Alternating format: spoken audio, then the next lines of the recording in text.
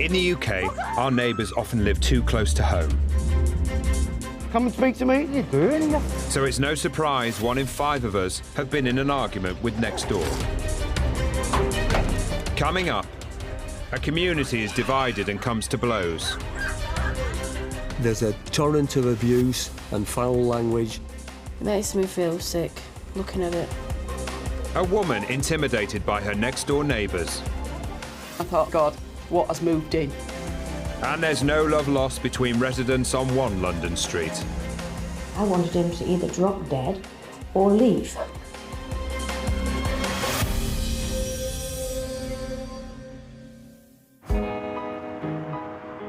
Ramsbottom, an historic mill town on the Pennine Moors in Lancashire. Between 2000 and 2008, one of its streets was home to a family and their menagerie of pets, all of whom had moved up from the south of England. The house was lovely, just what we wanted. And the garden, you could put a football pitch in it. The chawners comprised Dad Philip, I've got sticky hands now. Mum Audrey, Right, that's enough now. 24-year-old Emma, You only meant to have a couple of pieces, not the whole thing. Oh, shut up. 26-year-old Sam, Sammy! Sandwich. Oh, the carpet's soaked! terrier Jenny, She's disappeared in between her boobs, that's just wrong. and a cockatiel called Billy. Ow! It bit me! Get him. Move it. Us as a family, we're just caring. We're a close, very close family. Friendly, that's it. That's what we are, friendly. At first, the new family were barely noticed by locals, including Stuart Johnson, the ex-chair of the Residents' Committee, and the only one of their neighbours willing to be on camera. The first impressions of the chawners basically was pretty quiet. They seemed to spend most of the time in the house. You would only see them getting in the car, going out shopping. But it wasn't long before the neighbours began to see a different side to the new arrivals. There wasn't a load of aggravation from day one. It was just incidents started building up over a period of time, and then you started putting 2 and 2 together. Mr. Stuart Johnson was the most ignorant so-and-so I'd ever known. As I know, he was the main person to complain. All right, that's fine, yeah, thank you. A few weeks after moving in, the arrival of the family's loudest member, their beloved Pooch, was to mark a turning point in community relations. And once we got Jenny, our neighbour complained about her barking 24 hours a day, which was never true. Do you know, when that window being open, that made the dog worse. And for the neighbours, who chose not to be identified, it was hell. This dog was a nightmare. It could often be the first thing I would hear in the morning and the last thing at night. It was relentless. Get out the window!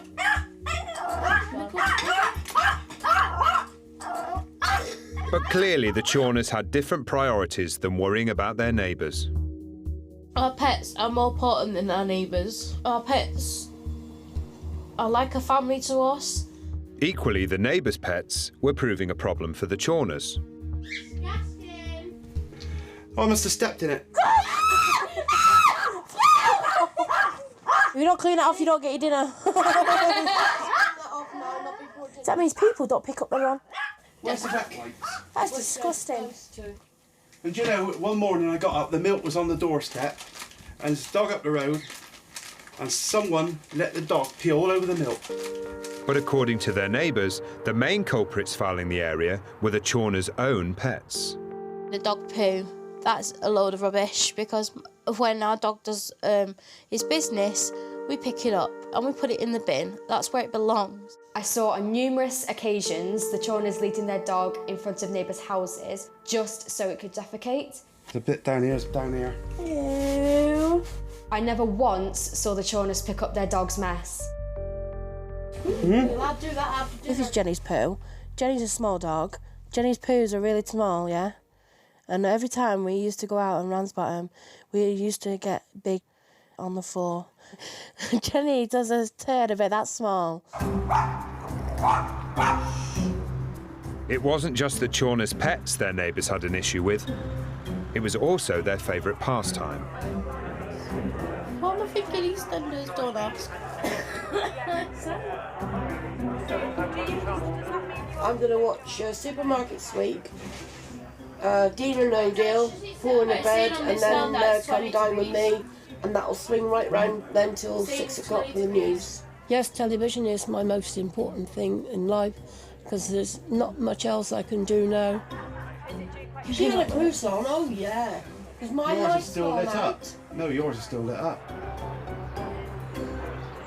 The TV would be so loud that, you know, the neighbouring houses could all hear the TV. Some people had to endure it 24 hours a day, 7 days a week. Fed up with the racket from the chawners' TV apparently blaring out constantly, the residents logged their complaints with the council. But one night, their next-door neighbour had had enough. We watched all the programmes and then we went to bed, and then about 1 o'clock-ish, we had a knock on the door. I answered the door, and the neighbour was on the doorstep giving me abuse and telling me to turn the TV down. There's a torrent of abuse and foul language, and they just didn't want to know. Well, I don't know how she made out we had the television loud that day, because it wasn't our television. That was just her imagination. I think that things escalated after that because they thought they were being picked on, and the incidents got worse and worse. Coming up, a Lancashire woman gets the shock of her life. God, what has moved in? And it's nasty between neighbours on one London street. I even bought some long nails that I put around his vehicles so he had a puncture. Back in 1991, Carol Gatenby and her family moved to a small town in Lancashire in search of a peaceful community. When we moved here because it was quiet, and it remained quiet. Absolutely lovely place to live. For the next 2 decades, life on the street was good for the Gatenbys. Neighbours keep themselves to themselves. We help each other if need be. But yeah, lovely place. But in 2012, 5 new residents moved into the house next door, and from the very start, alarm bells began to ring. First couple of nights, it was just like banging, shouting, which was we accepted because we thought somebody were moving in. But that noise became absolutely hell. Soon after arriving, the new neighbour decided to introduce herself. But this first meeting would set the tone for the next year of Carol's life. I opened the door after this banging, and I mean it was banging, it was braying on the door. And I looked and I saw this bedraggled woman there, dirty clothes on, and she just looked at me and said, "Do you know that woman next door at the other side of me? She's reported me to social services." And I thought, God, who is this woman? I've never even met her before. What is she doing? And I said, well, no, I don't really know the neighbour. And with that, she turned round, walked out of the gate, walked back round into her garden and slammed the door. And I thought, what has moved in? But it wasn't just face-to-face confrontation that would be coming Carol's way. It was the next day when the door slamming started. She'd come in, she'd slam the door, she'd start effing and bawling. As soon as she got in, you could follow her all the way up here. If she were in a bad mood, she'd get all the safety gates, slam, slam, slam, and that would go 9-10 times. Suffering the banging and shouting for the next few days, Carol finally decided that she would have to speak to her neighbour. I stood here, she was stood at a door, and I said to her, "Can you stop banging? You've knocked the light fitting down." She looked at me, she goes, "Kids, what do you expect?" And she slammed the door, and as she did so, she shouted, "Off." With her polite requests falling on deaf ears, Carol endured the racket for the next few hours. But when she returned to the house to complain again, she was shocked by what she saw. I went back round later and brayed on the door because the noise was just got to a state where it was unbearable. She opened the door and there was all banging on the walls. The children and her were banging on the walls. And I just thought, well, this is not right, it's not right. Carol was already finding her new neighbours intimidating, but at this stage, she had no idea how bad it was actually going to get.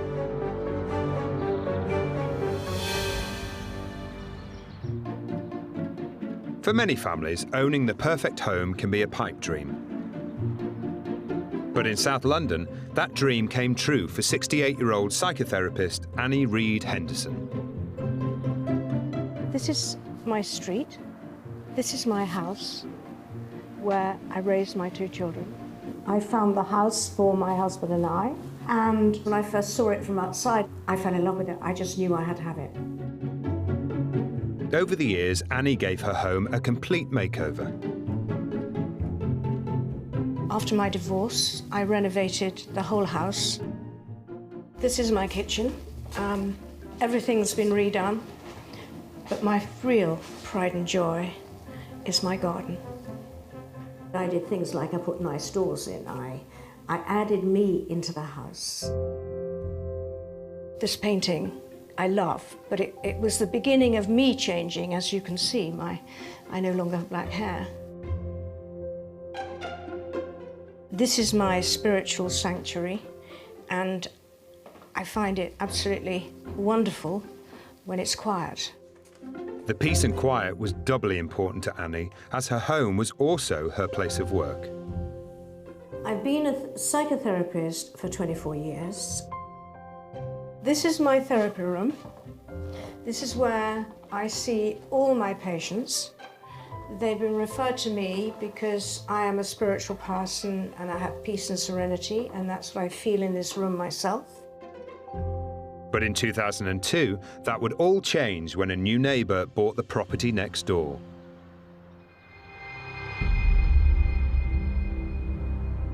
The first time I met him, he was very charming, and he told me it was going to be his dream home for his wife and his family, and that he would be developing it. I thought, well, this is fine, you know, 18 months, 2 years maximum. Initially, there was noise, there was movement, but actually I embraced it as, you know, this is what people do when they develop their homes. Annie's home was no longer a spiritual sanctuary, as the extent of the building works escalated over the months. Can you hear that noise? There's been drilling this morning, and they'll be drilling any second again. There we are, more drilling. The noises I would hear next door vary from huge noise to just an irritating sort of fiddling around next door. And it didn't stop there. One day I had to sit in my car to make a phone call because I couldn't speak in the house. It began to affect her livelihood as clients were driven away by the noise. The most important thing for all of them, whether they're old or new patients, that it's quiet. And is it quiet right now? No.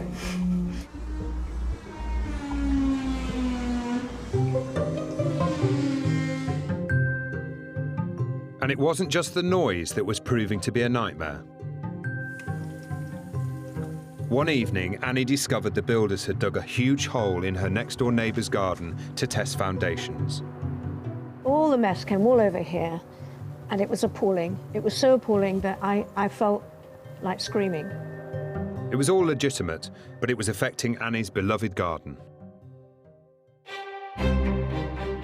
The fence was quite low, and I looked over, and I realised his garden had been dug down so far that my plants were going to die. Her flower beds bordering the property next door were ruined. It really distressed me because I'd spent 30 years working in this garden.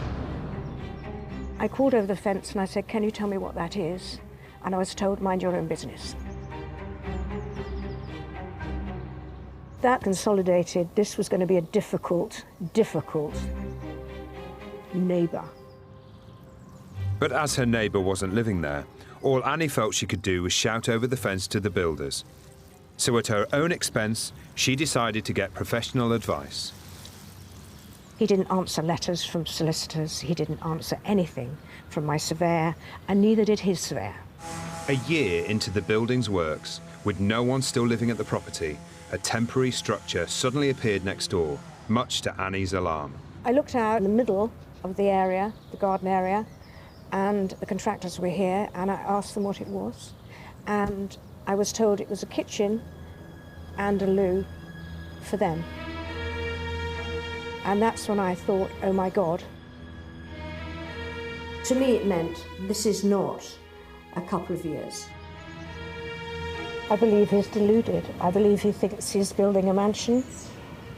I sometimes watch him come round and stand and stare at it. He's just a megalomaniac as far as I'm concerned. Just when she thought her hell would never end, 2 years into the works, her neighbour's builders vanished overnight. The building looked like nobody lived there.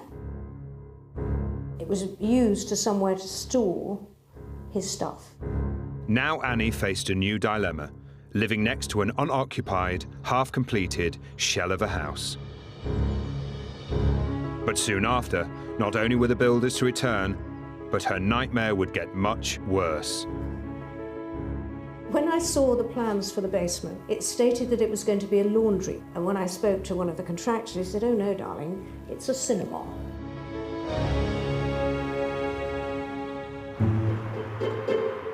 In a once peaceful community in Ramsbottom, Lancashire, the constant noise from the Chawner family's pets and TV had caused relations with their closest neighbours to disintegrate.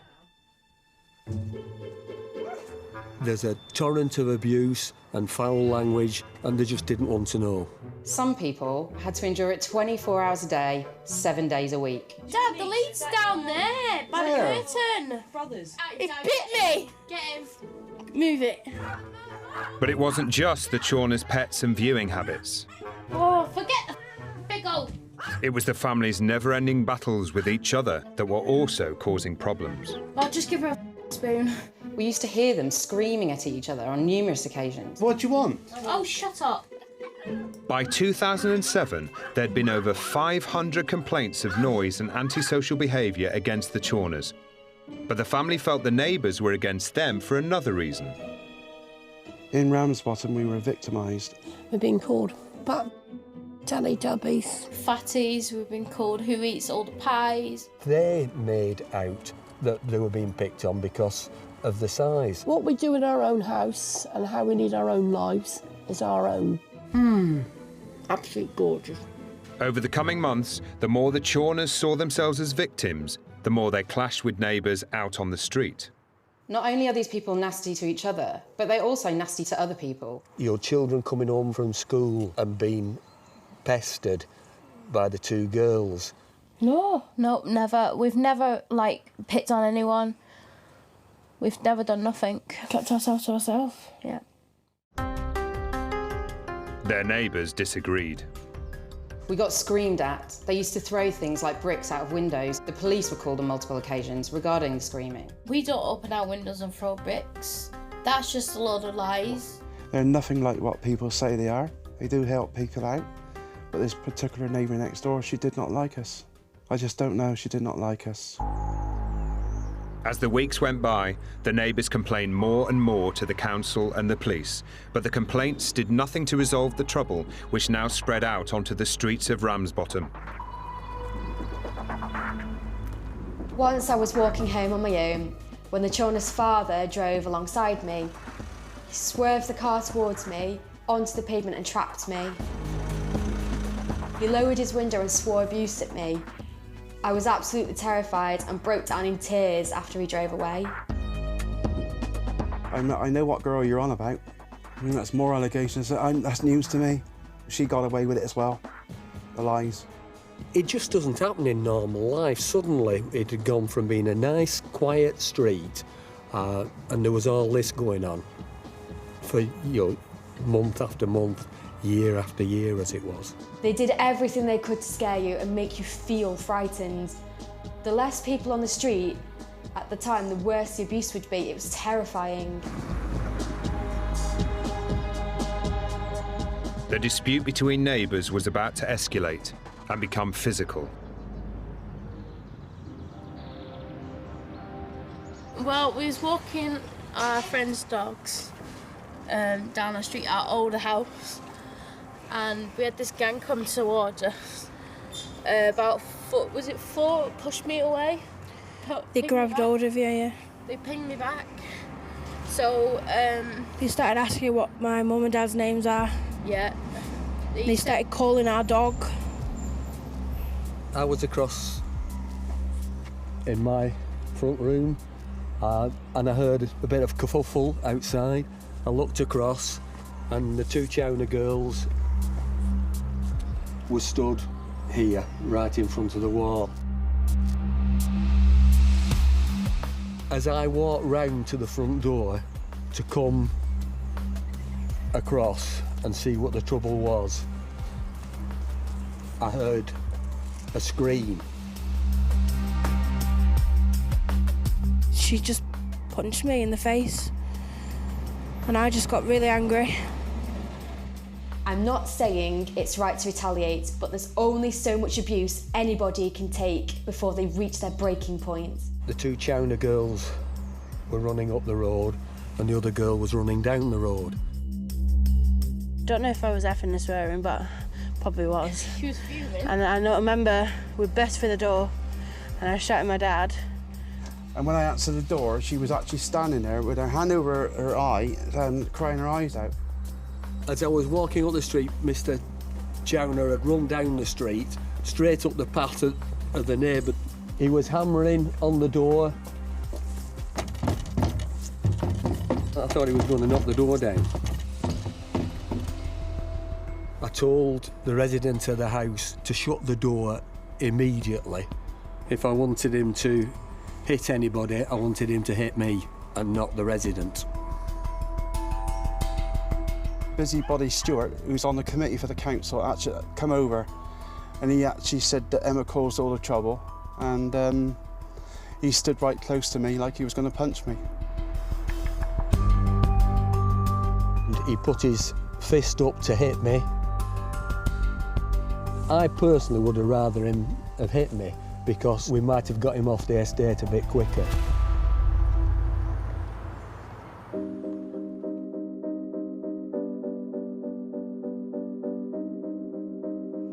It makes me feel sick looking at it because I had to go through this and still get evicted from the house. People are scared to live in that street. Sometimes scared to go out of the house. People looking, is there anybody about? Are they walking up and down? You shouldn't be having to do that. You should be able to walk freely. Coming up, the chawners go on the attack, but the neighbours fight back. We're spying on people, we're getting evidence. And Carol Gatenby's surveillance stakeout gets desperate. I placed it against the wall all the time thinking, please, please, please pick something up, anything.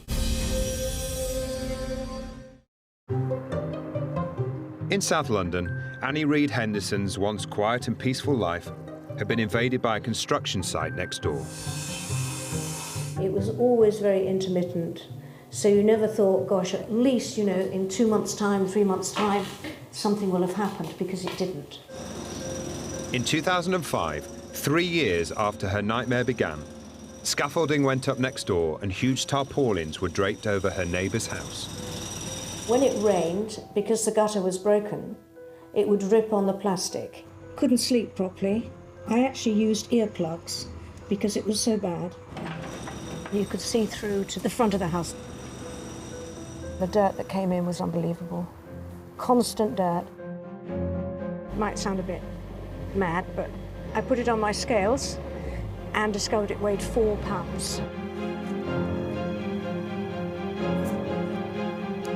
I probably am a little obsessed, but it just sort of merged into sort of a nightmare. I wanted him to either drop dead or leave. By 2006, Annie was in total despair over the building work next door. And to make matters worse, she discovered her neighbour had just been granted additional planning permission to expand the basement. It shows the existing basement, which we all have, and it then progressed to that size, up to something very different. As you can see, it's vast, absolutely vast. When I saw the plans for the basement, it stated that it was going to be a laundry area, And when I spoke to one of the contractors, he said, "Oh no, darling, it's a cinema." The plans were now far beyond a simple refurbishment. After more than 5 years of noise from the building site, one thing remains strangely silent. Her neighbour. How do you get a resolution when somebody will not talk to you, won't respond to your lawyer's letters or your surveyor's letters? Despite complaining to her local authority a number of times over the years, Annie claims that they have been little help.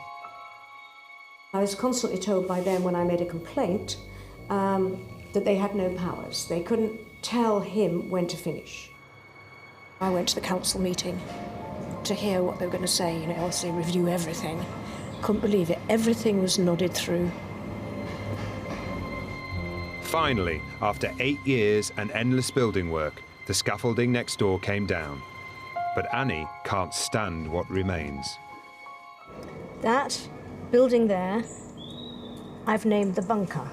It was attempted 4 times to get to where it is now. And frankly, it's hideous. More than a decade of disturbances and living next door to a building site has also affected Annie financially. I haven't earned any money for 3 years, which I think is criminal, personally. Legal fees, repairing the garden and loss of earnings have left Annie financially strapped. The costs so far are roughly about 35,000. Might well be more. The man has no consideration for a human being living next door because he doesn't give a... With her endless complaints seemingly falling on deaf ears, it's made Crusader Annie consider taking matters into her own hands. It made me want to be violent, not physically, but emotionally. I wanted to hurt him. I even bought some long nails that I put around his vehicles so he had a puncture. I didn't do it because I thought, no, that's not very spiritual, it's not very humanistic and whatever. I wish I'd done it now. Although the building work appears to be nearing completion, Annie's not convinced her nightmare will ever end. I get angry that, you know, 12 years on, it isn't finished, and it looks revolting. There's going to be no end. It's going to be like this for the rest of my life.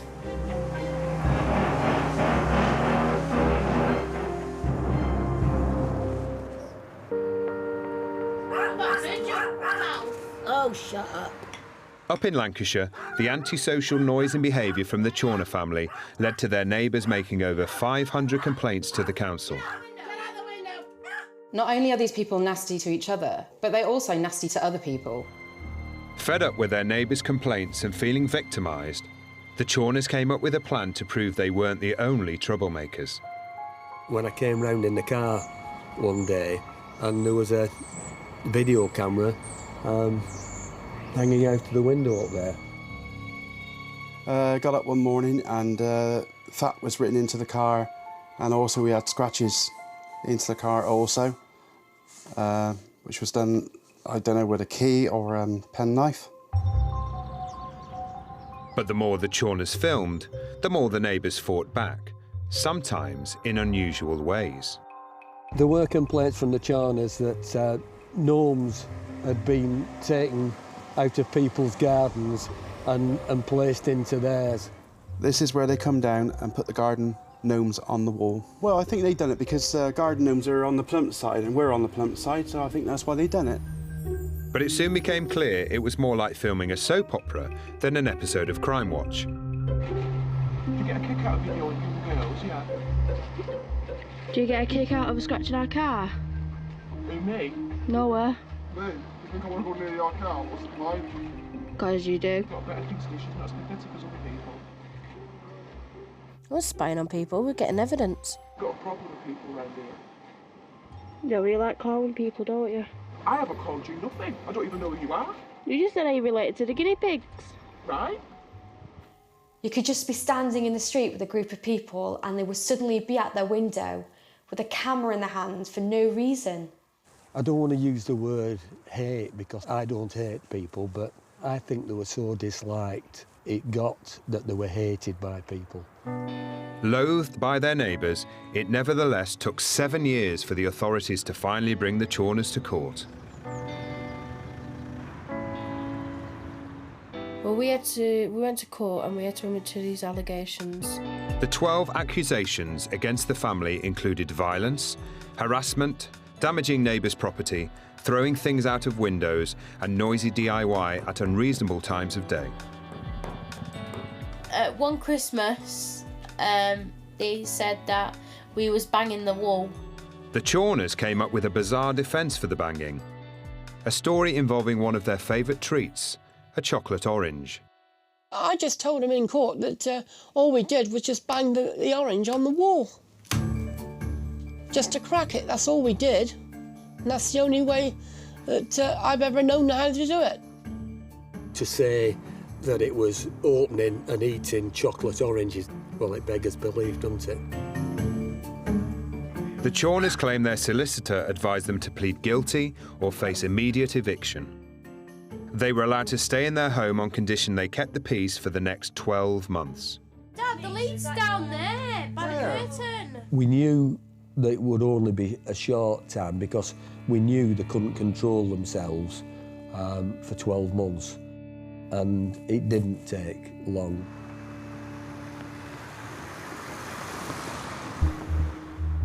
Weeks later, the neighbours' predictions came true, when the chawner girls found a new way to make themselves heard. After the first court case, we stick together.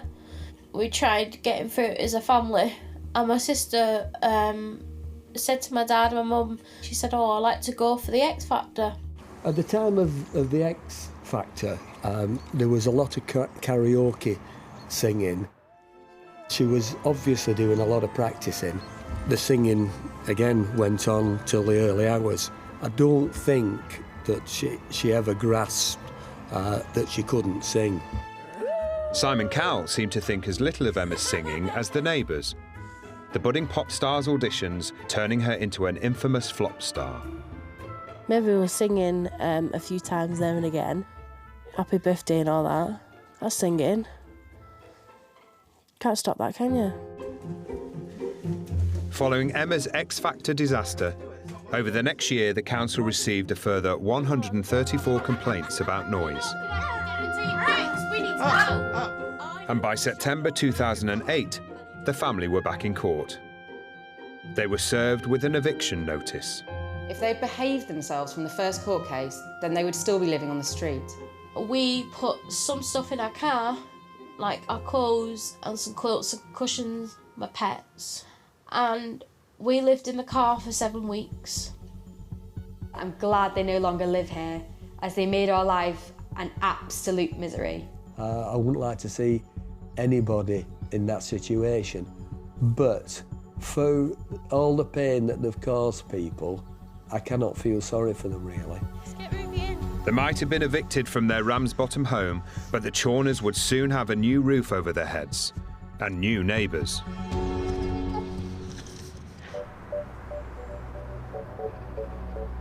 In Lancashire, Carol Gatenby and her family had endured months of noise and intimidation when new neighbours moved in next door. The noise was just got to a state where it was unbearable. The children and her were banging on the walls. Little did Carol know, in days that followed, it would be more than just banging and shouting coming from next door. I was washing up in the kitchen, and all of a sudden I had this boom, boom, boom. I walked through here, and I thought it was my son, and I shouted out, will you turn that noise down? And he said, it's not me, it's them next door. By this time, I'd heard it through here.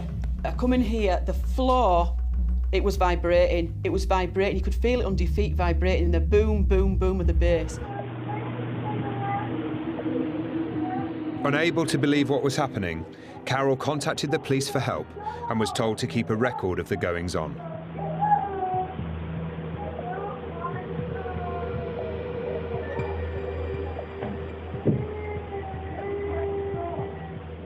I think I started logging about 3 weeks after she'd moved in. Police were saying, if you want to get her out and we need a court case, you've got to write everything down. Any evidence that you can get that will stick in court. That's what you need. 6:30, mayhem, banging, running up and down the stairs, swearing, shouting. She shouts, "Stop around now and do as you're well told." We thought it'd be occasional log. It turned out to be, we were sat practically every night, all night, writing down. The screaming and shouting goes on and on, with external and internal doors being slammed continuously.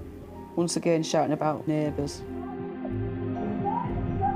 And at times the shouting, which often went on into the night, was so bad that Carol had to call the police out. When it got really bad, police, they'd be here at least twice a week, every week. Sometimes it was every night, sometimes it was 2-3 times a night.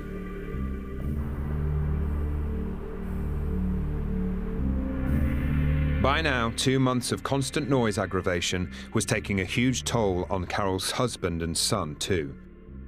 It was affecting us really bad because the sleep deprivation was terrible. I mean, I worked, my husband worked. We was managing on, some nights we were managing on 2 to 4 hours sleep. From the time that she moved in, we didn't want to live here anymore. We got out as much as possible. We went walking, we went to visiting family. We had to lay in bed listening to her screaming and shouting and just hoping it was going to stop so we could get some sleep. It was like living in a war zone but not actually having the war in your own home. And not knowing you couldn't do anything about it, just report it. It got so bad, Carol had even started to consider moving. And in the days that followed, the disturbances got more menacing and more bizarre. Coming up, Carol's neighbour turns up the intimidation. I'd sit down in here just for a bit of peace, but then it'd start on that wall. And the chawners make enemies with their new neighbours. She got a junction against us. It's all lies yet again.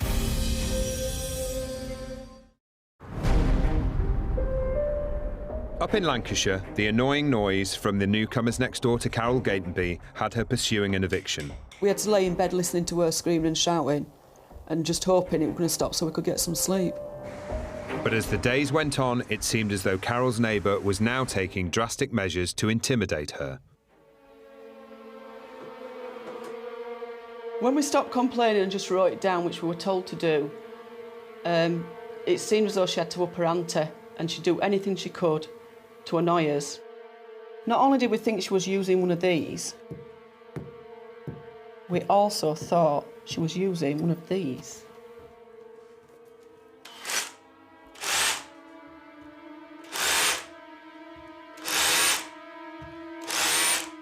Despite telling the police she thought she could hear drilling and hammering next door, without evidence they couldn't act, and Carol could do nothing but listen in horror. On a daily basis, the noise was so bad. There'd be banging, the drilling, the tap, tap, tap, tap, and it got so bad that we'd have to move from room to room. Terrifyingly for the Gatenbys, the noises seemed to follow them around the house. I'd sit down in here just for a bit of peace, but then, once they knew that I wasn't in the room and I was in here, it'd start on that wall. Wherever Carol went, there was no escaping the torment. The abuse that came through the wall, we know where you are. We know where you are. So I'd have to go from here, I'd go upstairs, I'd close the door, I'd sit on the bed, and within 5 minutes, there was on that wall. There was nowhere in the house you could go. It was like our own prison. Our own home was a prison. Unable to escape the ordeal from next door, after 4 months in, Carol had recorded more than 40 pages of logs documenting her nightmare, which she sent off to the council. I needed to get as much information as possible because I always had that thought that nobody believed us.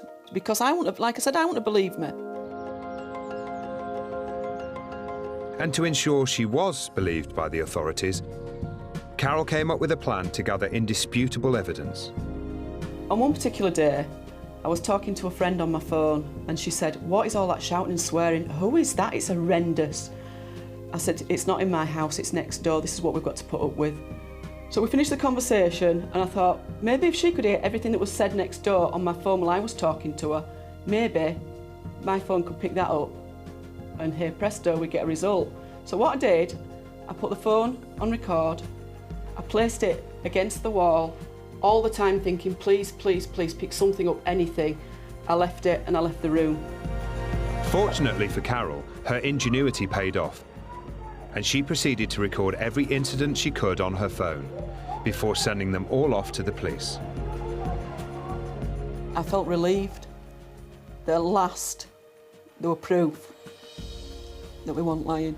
After 4 months, she finally had enough evidence to bring about a case against her neighbour. Other people knew when they listened to that tape what were going on next door. In May 2013, her neighbour was finally hauled before a court, where she was given an ASBO, banning her from banging, shouting and upsetting neighbours. And it's only, to be quite honest, what she deserves, because she made our lives hell the time she was here. 10 months after the nightmare began, Carol's neighbour and her 4 children were evicted. And when the police came to inspect the property, Carol, curious to see just what she'd been living next door to, went in with them. And as the policewoman opened the door, lo and behold, what was there? Full view, a drill and a hammer. I was so happy that those were there, because that was what I'd put down in my diaries, and no one believed me that that's what was happening. Her neighbours might have gone, but with Carol and her family so used to the noise, it would be a long while before they could enjoy the peace and quiet of their community again. But honestly, it was amazing. And for about a week afterwards, it was strange, not hearing them kids' voices.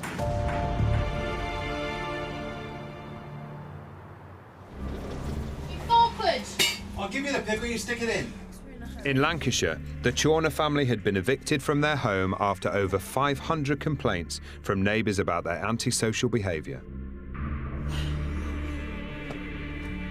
Now, after 2 months living in their car, they found themselves a new 2-bedroomed house. This is my sister's room. As you can see, this is how she gets out of the bed, all this way. And there's a lot of damp up there. This is our room. That's my mum and dad's bed. And that's my bed there. Living in a small space is horrible, especially sleeping in the same room as my mum and dad. It's not nice. But it seems old habits die hard. Hello. Only weeks after moving in, and another dog in tow, their new neighbours started complaining. And in 2012, the chawners landed up in court yet again. My 2 daughters and me supposed to swear at her, and it supposed to have happened on a Wednesday, but the police did not come here till the Sunday, issuing £80 fine tickets each. My dad weren't having it because it's all lies yet again. Philip and his 2 daughters challenged the fines in court, but were given convictions for threatening behaviour against their neighbour. And I thought to myself, here we go again. Is there anywhere we can move and not have all this sort of chucked back in our faces again? Wherever we go, there's always neighbours, nasty neighbours, picking on us. We will find a house eventually. A big house. So a house will come up. Branded the Nightmares Next Door again, it's perhaps only going to be a matter of time before the chawners will hit the road once more. This is the type of place I wouldn't mind moving to, a nice 3-bedroom bungalow with a garden, garage and a driveway. But who knows where they'll end up. If you see a family that look like the chawners coming down the street, looking at a house near you, phone the estate agent up and sell it as fast as you possibly can.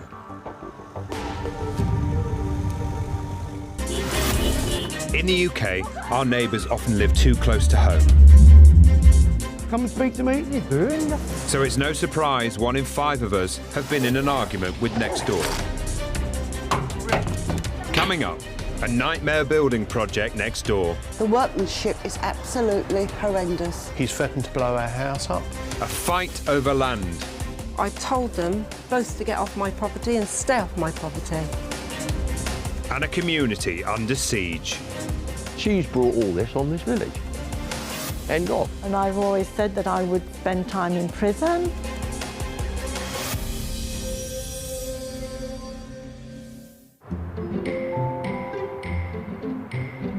A quiet suburban street in northeast London has been home to Tony and Veronica Martin for the past 23 years. I was actually born in Woodford, so I've lived in Woodford all my life. This particular area's got a village atmosphere. Everyone seems to know each other. Very friendly, you can step out the front door. There's always someone to say hello to. People get on with each other. On the other side of the house next door, in her detached home, is Helen Corlin. It is the only house like it in this road. It was a one-off, because this house was built on what should have been a road. The Martins and the Corlins all got along well when new neighbours moved in next door. We were very friendly with them. We even helped them to cut back some of the bushes in the garden. We would have, if they was having a barbecue, more often than not we would get barbecue food passed across the fence, which was very, very nice. So it was just everyday, day-to-day conversation. But neighbourly love between the neighbours was about to go out the window. I got an email saying that he wanted to dig within 3 metres of our property and said that the builder would be sending me some plans. The first thing Helen knew about her neighbour's plans was when he came banging at her front door holding a magazine. On the front of the magazine was a white double-fronted house, which he then told me he was going to proceed to make next door into. It was clear the plans involved greatly increasing the size of his 3-bedroom end terrace. In his own mind, he was going to make this into an enormous palace that should have been sitting in an acre of land. Much to Helen's alarm, her neighbour's grand design meant his extension would go right up to her boundary wall. And when the plans came through, I was told that this would be a 2-storey extension here, and I was asking how I was meant to get in and out of my front door and my back door without any danger. Concerned by his ambitious plans, Helen went to talk to her neighbour. I tried to explain to him that we had a right to light, and that the fact is that he would be blocking all our light out, and so he had would not be able to do it. Her neighbour declined to tell his side of the story, but according to Helen, his response was far from neighbourly. His reply is to start swearing and cursing and threatening. And that's when I said to him, do ourselves all a favour, we will do this the legal way, and then we won't have to talk to each other. Helen got in touch with the council. I explained that he would be taking my right of light. The council's response, though, was that in this case, right to light was a private matter. I realised that they were going to pass these plans. And it was a nightmare beginning to brew up inside of me. And from then on, he literally pushed through everything. Within days, the building work had started. And it wasn't long before alarm bells were ringing for both neighbours. When the building work started, it was shambolic. They weren't what I would class as builders. There was no health and safety, there was no high-vis jackets, no hard hats, chaotic. And at the centre of it all, directing the work, was the neighbour himself. He would strut around like a peacock. He's got the voice, and he'd make sure that everybody heard it. He just walks around so much like a cross between Del Boy and Ali G. The building works were becoming a serious problem. The noise the whole time during the build was absolutely horrendous. No matter what, he was determined to work 12, 14 hours a day on this site. There was no cut-off for us.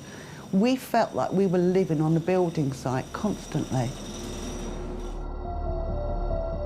As the neighbours' extension progressed, it began to cast a shadow over Helen's home life. You never seem to get the sunshine or the warmth into the house anymore on a nice day. You sort of like always feel like it's winter. Her once light and airy house was now shrouded in darkness. Every day now, I can't even come into this room without having to put lights on. And the distance separating the two houses is just a few feet, or the length of Helen's mum's walking stick. The house still hasn't been signed off by building regulations, and in Helen's opinion, it's unsafe. The war's so dangerous, and we're just left living this nightmare, aren't we, Mum? Yes, definitely. Helen's once happy home was fast becoming her idea of hell. It has not been finished at all. The workmanship is absolutely horrendous. It's even bowing at the top. It makes me feel totally claustrophobic, and I literally feel like the walls are coming in on me. Little did she know, but the nightmare was far from over.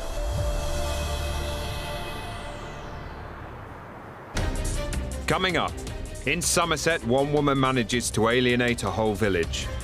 People would drive along here, mouthing evil. And neighbours go to war over an unowned strip of land. And my gates were delivered back to me inside my garden.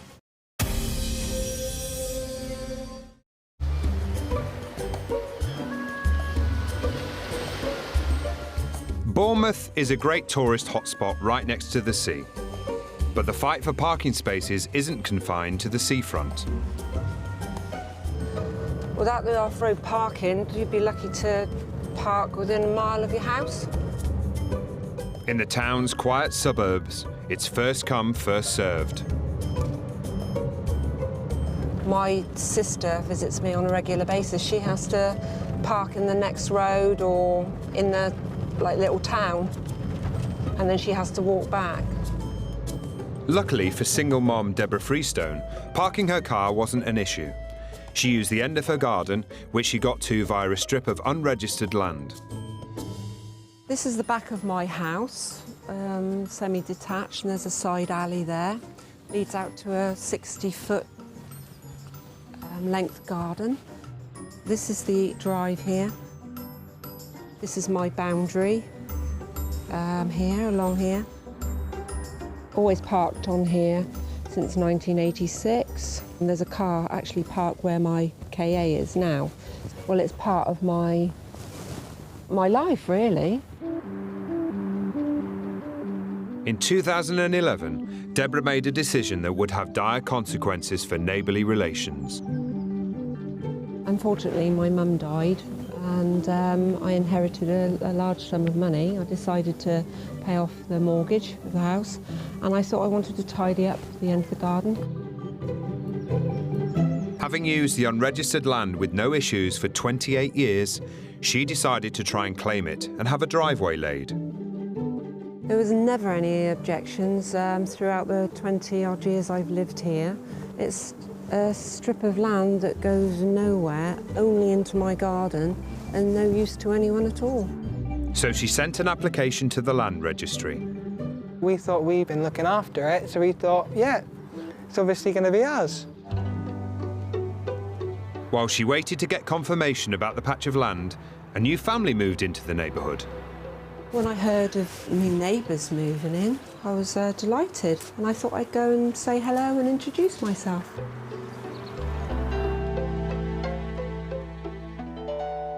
The family who moved in seemed very nice. 3 months after the arrival of her new neighbours, Deborah wanted to get started on her new driveway. But she received some unexpected news. And then I received a letter from the land registry. They refused my application. They said that through lack of evidence, I couldn't claim it. I was absolutely, devastated. A main reason for the rejection was because the land wasn't enclosed on Deborah's property. So she was advised to go ahead with the build in order to officially claim it as hers. The solicitors reassured me that it was just a legality to be able to obtain the land. Sure she was taking the right path, Deborah set her builders to work. So we thought if we cover it up, it'll be a lot nicer and a lot more neater. I really like these gates for the security of my home. They cost me £500 and I got a special sign to say that the drive was in constant use. All in all, it cost me about £4,000. Everything went well, and soon Deborah was enjoying her newly paved, gated driveway. But then, 3 months later, there was a knock at the door. It was her neighbour, along with one of Deborah's other neighbours. They were stood there and said, "We have a letter for you. We suggest you read it." The content of the letter was basically saying that I erected these gates deliberately trying to impede their access to the land. It was demanding me to revert the drive back to its normal state of grass. And I thought, how ridiculous. Deborah made it clear to her neighbours what she thought of their demands. I put the letter back into the envelope and I threw it and told them both to get off my property and stay off my property. She was just trying to stand her ground and stop them bullying her, in a sense. Deborah was suddenly faced with a dilemma. Remove the £4,000 driveway that was next to the neighbour's house, or risk the wrath of her neighbours. I wasn't going to tear up my lovely driveway. I'd had very good advice from my solicitors and they reassured me that I was doing everything above board and I didn't care whether the two neighbours had an issue. What Deborah didn't realise was that the turf war was just beginning. Withycombe in Somerset, like most rural villages, is a place where everybody knows each other's business. Bill Galloway's family has lived here for generations. It was a very busy village with people coming in from house to house. People were so closer together because it was nearly all family and friends. But over the years, the local population has dwindled. Nothing happens. You know, this is a busy day. We've seen a car. People generally quiet, keep themselves to themselves. Now eager newcomers are moving in from the town for a taste of the country life. Like Meg Sunningdale, who moved here 8 years ago with her husband after falling in love with the area. When we moved in here, we were really excited. We're in this lovely valley here, as you can see. Trees, woodland, this wonderful stream. It's just the perfect environment, it seems, for me. I didn't really know what to expect when I moved here because I have never lived in a small village before, but I did come in with a lot of enthusiasm. But this close-knit community is not immediately trusting of outsiders. You've got to be very careful what you say in a small place like this because you upset too many people. As soon as she moved in, Meg, a dedicated animal lover, was in seventh heaven. And this is my fruit cage, which has all been shared by ducks, and the ducks have been very safe from foxes here. I do feel that animals need a spokesperson. They don't have rights. This area I feed the pheasants because I try to keep them off the hill where they're shot. Meg seemed oblivious that farming communities have a very different attitude to animals. I've been described as a warrior for animals, and I'm proud of that, you know. Once she'd settled in, Meg decided she needed a way of introducing herself to the locals. I organised an event sort of fairly soon after we moved in, which wasn't incredibly well attended by the villagers, but I didn't take that personally. My dog show that I organised, this is advertising the open night in the RSPCA shop. She always had signs on her gate posts of there was always something going on.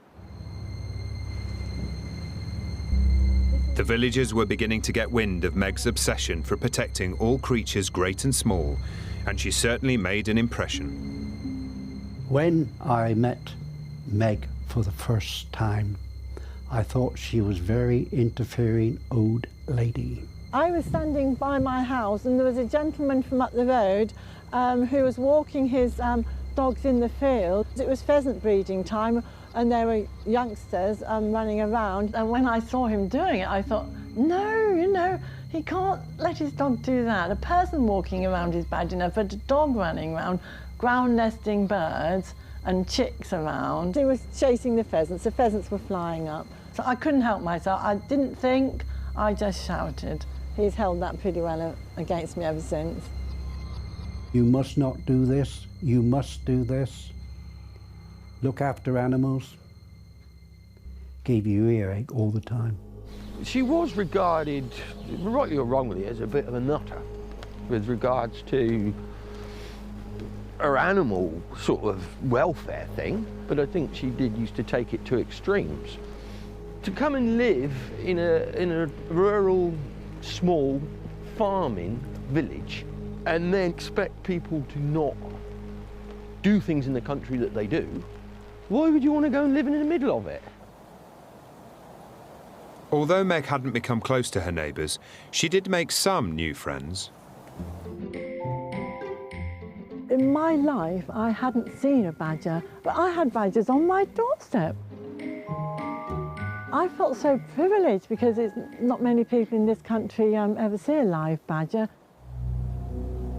The villagers didn't want to encourage badgers, some believing they could spread tuberculosis in cattle, but Meg ignored them, determined to feed her badgers. Sandwiches, peanuts, dried fruit. Her decision didn't go down well with the locals. I was told by one of my neighbours that she had to put a fence up because the badgers were spoiling her garden, and she said it very accusingly. But Meg didn't stop there. Her next move would create an uproar that would divide the village. I don't believe she realised really what the repercussions could be. In northeast London, love thy neighbour had turned to hate when one man's desire to create a 5-bedroom palace brought noise, destruction and darkness. It got to the stage that I was frightened to even come out into the garden because there was just builders everywhere. But for Helen Corlin, living next door to the Nightmare Neighbour was about to get a whole lot worse. It was early spring. They took out the back supporting wall. They left the upstairs walls and they took out the back of the ground floor, the back wall and the side wall. Helen feared the house next door was unstable and could fall down. We could have lost our house and we could have lost our lives because our windows are on that side of the house.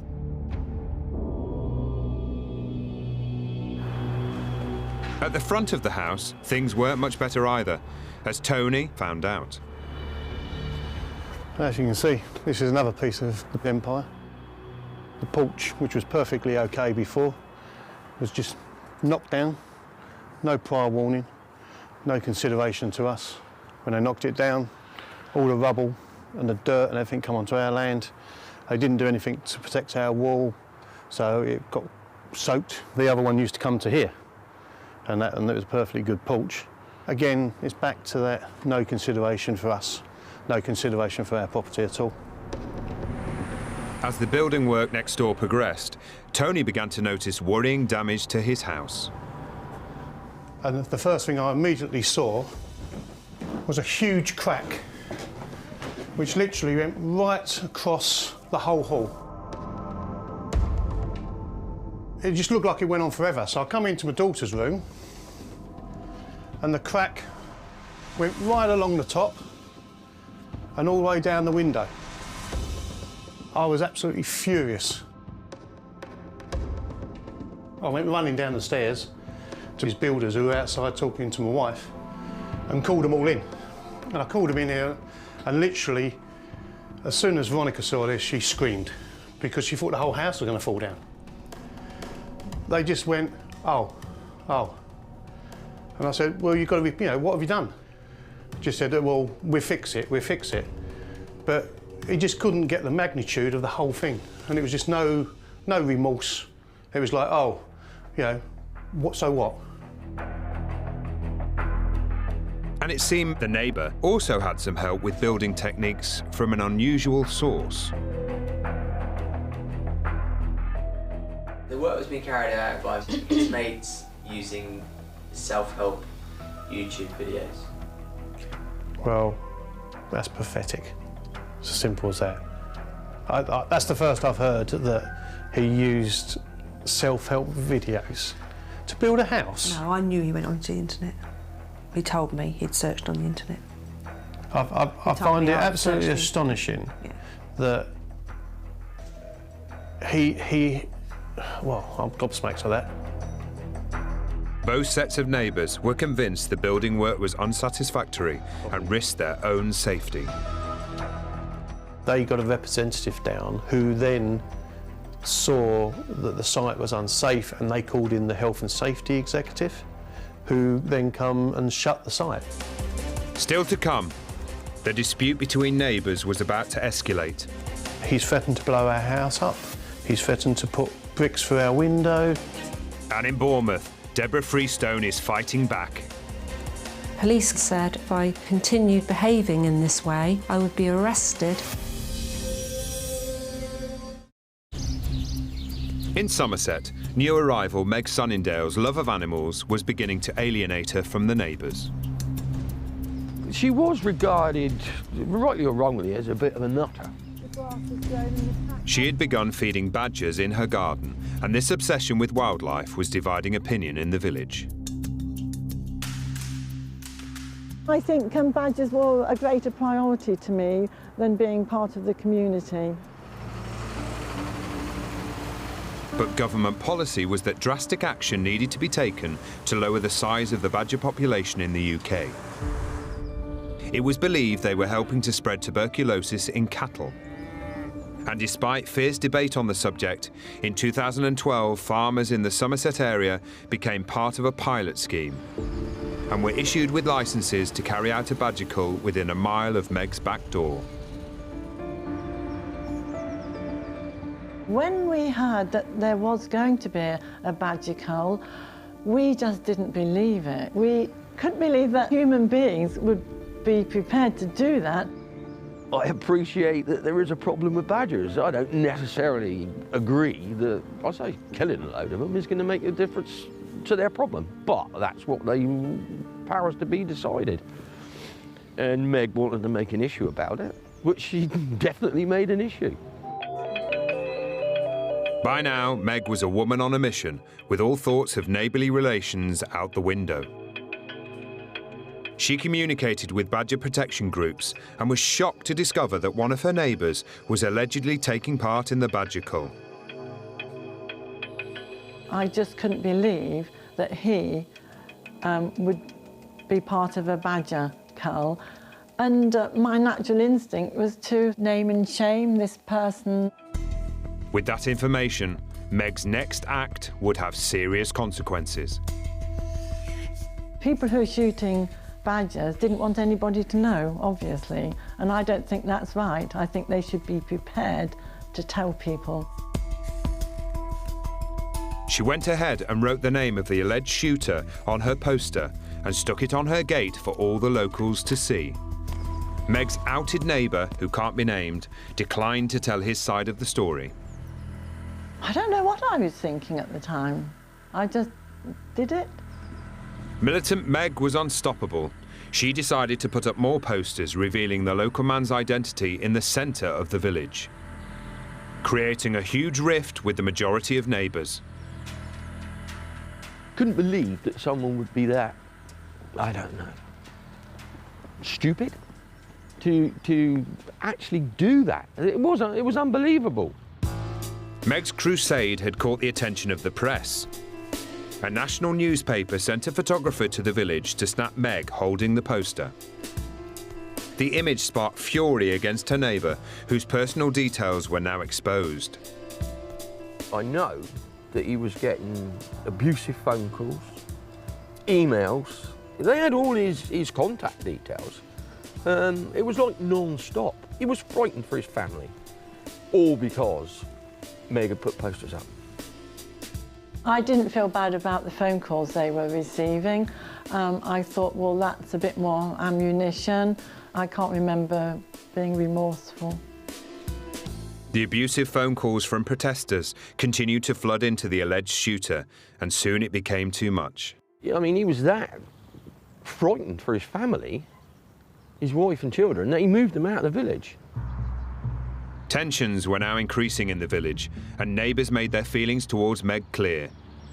She was now ostracised from the community. People would drive along here, mouthing evil. But Meg's next dramatic move would have the village under siege. Back in London, the dispute over the extension had eased, as the site shut down for safety reasons. We could have lost our house and we could have lost our lives because our windows are on that side of the house. Peace returned to the street for the next 3 months. The neighbour was instructed that if he wanted to finish off his extension, he would need a structural engineer. His neighbours were still living next to the Nightmare, but at least they could take comfort a professional was now in charge. But more trouble soon came knocking at their door. I was not given any promises that we will look after your property or we will put protection up. There wasn't anything. And I was told not to let him put scaffolding up on my property. When Helen refused, relations hit a new low. He has threatened me to a degree that he has told me I should watch my back. And it wasn't aimed just at Helen. He's threatened to blow our house up. He's threatened to put bricks through our window. However, the neighbour claims they were nothing more than empty threats. I've been very ill this year and I've literally had to pull myself up and start fighting again. Despite his intimidation, Helen refused to give up. We did a right to light survey, which was paid for by my insurance company and their legal team. And we took it to the court, and from our local court, it was sent straight up to the High Court. After 2.5 years of misery, she finally had some resolution. And he gave me an out-of-court settlement of £30,000 in damages and £7,500 in legal costs. Tony and Veronica, though, have received no compensation. The neighbour has promised he will repair their party wall, but the Martins continue to despair at unfinished building work next door. 3 years on, we're still living through it all the time, and we don't really know if there's going to be more damage to our house in future years. There is no completion date for now. It's like your worst nightmare, but the only good thing about a nightmare is you're going to wake up sometime. We wake up and it's still there. But it appears the cracks in these neighbourly relations may never be mended. I'd like to be on speaking terms with them, but you can't.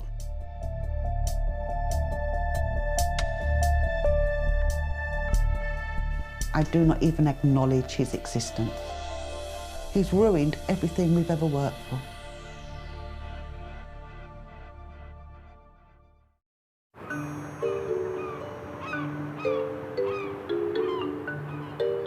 In Bournemouth, Deborah Freestone had built a new driveway on an unregistered 20-foot patch of land.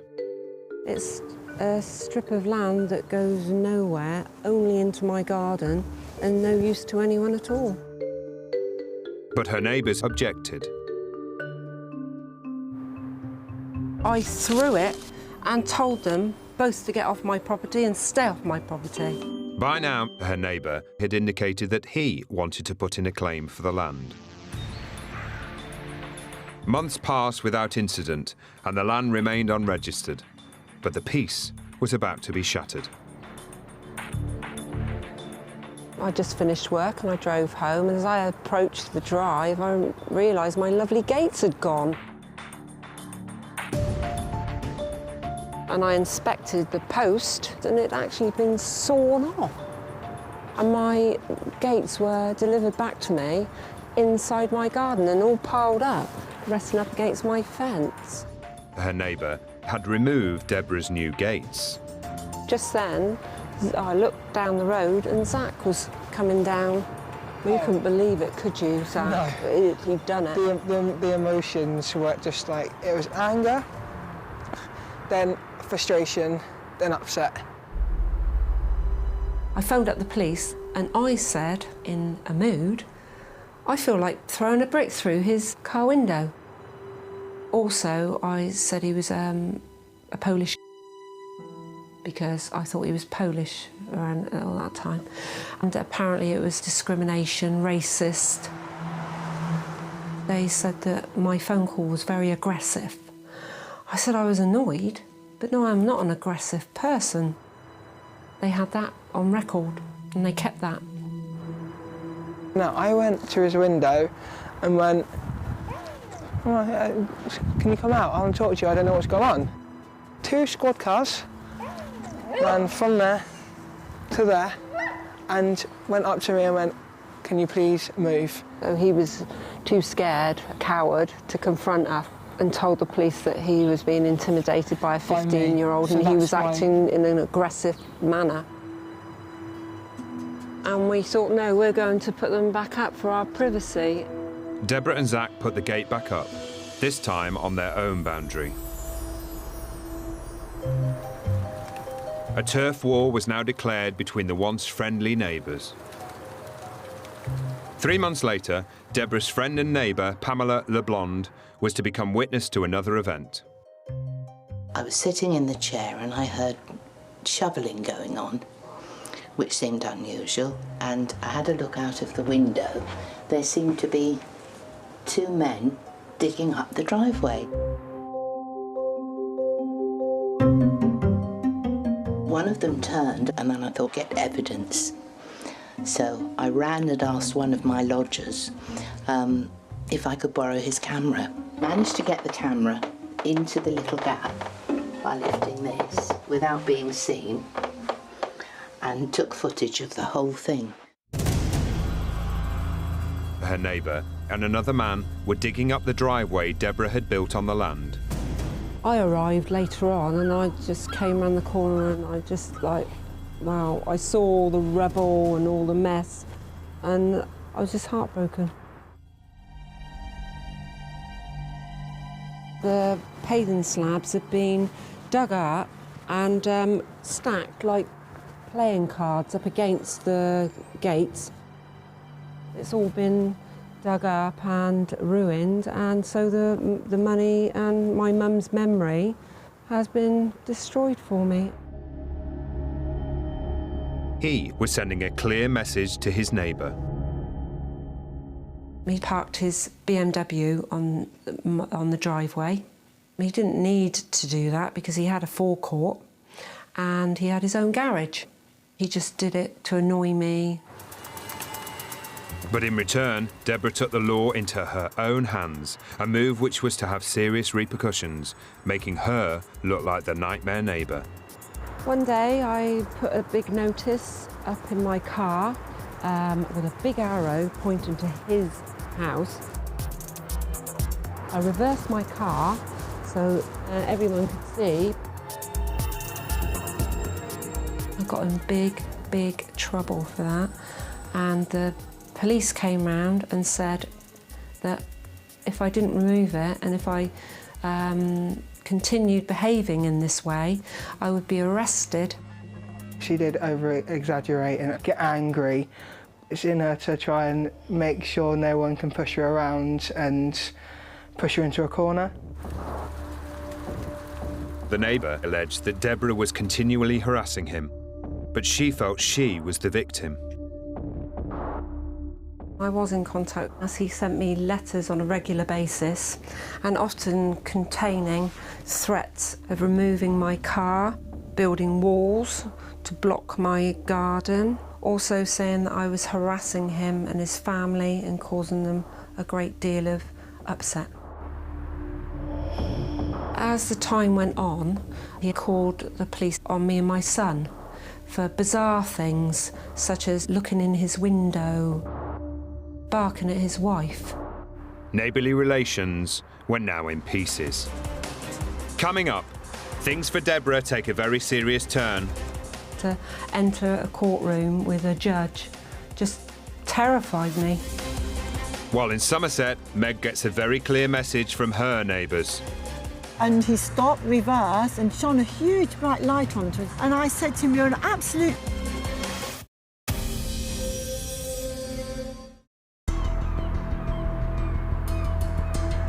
Back in Bournemouth, Deborah Freestone was in battle with her neighbour over a patch of land.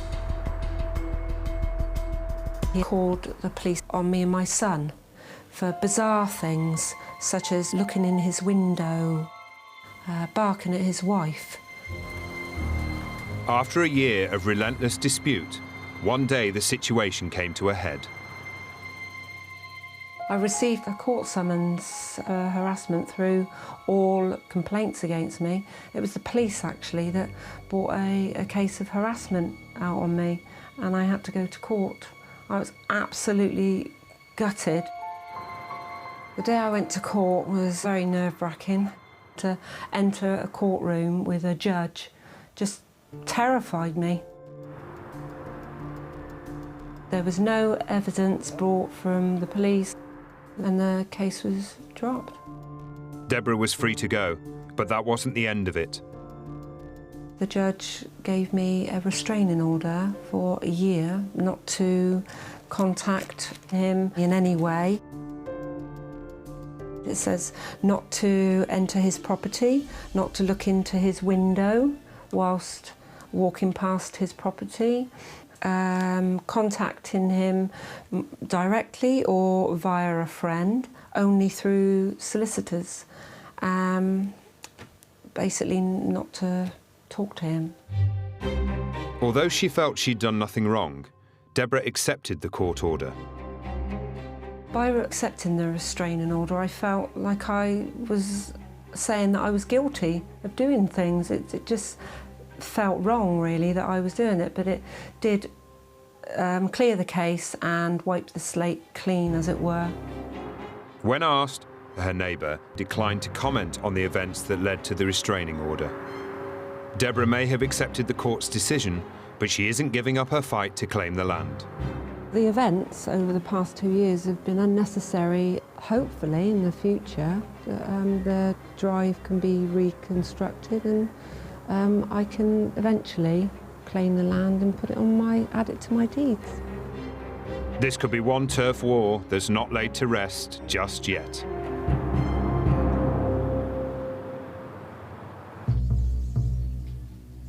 In a quiet corner of Somerset, Meg Sunningdale had created a huge rift with her neighbours over a badger cull. I gradually noticed that people weren't speaking to me. I don't think this is about the animals. This is about the nonsense that came in behind it. Media reports on Meg's opposition to the cull drew animal rights protesters to camp out close to the village. They gathered in the local woods at night. This is the gate that a lot of protesters would have had to open and walk through to this Withicombe Wood. On several occasions there was shooting beside me and I had to use these to make my presence known because I was really fearful. Thanks to Meg's extreme actions, the village was now under siege. Right, this is where I live. This is my place. But is the cover where all the protesters were kicking off. Then they used to congregate under that big oak tree. That's where they used to have a little bit of a shindig. They had no worry about shining spotlights. That's what they were, spotlights in all of these windows along here. Everybody knew about it. They didn't normally start until probably 2:30 in the morning. Just give you time to get to sleep. Started off with the lights, whistle, air horns. I don't need them out there keeping me awake every night. What they thought they were achieving, I do not know. But what they did achieve Well, it certainly belong here. It's quite loud. Yes, it needs to be. My response to people who are complaining or have complained about noise in their village, my response to that would be, what about the noise the shooters have been making? Locals were unimpressed by the protesters' tactics, which were fully supported by Meg, whose loyalties to her neighbours were by now long forgotten. I think badgers were a greater priority to me than being part of the community. At odds with the rest of the locals, Meg's naming and shaming tactics ended up with the police being called. Fine, yes, come along to the police station. What an experience. Meg was cautioned for exposing the personal details of the shooter. I'm quite proud to have a caution for badgers. Not a problem. With the village now overrun with protesters, Withycombe was more like a war zone, with unrepentant Meg right in the thick of things. We were spotted by a shooter returning home, and he stopped, reversed, and shone a huge bright light onto us, really dazzling, like a floodlight. And I said to him, "You're an absolute..." He sort of didn't say a word, and he drove on. The next day, I had 3 bags of dog excrement in my garden. I thought, what can I do with this? What Meg did do was return it to one of the neighbours who she believed may have been involved. And she left a very clear note. The note said, if you feel the need to shoot living targets, maybe you ought to join the army. And, oh, no, probably you would be too cowardly to be on the other end of a gun. It's quite inflammatory. Yes. Nasty. The neighbours' response was to call the police. They said, you had better not do it again. I promised not to do it again, and signed a little thing, and that was that. After 6 weeks, the cult ended, having failed to reach its target. The protesters finally left Withycombe. But the ill feeling between neighbours and a now isolated Meg festered. I don't know what reputation I had to start with, so I don't know about ruin, but I certainly have a very bad reputation now. Do I feel any sympathy for her? No, I don't. I believe she's brought everything on herself. For now, Britain's badgers can breathe safely. But there is one casualty in all this. I think maybe a small village isn't the place for me. With Meg selling up and moving on, it seems she won't be missed in the village of Withycombe. I don't think it'll make any difference whatsoever. Except I won't be able to say we've got a nutter living in the village anymore.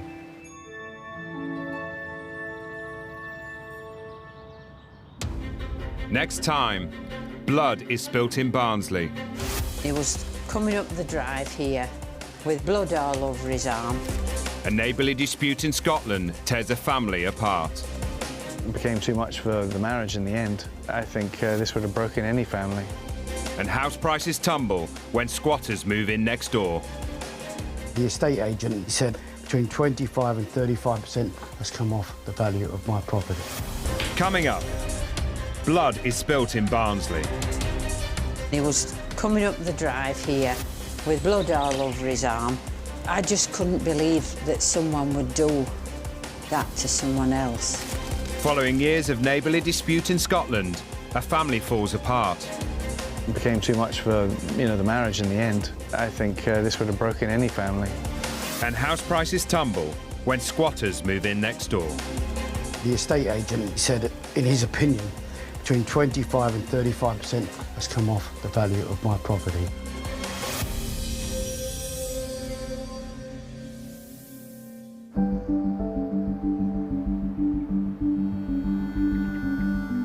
In Barnsley, retired magistrate Barry Roddis and his wife Phyllis have lived on this peaceful street for 14 years.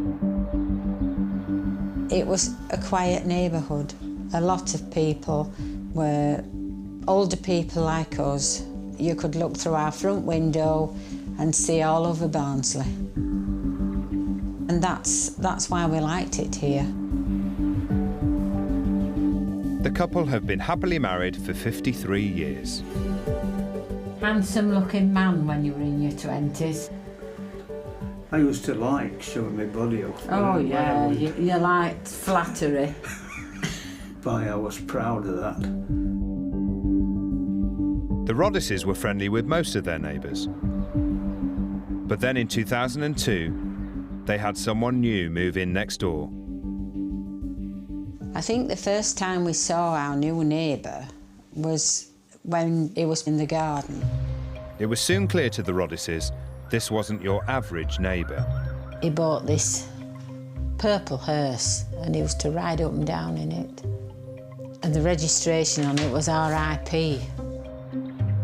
And just a matter of months after moving in, he gave the Roddisses cause for alarm.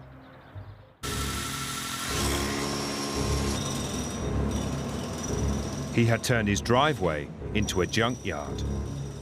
It was a complete eyesore. It was like living at the side of a scrapyard. All the spare parts were all over the front here. There was old cars with bonnets up, with rubbish in, old seats, you name it, it was there.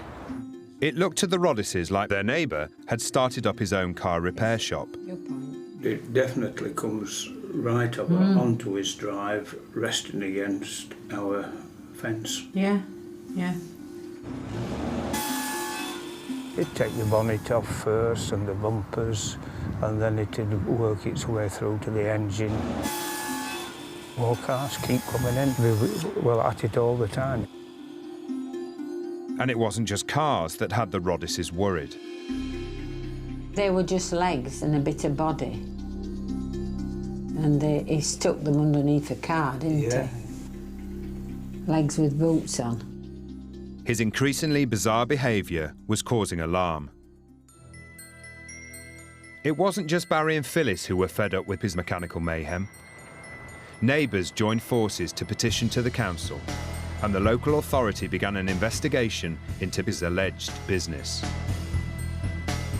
The police gave us this photograph, which was taken by an helicopter. There are that many vehicles, how many is 1, 2, 3, 4, 5? 5 down that side. On that side. The council called a meeting to sort the issue out, and Barry was asked to be the representative for the neighbours. Pause off. It was a decision that was to have a great impact on Barry and Phyllis. I was sat there and began walking through the doors. And he looked at me as though, you know, he could have knifed me. Their neighbour claimed he was fixing the vehicles as a hobby, but the council concluded it was an illegal workshop and instructed him to remove the cars. In the aftermath, Barry felt he held him responsible for the council's decision. I opened the curtains one morning and what should I see on the drive but 2 cars. One had the number plate Grasser and the other one said, well, this was put on that car to get back at you. He thought that you were the one that grassed him to the council. In the weeks to come, it wouldn't only be graphic messages that Barry and Phyllis would have to face. Coming up, a proud Scotsman goes to war over his former castle. He started burning stuff, dumping stuff. We really had no idea that we would get a neighbour like the one we have now. And a couple's once peaceful home is threatened by squatters. 2 or 3 hours later, they'd broken into the property again. I sort of stay indoors because of them being there.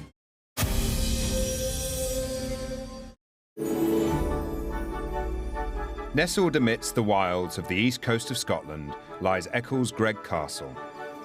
It's the former home to the Forsyth Grants, a proud family with a distinguished military history. WFG, it's William Forsyth Grant who built the castle. The estate actually came from my great-great-grandmother side of the family. This is Maurice Forsyth Grant, a descendant of the original owners. Unfortunately for him, though, hard times that fell on the family meant the castle was abandoned and later sold. Only a small part of the estate and some outbuildings were kept by the family. And we thought by selling it, it would get new owners that had the money to sort of reinvest in it and keep it as a beautiful building. Enter a local businessman.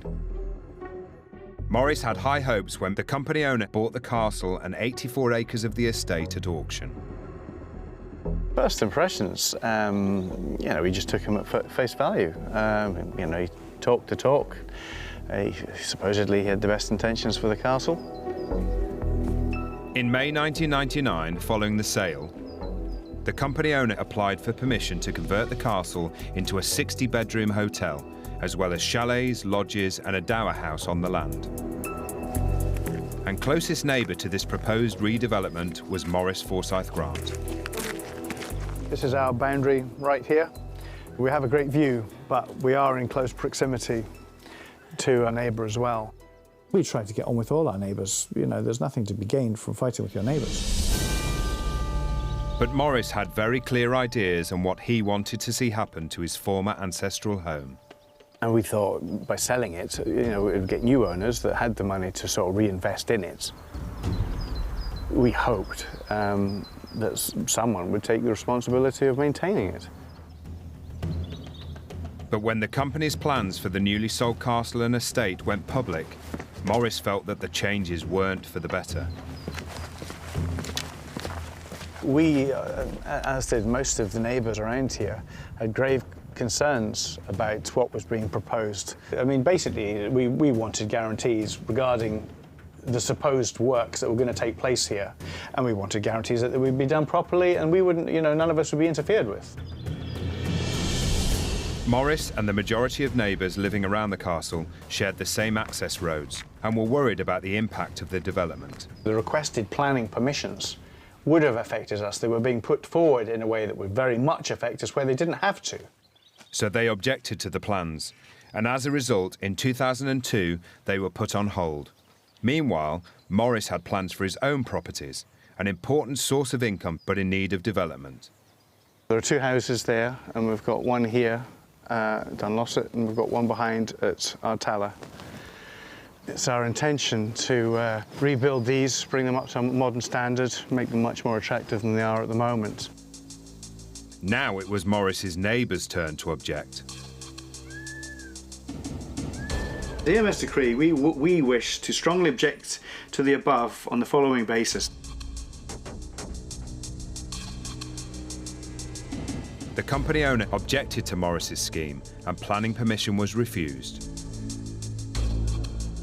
Most of his objections were completely unreasonable. We had relevant and real concerns about what was being attempted. His objections just don't make any sense at all. With both neighbours disrupting the other's plans, there was deadlock on the estate. Maurice was starting to feel his neighbour was trying to intimidate him. That's when all the vehicles started getting dumped around our doorways. And, the roads became blocked. And usually not just in one way, but in multiple ways. Fallen trees, vehicles parked up against the fallen trees in the middle of the road. Even though the vehicles belonged to the company and were on their land, Maurice felt they were too close for comfort. He started burning stuff, dumping stuff all around our buildings, on an almost daily basis. We realised pretty quick what he was about. It was basically a campaign just to run us down, make us want to sell the home farm. Maurice and some of his other neighbours started to notice that parts of the access routes to the estate were falling into disrepair. When I came here originally, it was quite good. He's never maintained it. It's just steadily deteriorated from year to year. It's absolutely hellish. sometimes you get these big lumps of concrete jumping up and hitting the underside of the car. I mean, they're not small. Really dangerous. You can buckle a wheel on that, you can break suspension on that. Morris claims that it is the company's responsibility as the castle's owners to maintain the roads. I mean, one of the original crosscuts was here. And that would have taken all the surface water down that ditch down there. He actually ripped them all out and concreted over it. The day will come when I think I will manage to get a kayak from the top of the hill to the bottom of the hill by the volume of water that goes down here.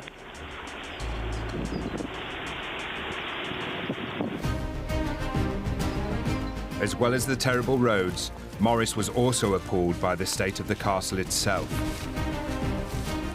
Basically, all the roofs pretty much have collapsed now. But unfortunately, it's just gone to rack and ruin. But in the weeks that followed, Morris's old ancestral home would have an even bigger impact on his life. We put up a pretty game fight for a very long time, but I think this would have broken any family.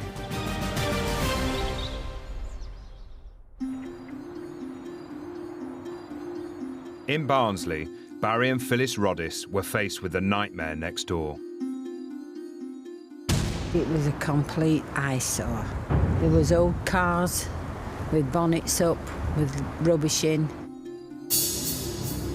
As the spokesperson who helped to get the illegal scrap business shut down, Barry felt he was the focus of his neighbours' anger. From then on, things took a turn for the worse when Barry discovered his neighbour doing some work on a boundary wall. I said, make sure that you don't damage the wall, it's our boundary wall. And I got quite a lot of verbal abuse. I wasn't looking at him then. He'd got his spade and lifted it high, and the next minute I knew it had hit me on the arm. And he just walked away. And he was coming up the drive here with blood all over his arm, and it was dripping onto the drive here.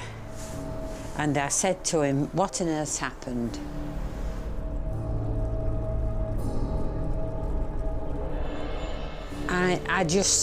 I just couldn't believe that someone would do that to someone else, hit them with a spade. He is a total coward. He'll hide behind things and is evil, absolutely evil. The police were called. In his witness statement, their neighbour claimed that he struck his neighbour by accident and that Barry had grabbed his hair. Which is an impossibility because we've got a metal ornamental fence on top of our wall with spikes. And if he'd have leaned over, he would have got a spike in his stomach. Despite the attack, Barry Roddis chose not to press charges. He says, I've got to live here, just, let it go. Might be a one-off thing. Was it a one-off thing? Well, no. But he then found another way to make Barry and Phyllis's life a misery. He developed a taste for music.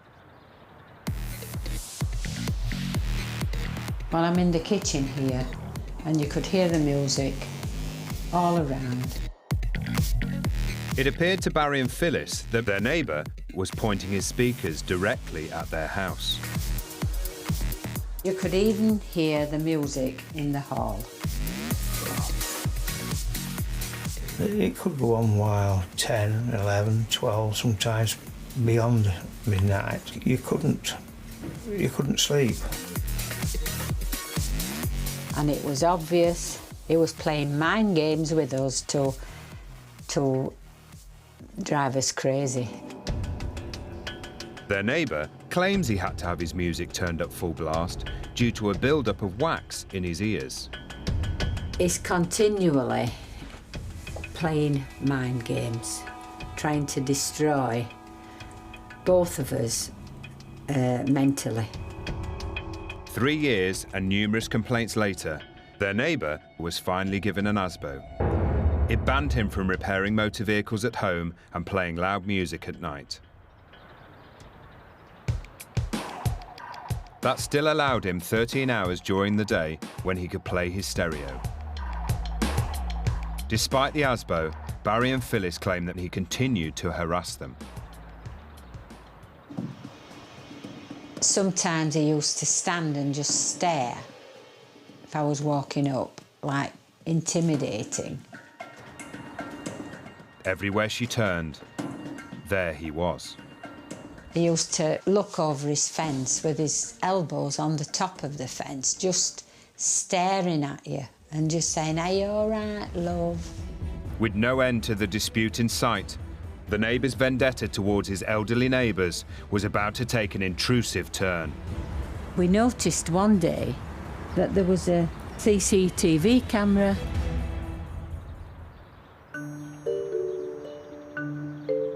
For the past 40 years, a peaceful South London street has been home to Richard Chadwick and his wife Philomena. Yeah, Richard, cup of tea? Thank you. The Chadwicks have lived in Streathton village for nearly all their married life. We moved into this house in 1969. We'd been married for 1 year. So it was the first time we had a chance of a house with a little garden. I remember coming out here in the summer and thinking, well, it's a nice, neat little garden. As you know, I'm not much of a gardener, but it was nice, neat and tidy. I know, but what sold the house to me was when I looked at the garden, I just saw 3 walls. It was so private. Nobody could look over their garden wall and see what we were doing. She could come out in the nude if she wanted to, but I wouldn't come out in the nude. No, you wouldn't. But I did. We've enjoyed every minute living here because of the village atmosphere, and we've always had, particularly next door to us, good neighbours. For years, they've been an active part of this close community. And Richard has always done everything he could to maintain this way of life. I will fight for something to the end if I think there's been an injustice. And as an example of that, in 1973, because the council wanted to demolish the whole Streathton village community, the Streathton village residents, as it were, formed an action group to fight the council, and eventually, after 3 years of fighting, with the help of the local press, who highlighted what we were doing at the time, we won our case. But now he has a new fight on his hands, after some undesirable new arrivals suddenly moved into the run-down, empty building next door. It was a bit unnerving to think that somebody could be actually in the property which I knew had recently been sold. It was to be the Chadwicks' worst nightmare. A group of squatters had taken over the property. When I got here, I noticed that there was a lock on here had been tampered with. So a neighbour of mine, who happened to be over there at the time, came over, and we both suspended, thought, well, possibly there's squatters in there. So he was good enough to change the lock here. We both went inside here and changed the lock. 2 or 3 hours later, I came down to investigate. They'd broken into the property again. So we didn't actually give up, but there's not a lot we could do because they were, in fact, in the property and obviously weren't coming out. Being an ex-housing officer, Richard had experience of dealing with squatters. Some Scottish people will ransack the property. I've been known to take out baths, toilets, sinks, and completely leave it gutted, and they would take out whatever they need. They knew exactly where they stood, and if they stood their ground, nobody was going to evict them. They'd obviously got some legal advice from somewhere. With the squatters there to stay, it would only be a matter of time before the neighbourhood dispute turned nasty. One of them in particular was getting very aggressive and went to hit me. Coming up, rack and ruin at his former Highland home takes its toll on Maurice Forsyth Grant.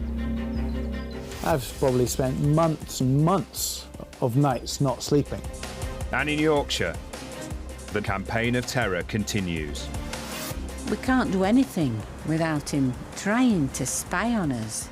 I knew that if I'd have got hold of him, I wouldn't have let go of him.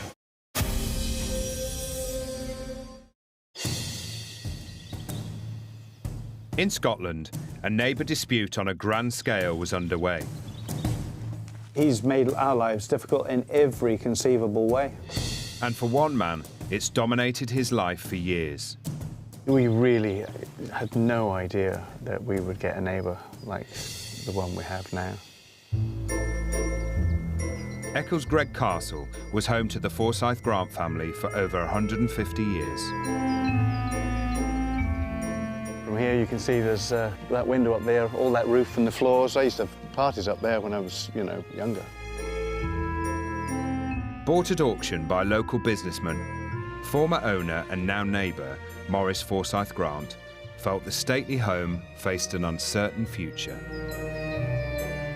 Of great concern, I think, at the moment, which will be the end of the building, is the front crow step gable up here.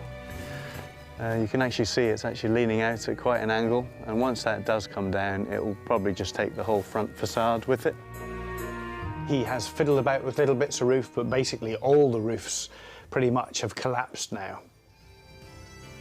Despite now living in more modest barracks, just a stone's throw from the castle, Maurice has kept the proud family tradition going on his part of the land.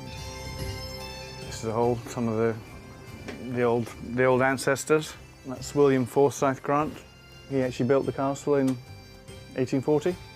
That would have been his uncle, William's father, and Joseph. They founded Canada's first bank. That was William's wife. 160 years ago, things were very different for the Forsyth Grants.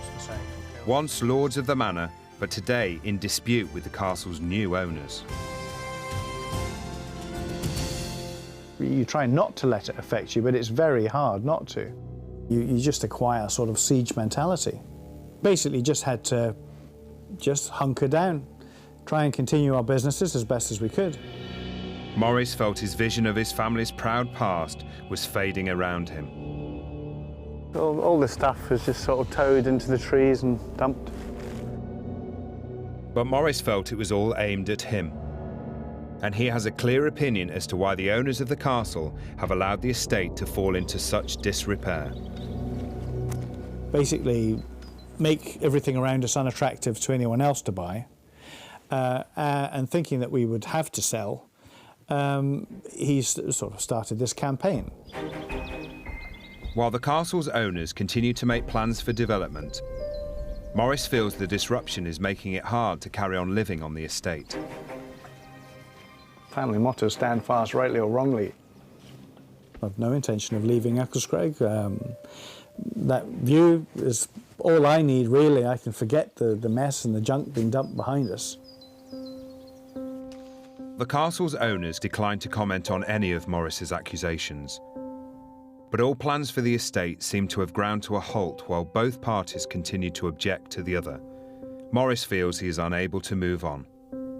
It certainly cost us probably tens of thousands in lost revenue. I've probably spent months and months of nights not sleeping, just for fretting, anger, because you just have to wear it. You can't get rid of this. It's ever present. Look, my car for socks for now. You try not to let it show for the rest of the family. You try to behave normally, all the rest of it, take it on the chin. But it's just really hard. It's really, really hard for year after year after year of this constant attrition. I don't know what I could give to have this resolved. Do you want to go down and play with your cars, Maxie? I don't know. There's no way. I don't think it could be resolved. Following his 13-year battle with the castle's owners, there has been a heavy price to pay for Maurice. In 2011, his wife moved out of the family home. Became too much for the marriage in the end. But no, we put up a pretty game fight for a very long time. But I think this would have broken any family. But finally, Morris may have a new focus that might help him forget the castle next door once and for all. We've got consents for 3 wind turbines at the moment. I mean, it's hard to find a windier site than this. Our motto was always, has always been stand fast, and we will do that. We still have plenty to build with here. And what always rings in my ears is Churchill's words, "We will never surrender." And hopefully, as he stands firm, the castle and its new owners can look to the future as well. In the Yorkshire town of Barnsley, one man's constant reign of intimidation was driving his neighbours to the brink of despair. It's like mental torture. The Nightmare Neighbour had been given an ASBO for his illegal car scrap business following complaints from the neighbours. For 3 years, he had tormented the Roddisses with his antisocial behaviour. I just couldn't believe that someone would hit them with a spade.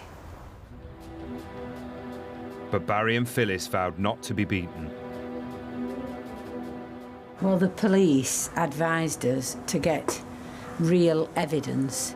They decided to install CCTV to catch their neighbour in the act. This camera here points right up to the corner, takes all that section. Undeterred, their neighbour decided to play them at their own game. We noticed one day that there was a CCTV camera on the end of his greenhouse. The camera itself was faced straight directly over to our seat. We thought, well, we can't do anything without him trying to spy on us and watch every move that we make. Having hounded Barry and Phyllis with loud music, he was now intimidating them with cameras. They had nowhere to go. He climbed up and he looked over the top. He stayed there for about 10 minutes and he got down onto the roof for a few minutes and then he got back up again. That's the first incident that we got him to court. It had taken 7 years, but finally, Barry and Phyllis had the evidence they needed to help send their neighbour to prison. He was given a 4-month jail sentence for breaching his ASBO as a result of intimidation, abusive language and loud music. In court, he claimed that the dispute had caused him anxiety and depression. I knew that the prison sentence which he was received would not stop the activities towards us. Upon his release from prison, he was unrepentant. Within weeks, it seemed he was back to his old tricks. We came in one day from shopping and we noticed that he painted some of the panels. He made spy holes so he could look through and not be seen by the camera.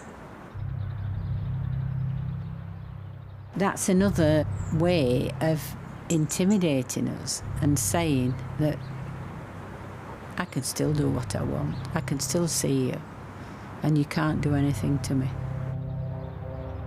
Their neighbour declined to comment about this. It just shows what type of character he is.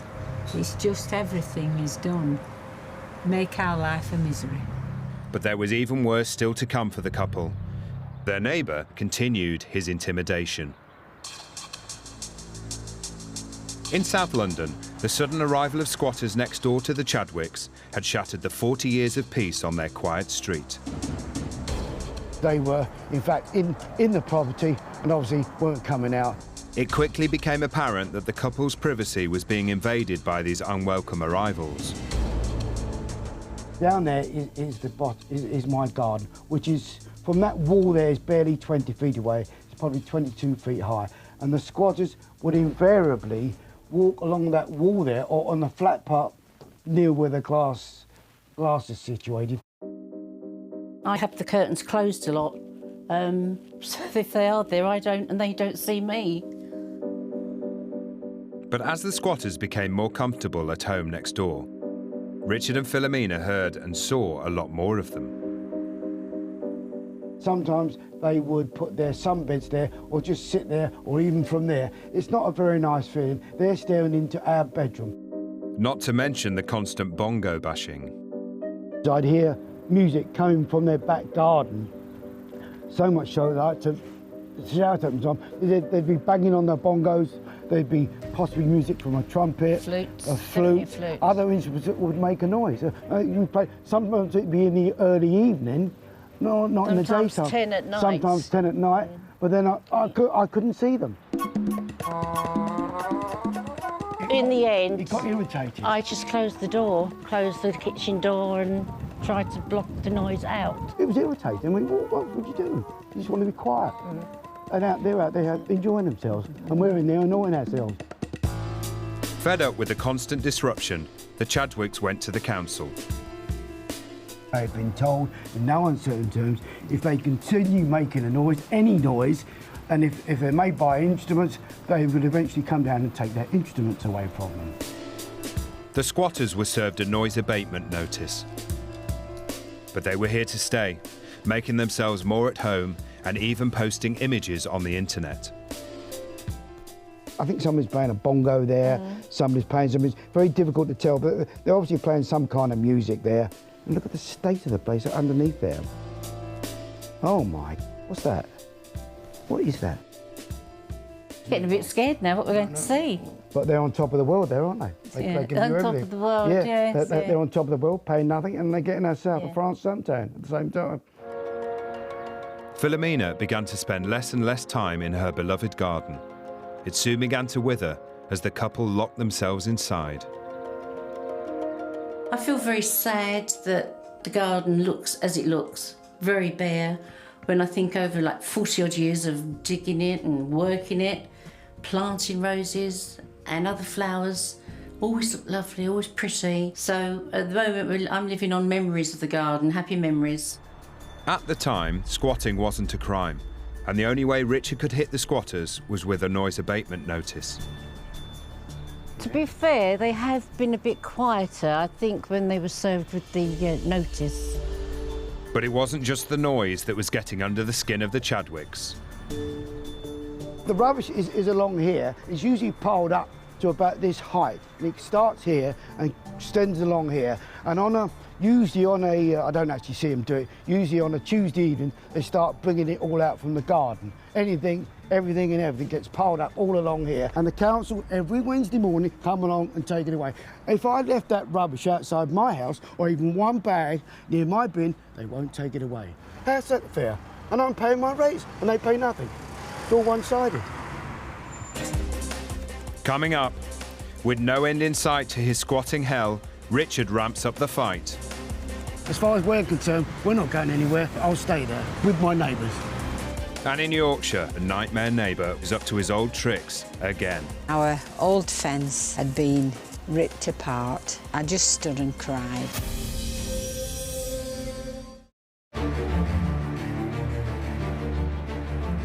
In South London, the Chadwicks had been living in peace and tranquility for over 40 years. But after the sudden arrival of squatters, they were under siege. You just want to be quiet. And out there enjoying themselves, and we're in there annoying ourselves. The lack of privacy and noise was unbearable, so Richard went to confront them. They obviously didn't like it, and one of them in particular was getting very aggressive and went to hit me. And I said, well, why are you remonstrating with me? You're the offenders, you shouldn't be there. And he objected to that, and I said, well, if you hit me, I said, I'm going to go bring the police straight away. Afraid to tackle the squatters personally, Richard came up with a plan. He went after the owners of the building, a local firm of architects, hoping the boss could rid him of the squatters. Well, you just can't understand it. He will not respond, he won't talk. I've never spoken to him at all, and Richard has tried to email, or has emailed him, but he's just He's just buried his head in the sand. In 2012, the Chadwicks finally thought their nightmare was over when the law changed and squatting was made a criminal offence in the UK. Punishable with up to 6 months in prison and a £5,000 fine. When the law changed, Philomena and I were delighted, but we found out that the police had stopped their action because the squatters had got some legal advice from solicitors that one of the rooms in the property had been regarded as commercial. Apparently, one of the rooms had been an antique shop. Richard and Philomena were devastated. They were back to square one. The squatters were not committing a criminal offence, so couldn't be arrested. For want of a better term, they're legal squatters and they had every right to stay there. The dispute had now been raging for nearly 5 years, and the Chadwicks felt they were no nearer to seeing the squatters removed. And even the option of moving house to escape was scuppered by their unwanted neighbours. The estate agent has been in Streathton many, many years and completely, Streathton inside out.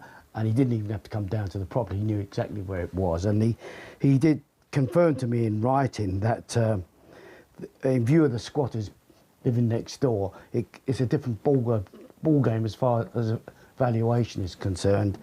And he said, in his opinion, at least, I think he mentions here, between 25 and 35% has come off the value of my property. Today, with the law on the squatters' side, Richard feels trapped. With the police and council powerless, he's chasing what he sees as his only hope to get rid of them, the owner of the property. Are you coming out? Are your staff here? Come and speak to me. I'm quite reasonable. I'm here today to hope that he can see this sign or anybody else that works for him. I want to communicate with him, find out what he's going to do about getting the squatters outside, out of his premises. His protest seems to have worked, as Richard soon gets some attention. Sorry? No, I'm not. No, he's not in the office today. What can I do for you? Well, I'm here. You're probably aware of the situation. I live next door to these squatters. They've been there nearly 5 years.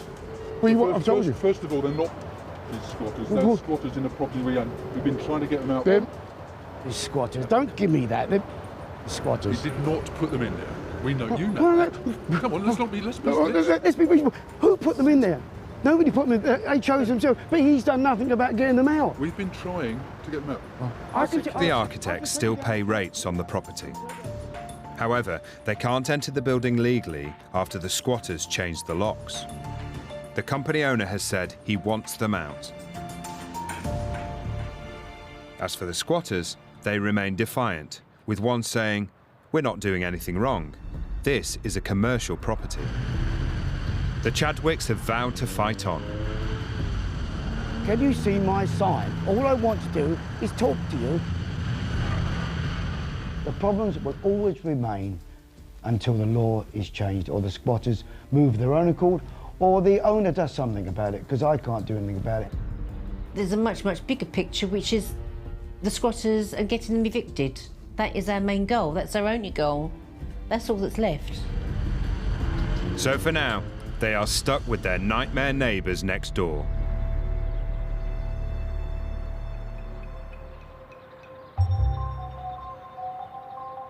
In Yorkshire, Barry and Phyllis Roddis were paying the price of a nightmare neighbour on their doorstep, and were now at breaking point. He was playing mind games with us to drive us crazy. For 7 years, their neighbour had been the tormentor, which even ended up in physical injury. And now he was out of prison. I felt that I couldn't help anybody. I couldn't help to look after my own family. After endless abuse, Barry was finally beaten. Come on now, dear. It really affected my husband over the years, and it caused him a lot of mental problems. And he used to come out here with the dog. Many a time late in the evening, and I'd look through the window and I'd see him with the dog, trying to gather himself. And that was all to do with the depression caused.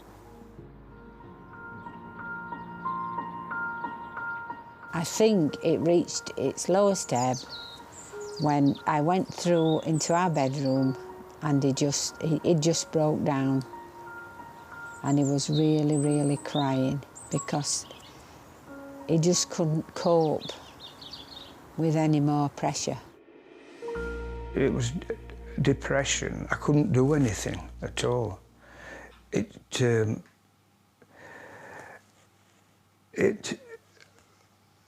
just given up. As Barry struggled to cope with the stress of constant harassment, their neighbour was about to strike again. We came from shopping one day and we walked in the back gate there, and our old fence had been ripped apart. It was breaking point for me. I just stood and cried, and I said, I can't cope with it anymore. The dispute had reached a tipping point, driving his neighbours to the brink of despair. I knew that if I'd have got hold of him, I wouldn't have let go of him. But somehow they found the strength and enough CCTV evidence for one last fight.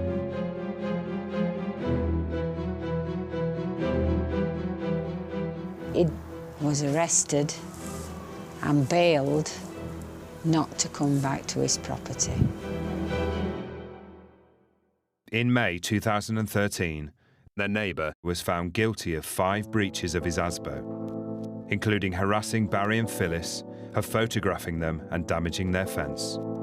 He was sent back to prison for 12 months. Well, my future is that we get a new neighbour, a good neighbour, and we get us health back. Isn't it nice to be peaceful? He declined to tell his side of the story. Coming up, a nuisance neighbour intimidates residents on a Dagenham estate. The way he portrays himself and the way he acts makes me think that he is threatening. There's a thief at large in an Anglesey village. I opened this side of my wallet and it had gone. And in Somerset, a dispute turns to menace. Right in your line of sight is a man standing at the end of your garden. They cause trouble for me, so why should I have to be a nice man today?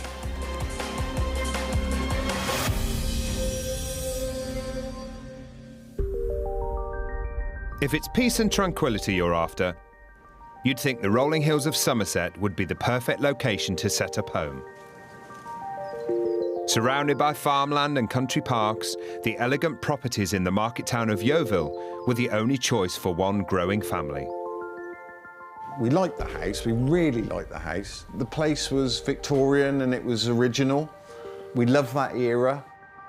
9 years ago, when Sue and Guy DeRoper and their 4 children found their dream home, they were over the moon. We just wanted to get in and sorted as quick as we possibly could. Just unpacked, basically, and went to bed. But that first night in the new house, they didn't get the peaceful sleep they were hoping for. I think it was during that night, and it was kind of a, what's going on? As the nights went on, it just became more apparent that, you know, there was a big chicken problem somewhere.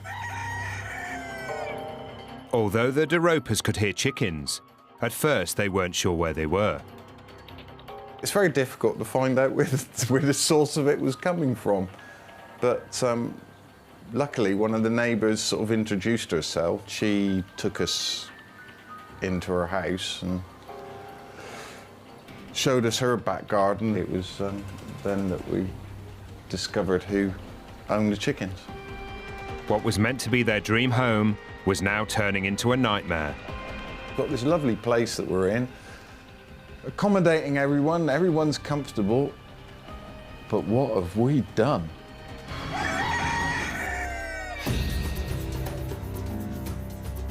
It was now clear to the DeRopers that their garden bordered a neighbour's yard that was overrun with chickens. That neighbour was Peter Studley, and his chickens were running wild throughout his backyard and across neighbouring gardens and alleys. Well, I suppose when DeRopers moved in this house, I suppose there was 100 plus chickens and cockroaches. 69-year-old Somerset local, Mr Studley, was already known in the town as something of a character. I think Mr Studley's got a bit of a bad boy reputation. Who divided opinion among the residents. But he's been absolutely fine with me. Morning, Mark. How are you this morning? Fine, thanks, you right? Yes, thank you. Yeah. Just a lot of people don't like him, and that's all there is to it. So your normal, Pete? Yes. I could getting thinner and thinner, Mark. Always does though, doesn't it, eh? No good news. However, knows Pete, you know, he's always ducking and diving, wheeling and dealing. Thank you, Mark. Cheers, mate. I suppose I am, in my own way, a good neighbour because I don't get involved with them. You know, I let people do what they want to do and I'll do what I want to do. There ain't no problem there. When Mr Studley purchased the carpet shop and the flat above it in the town centre, he also gained a few chickens that had been left behind by the previous owner. Somebody moved out and left the chicken there. You know what I mean? But I always thought somebody were going to come back for them, but nobody come back for them. I grew up on a farm, a big farm when I was a kid. Animals were lovely. I liked it, like, you know what I mean? I really do. You appreciate what life is all about, you know what I mean? Under Mr Studley's nurturing wing, the army of chickens began to grow. Used to come back with bags of bread and bags of corn, and I used to just chuck them on the floor. Chuck them on the floor. And they used to come and pick it. And they'd be all round me, up on me lap everywhere. That's how tame they were. The chickens may have been tame, but to the DeRopers next door, they were ruining their dream home. Welcome to our little garden. This was completely out of bounds to everyone at the time of the chickens. It was absolutely a shocker when we first saw this. The whole of this area was just, it looked like a scrapyard with chickens on it. It's a description Mr Studley doesn't dispute. It was not a garden. It was a waste dump. You couldn't do nothing. It was out of control, really, you know what I mean? Not only did we have eggs dotted around, which you could see had been there for a long time, we also had carcasses dropped around, usually covered in maggots. Some of the chickens would be eating the carcasses. I didn't leave dead carcasses about. I used to pick them up there and chuck them in a bin liner and chuck them out with a rubbish dust cart. The smell that used to hit us from an egg cracking, and you knew it was a rotten egg, was absolutely atrocious. I have physically been in the garden before and an egg is cracked and I've had to run inside gagging. And it wasn't just the stench from the rotting eggs and carcasses. There were other unwelcome animal intruders. We've seen rats in this area and we've seen rats coming down our back alley, going all the way round the back. I got on all right with the rats. I mean, a rat ain't gonna bite you unless you try to do something to it. I don't think Studley cared about hygiene. I don't think Studley cared about the interference it was causing the neighbours. He was just being completely selfish about the whole matter. The DeRopers' dispute with their neighbour was about to take a menacing turn. I'm not being funny. This is my answer to that. Leave. Find somewhere else to live. Coming up, loud music and attitude upset neighbours in Dagenham. Got a letter from the council saying that I'm basically a music terrorist. And in Anglesey, a friendly neighbour turns out to be anything but. They advised me to ring the police. That was the start of all the problems.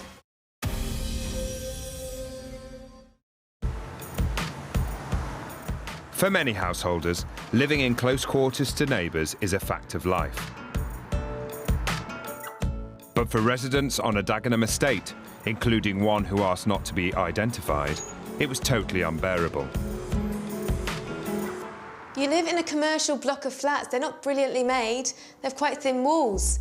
Back in 2010, a particularly noisy neighbour would reveal just how thin the walls were. It was severe bass. The bass was quite bad and it was horrendous music. And in the opinion of some neighbours, it wasn't just the loud music that was the problem. Well, the way he portrays himself and the way he acts makes me think that he is threatening. And that's why I've actually never gone round there. But many times I've thought of going up there and saying something, but then I think, if I go up there and he turns on me, how am I going to deal with that? It turned out that the noise nuisance was a young rapper called Elvis Tarasenze, who once topped the charts in Kenya. Situation messed up.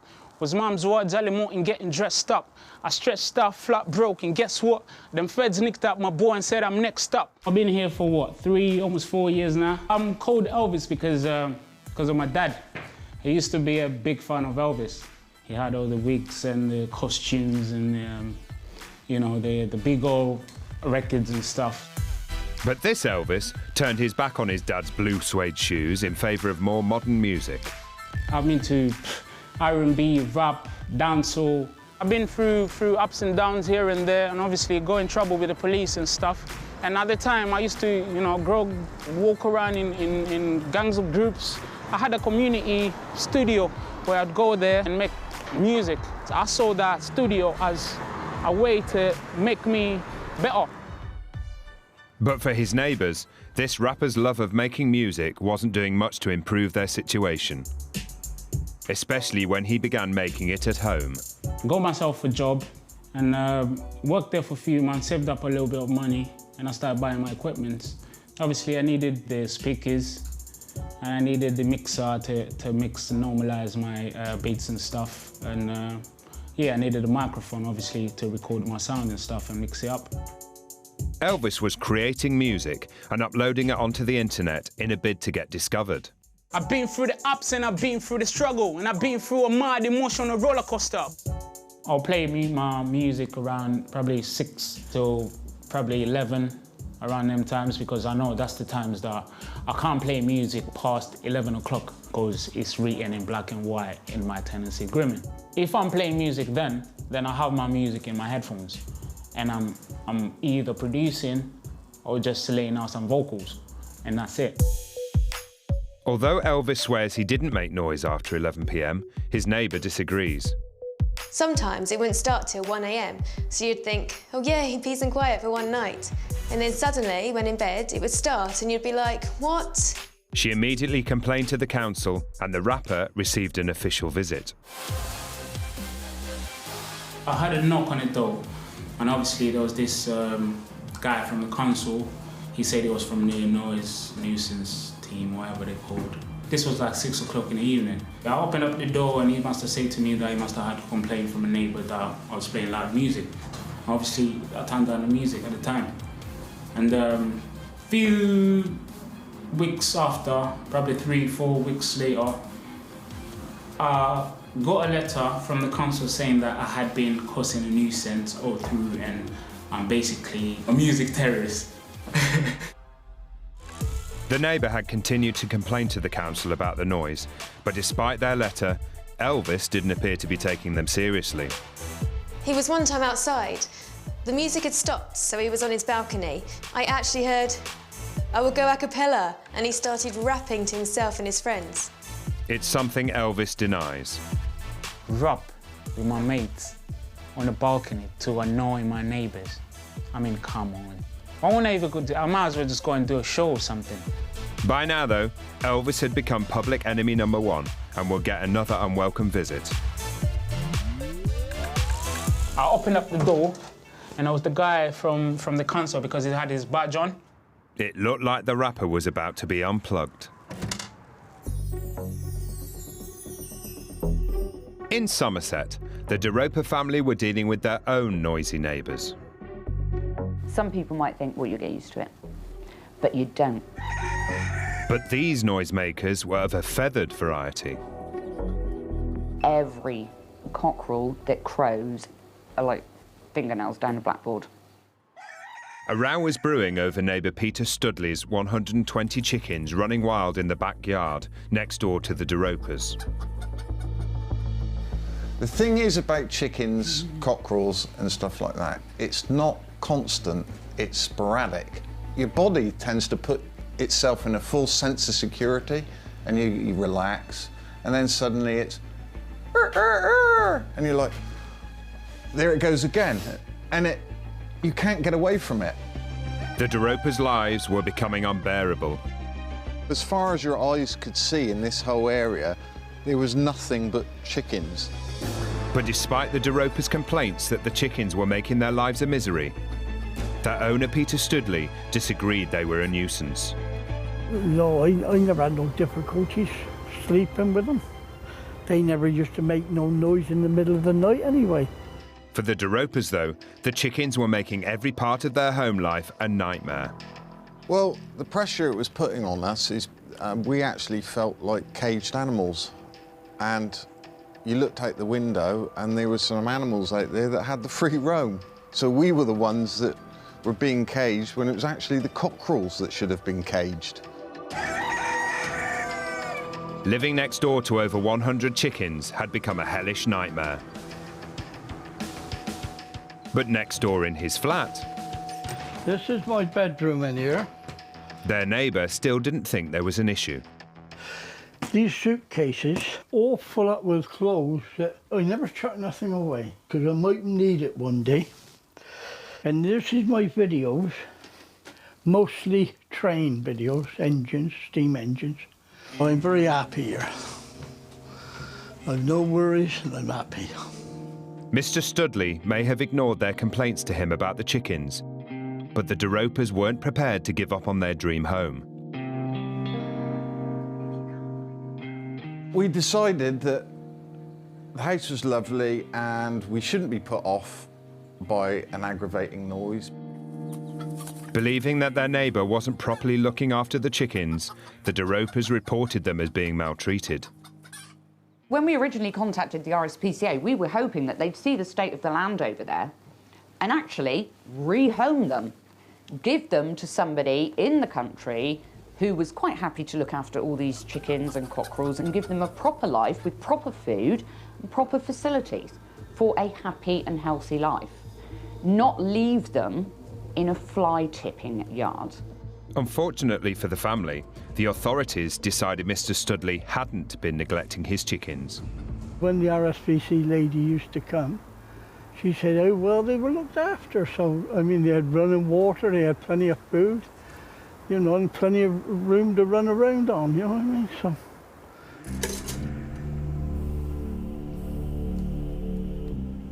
At their wits' end, the DeRopers now tried a different attack and called the council about the constant bird noise.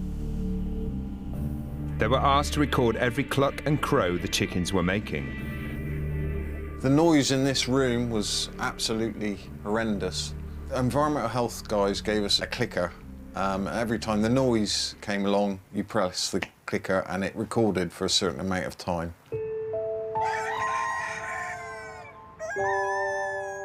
The clicker, it seemed like it was going all night. It seemed like I was pressing it literally every second of the night. I can't remember the precise figure, but it just felt like hundreds and hundreds and hundreds of clicks all through that night. At last, it seemed like the family had the evidence they needed for the council to give Mr. Studley a noise abatement order. We never heard how many crows an hour we got with it. They just said that it was enough. Yeah, they didn't really to go into warrant depth. The noise abatement. The DeRopers believed the order would end their nightmare, but the battle with Mr. Studley over the chickens wasn't finished. This was the initial stages of the whole procedure, but it was completely ignored by Mr. Studley.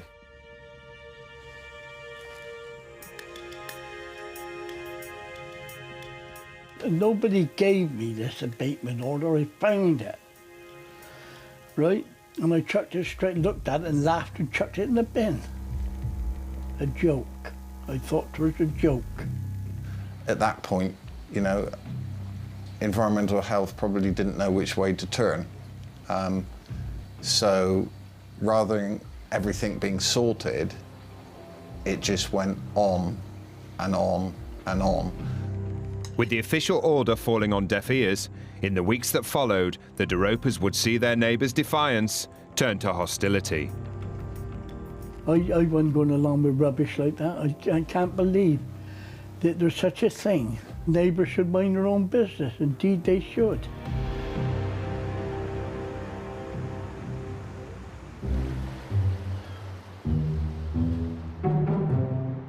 In 2007, retired scientist Pamela Booth said goodbye to the hustle and bustle of a busy town in search of a quieter neighbourhood.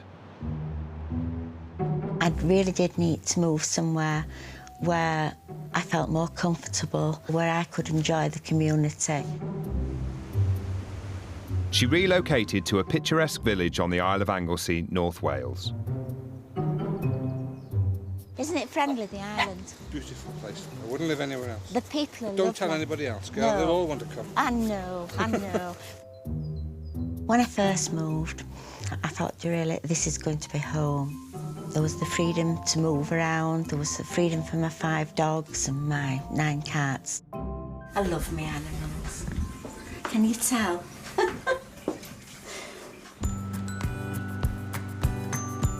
Pamela's best friend Linda is a regular visitor. Yeah, this is lovely, isn't it? Oh, it's beautiful, Linda. She's always amazed that I can leave my keys in the door. She expressed concern at first, but now she got quite happy with it.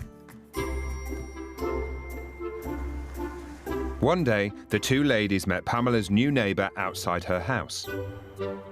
I opened the door and there was a lady stood there. I didn't know who she was. And she said to me, she's I'm Pamela's neighbour. She pointed out to both of us that the car had a puncture. Which presented us as being all women with a problem. The neighbour lives just 7 doors up from Pamela's house. Because she offered to help us get the tyre off and get us back on the road. We thought, oh, lovely, what a nice neighbour. That's really, really good. She seemed really lovely. I thought she was a really nice person. Having seemingly friendly neighbours she could count on was also important to Pamela as she suffered from bad health. In about 2005, I was diagnosed with a very rare autoimmune illness. With the osteoarthritis that I have in my legs as well and my hips, it makes me very unstable because the medication I take affects my bones and muscles as well. With her best friend Linda living 140 miles away, Pamela came to rely more and more on her new friend. She said, what type of jobs have you got piling up? And I said, well, I need some painting done outside on the patio. She painted the shed. I mean, it was really nice. I really did think, you know, with doing a job like this and just rolling your sleeves up, I had a really good friend. In return, Pamela regularly welcomed her new friend into her home.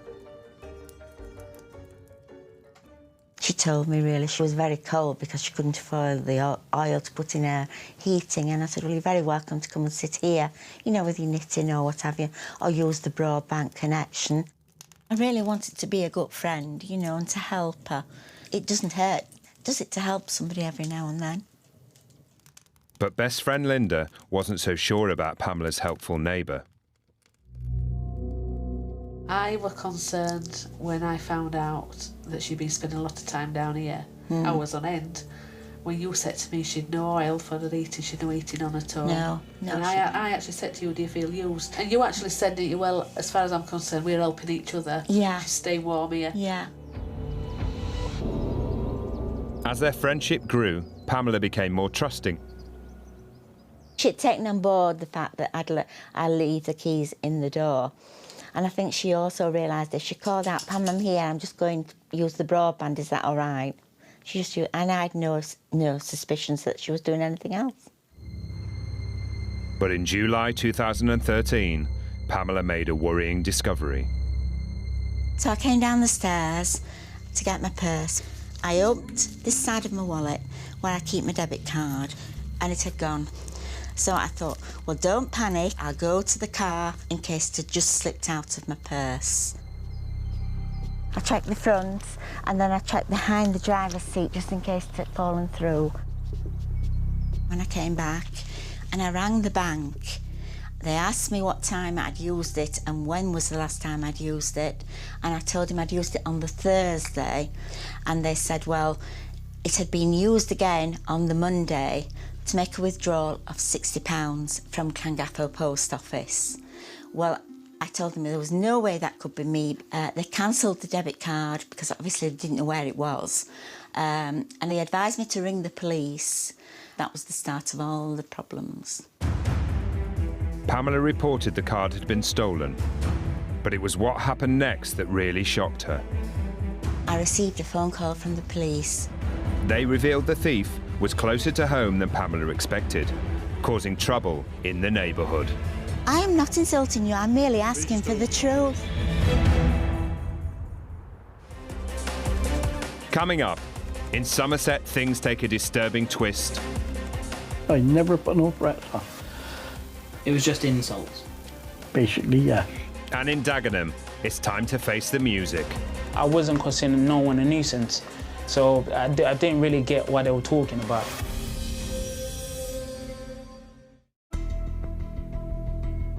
Down in Somerset, trouble was afoot. The De Roper family had had enough of cocks crowing all night and feeling imprisoned by the health hazard outside.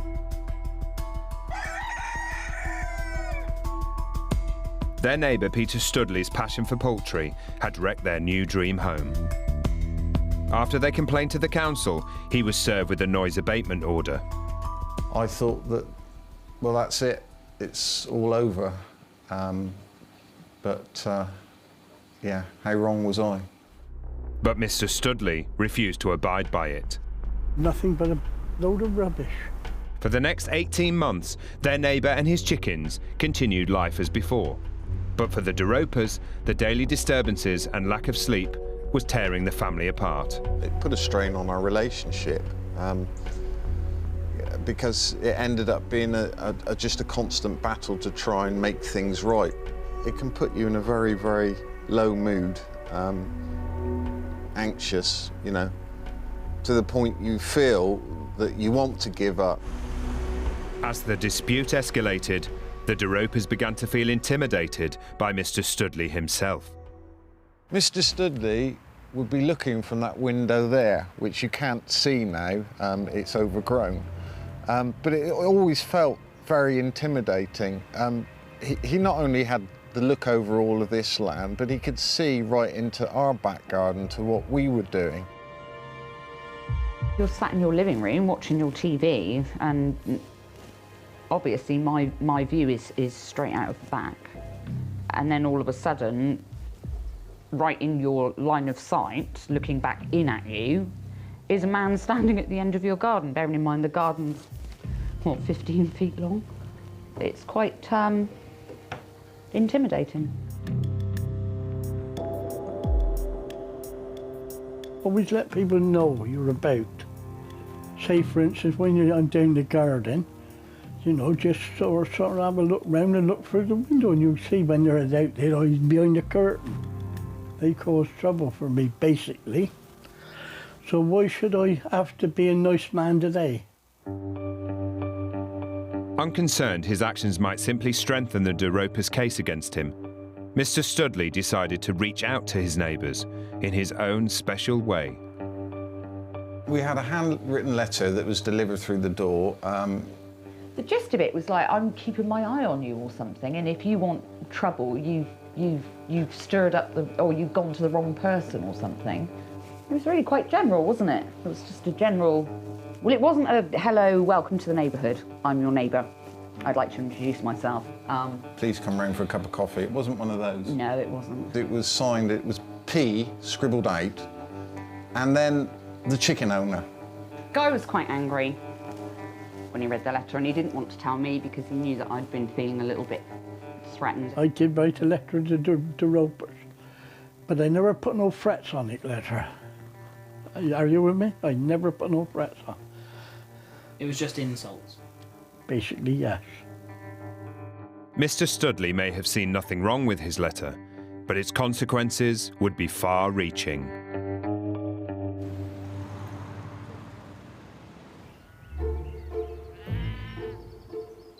After relocating to a small rural village in North Wales, Baby Jane, baby, come on. Pamela Booth had become good friends with her seemingly helpful neighbour.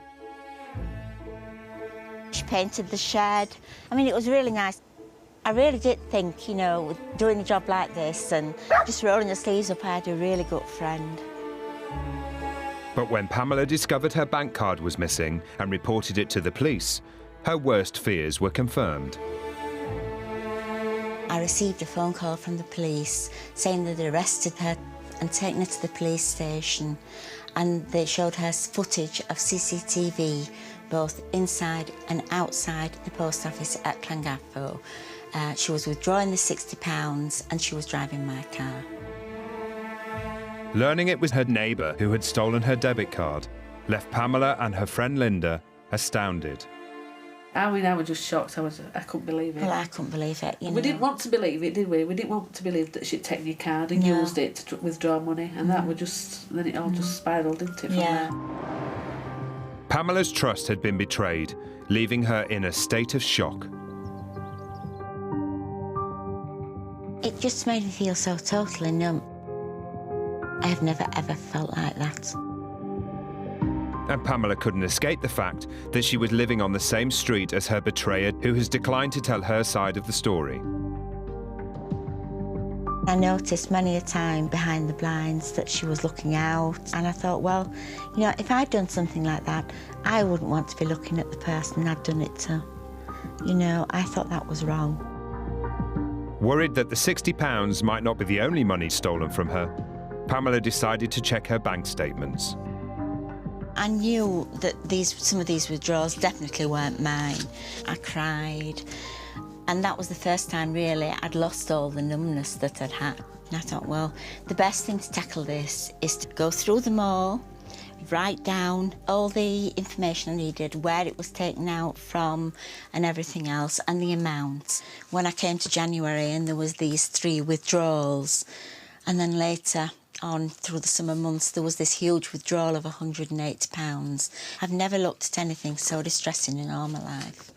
Over a period of 10 months, her neighbour had stolen Pamela's bank card on 14 occasions, taking a total of £1,074 from Pamela's bank account, a significant amount of money for retired Pamela. I just couldn't believe that somebody could be so clever and so deceptive. I just wish I'd never even said hello to her in passing in a friendly way. I wish I'd had nothing at all to do with her. No matter how hard a life you've got, you don't betray a friend. You never betray a friend. Distraught at her treatment, and with winter's huge fuel bills on the horizon, the situation was looking desperate for Pamela.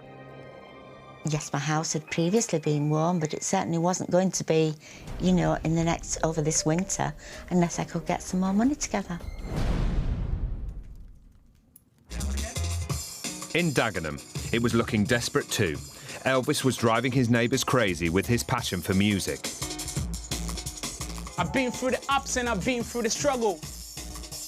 Can't even describe how loud it was. Following complaints from his neighbours, Elvis had already had one visit from the council asking him to keep his music down. But they were soon back for more. He said to me that he had someone complain about me playing loud music. And he said to me that he didn't find any nuisance at the time when he came. Then I even asked him, I was like, do you think I'm making loud music with the door open? And I'm saying, he was like, no. And he just left. And as soon as he left, I just closed my door and I just went back to my beat making, really. Although the council officer couldn't find an issue, Elvis's neighbours definitely did. Bass was a big problem, obviously, because it made your walls vibrate. But I could hear his music in every single room in my home. Even in the bath, I could still hear the bass and feel it when my head was under the water. So even that didn't block out the sound. But the ever-passionate Elvis just didn't believe there was a problem. These walls are really really thick walls, so I don't see how music travels from here to the other side. I wouldn't say they'll vibrate the next room. But his neighbour was adamant it was keeping her awake at night. Sometimes it wouldn't start till 1 AM, so you'd think, oh yeah, peace and quiet for one night. And then suddenly, when in bed, it would start and you'd be like, what? Mostly early hours of the morning. It was quite a lot of an evening, probably between 9 p.m. and 4 a.m. Elvis denies the allegation, though. Would you ever start the music at 1 a.m? Never. And unrepentantly carried on. I'm trying not to get stressed because the system is a mess. But desperate to get some peace, his neighbours continued to complain to the council. Have a little bit of respect for other people, that's what he needs. And obviously he doesn't. The council received 82 complaints, and in January 2012, Elvis hit the big time with a noise abatement order demanding him to stop. I really didn't see the need to go to the council and start pointing fingers like they did to me.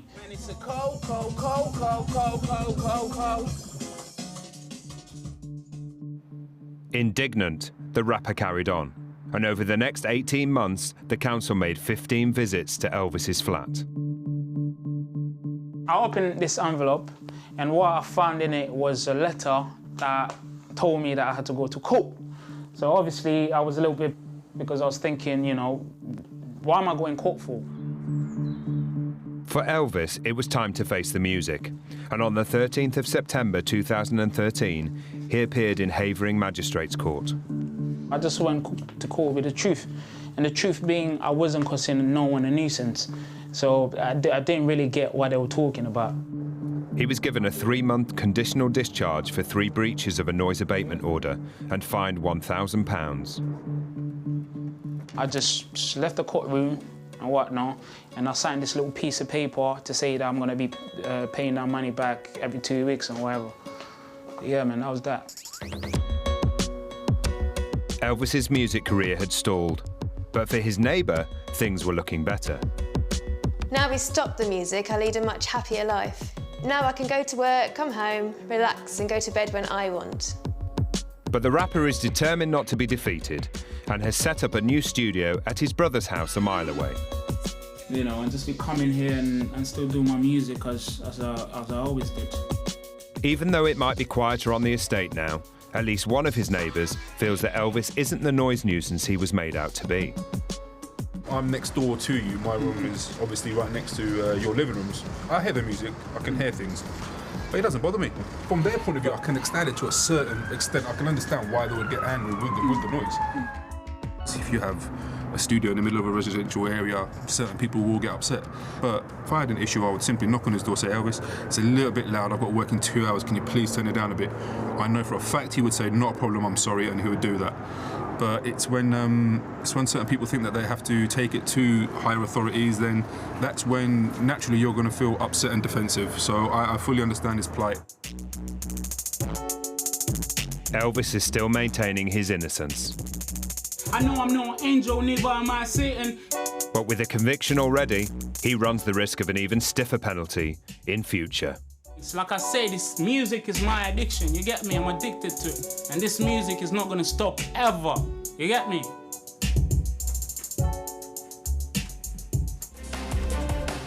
Coming up, the Anglesey theft divides the community. I understand you've been saying in the village that you have a lot of sympathy for her. Yes, I have. And it's the beginning of the end as Mr. Studley battles the courts. I don't worry too much of what they say or what the court dishes out to me.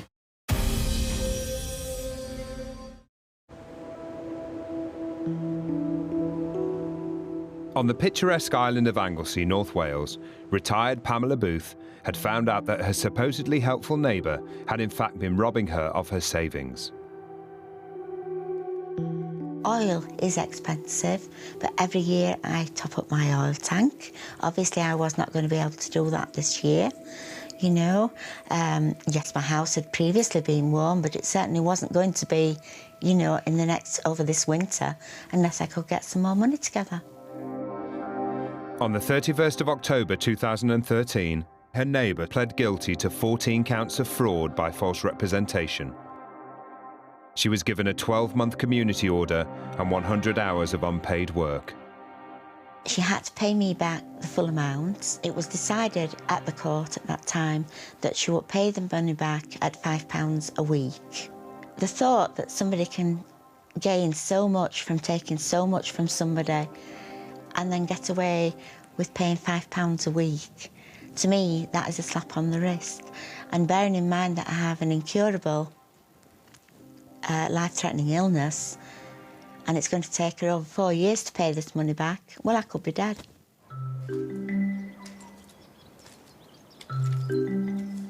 Pamela still lives only 7 doors away, but has yet to find out why her neighbour stole from her. I think she's either hiding or not in. What do you think she's doing? I think she's hiding. I'm wondering what she is thinking about what she has done. And although Pamela was the victim, it appears to have split opinion in the village where she lives. I understand you've been saying in the village that you have a lot of sympathy for her. Yes, I have. Why? Would you like to explain? She's an unfortunate lady. You do? Why? What do you think to me as the victim? I mean... I'm sorry for you as well. But you haven't expressed that in the village. Do? Well, I think if you're taking one side in the village... I'm not taking sides. Well, it felt as if you were when people said you'd been into the shop. Being very rude. I'm not being rude at all. Please don't insult me. I am not insulting you. I'm merely asking for the truth. I aren't on your property.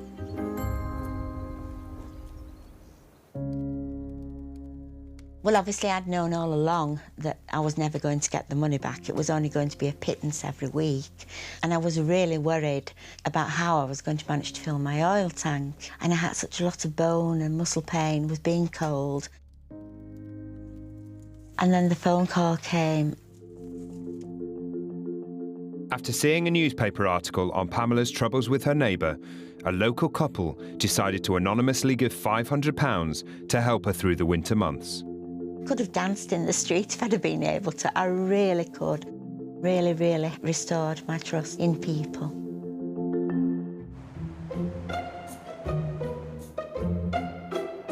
Although the couple's kindness revived her faith in Anglesey's community spirit, Pamela's less trusting than before. Pamela now locks the door. She's changed the locks on the doors, and it's back to how it was, really, when we used to live down in West Yorkshire. But there's one neighbour she'll never invite into her home again. And she's lost such a lot. Not only have I lost a friend, but she has lost more than she'll ever know.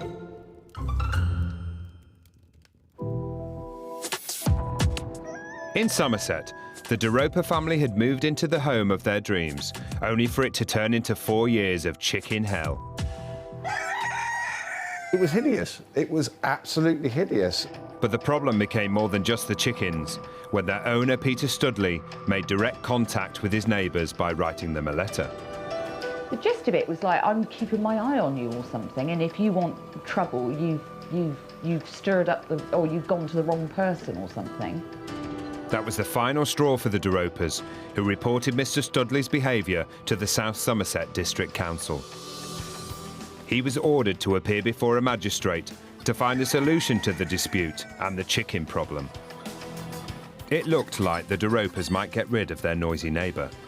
Obviously, at that point, I kind of felt a little bit of relief because, you know, I knew at that point that it was, you know, a matter of time now before it was going to be all over. They're making up all this stuff, but the trouble is, they realise now that I don't worry two hoots of what they say or what the court dishes out to me. My sound advice from the De Ropers is to just leave me alone. When the court date came, Mr. Studley didn't attend, and he was awarded an ASBO for him and his chickens in his absence. He had to get rid of all animals and not cause any intimidation. It looked like the De Ropers had achieved what they wanted, but the 120 chickens didn't leave without a fight. As you can imagine, because the chickens are free roaming all in this area, it went on for months, and it was always the case that we knew that there was going to be one cockerel left. The noisy hell continued as charities and animal lovers fought to catch Mr. Studley's chickens. I said, I believe, I will celebrate when the last one is removed. It causing trouble for me because that's basically all they done. And for the poor old chicken, I had to go. So, you know, as you get rid of an 100-odd chicken, it would have been better if it was got rid of they. and kept the chickens. You know what I mean? Finally, 6 weeks after being given the ASBO, all 120 chickens had been removed. The Daropa's longed-for silence now reigned. It was lovely to sort of have a full night's sleep.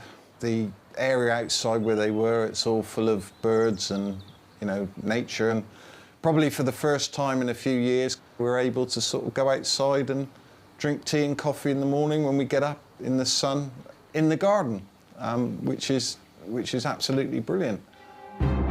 Nevertheless, a shadow continues to hang over the family's peaceful lives. 5 years after Mr. Studley's ASBO, who knows if life will change once again. I believe the ASBO has ended now. I'm just waiting now for the chickens to reappear. But Peter Studley is never that predictable. The pigs are coming now. That's all I got to say about it. I got to have the pigs now. Next time, a neighbourly dispute over money gets blood boiling in a Cotswold street. It was like an elastic band snapping. Something had just made me very, very angry. Things get nasty between two Bristol neighbours. Every day I get a call from Collins, tell me he's going to slash my throat. And menacing threats are in the air in Northampton. His response was, well, you better hope I'm not evicted because I've got friends and they'll come after you. Coming up, things get nasty between two Bristol neighbours. Every day I get a call from Collins, tell me he's going to slash my throat. A neighbourly dispute over money gets blood boiling in a Cotswold street. It was like an elastic band snapping. Something had just made me very, very angry. And menacing threats are in the air in Northampton. His response was, well, you better hope I'm not evicted because I've got friends and they'll come after you.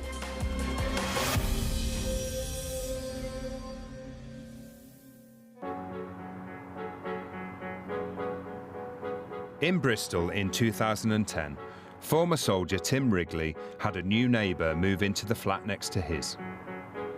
Initially, I had a good vibe about it because I thought, an elderly pensioner, he came across as a nice, genuine guy, friendly, polite, seemed level-headed, bit of a sense of humour, and likeable. That was my first impressions. And over the fence, Barry Collins found himself welcomed into the community. Tim Wrigley was a good neighbour. He used to cut my grass and I used to give him a bottle of scotch or something. At first, the two men were on friendly terms, although Tim was slightly concerned by Barry Collins' rather odd gifts. He was often trying to give people things like meat or cheese, not your everyday sort of gifts you would sort of give to people. When he gave them to you, he never referred to it as a gift. He just said, yeah, I got something for you. And he would come and he'd kind of sort of push it into your hands. It's not the sort of thing I would do, you know. You meet somebody, and every sort of 2 or 3 days, you're having sort of meat pushed on you. And it wasn't just the savoury giveaway, but its freshness that worried Tim. The way he was talking, I just got the impression that none of it was kosher. Got a friend of mine that works in a supermarket not close to here, and when it's sell by date, they put it in a bin at the back, and I give it to the neighbours rather than throw it away. Tim would throw the food away, but was unhappy when Mr. Collins started offering it to his dog.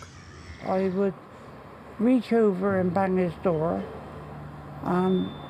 with this and put it on down there in a dish. JD is just a lovely little Jack Russell. The reason why I didn't want him to give JD food, because dog food is specially designed for dogs. On many occasions, Collins was throwing dodgy meat in the garden, and of course dogs will sniff anything out in no time. Worried for his dog's safety, Tim finally decided to have him rehoused.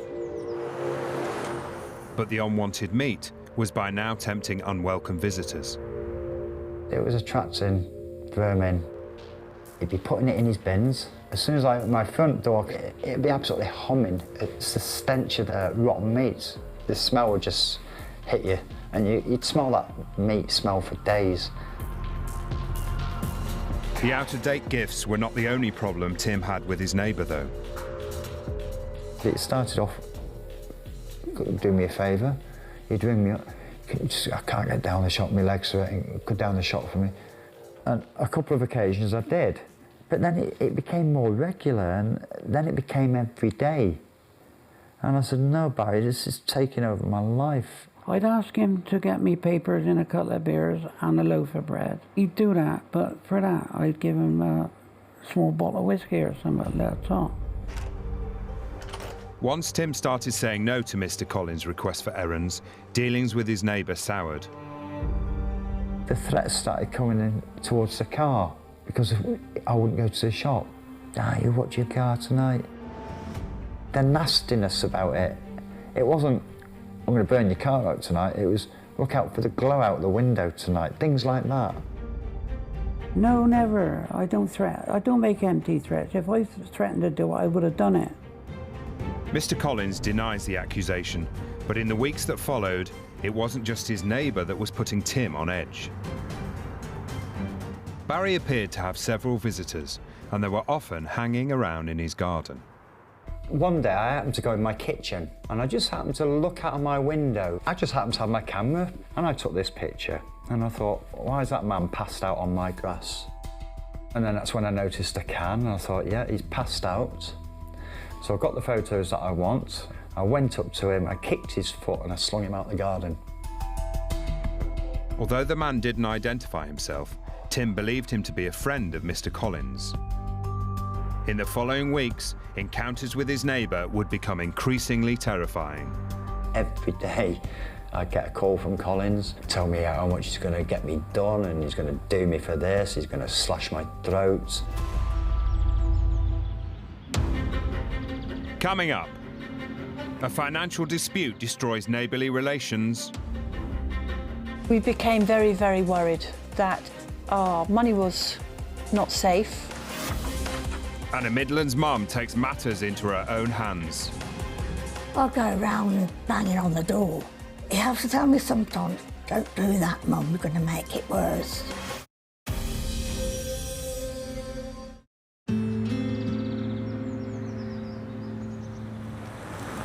Broadway, a charming village with the familiar honey glow of Cotswold stone. It was here that Peter and Angela McSweeney had chosen to enjoy their retirement. We love Broadway, we love the atmosphere, the shops, the village, and the people that live in it. It is a respectful area. Everybody likes to make their gardens look nice. Across the street, the McSweeney's neighbours, Claire and Richard Mayman, have lived in Broadway for over 20 years. This is our house that we live in, the beginning of the road. We are younger. By a long way. Yeah. And we just feel protective. We just feel that these people are vulnerable, so we just keep an extra eye and an ear out on their behalf. And also living on the same street was a family. When we first moved in, the family were very friendly. She came over socially on many, many occasions, where we used to have chats and cups of tea. Was always sort of ringing me up and saying, is everything all right? Is there anything I can do? Don't forget, you can always call on me if there's anything needs doing. We trusted each other, absolutely. It seemed the neighbours had the sort of relationship that everyone hoped for. The only child was indulged, most definitely. He didn't want for anything. He was always turned out very nicely, always got nice designery clothes. We'd often see him when he was a teenager walking up and down this road. So he had a charmed life. The son of their neighbours had left home, but returned to the close-knit community when he decided to open a cafe in the village where his parents still lived. He took on this business and we just watched him and the business work very successfully. He drove a nice car, and we thought, well, wow, this is good for him.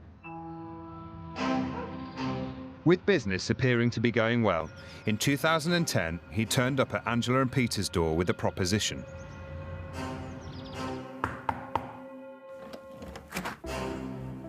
I ushered him into our lounge through here, and I invited him to sit there. He then offered his proposal. He needed the money to start up a new business in Stratford-upon-Avon. He wanted to borrow £50,000 for this new venture. The £50,000 came as quite a shock. When we were a little bit sort of hesitant over the 50,000, he assured us that he would pay it up as quickly as he possibly could. He shook hands with Peter, and then off he went.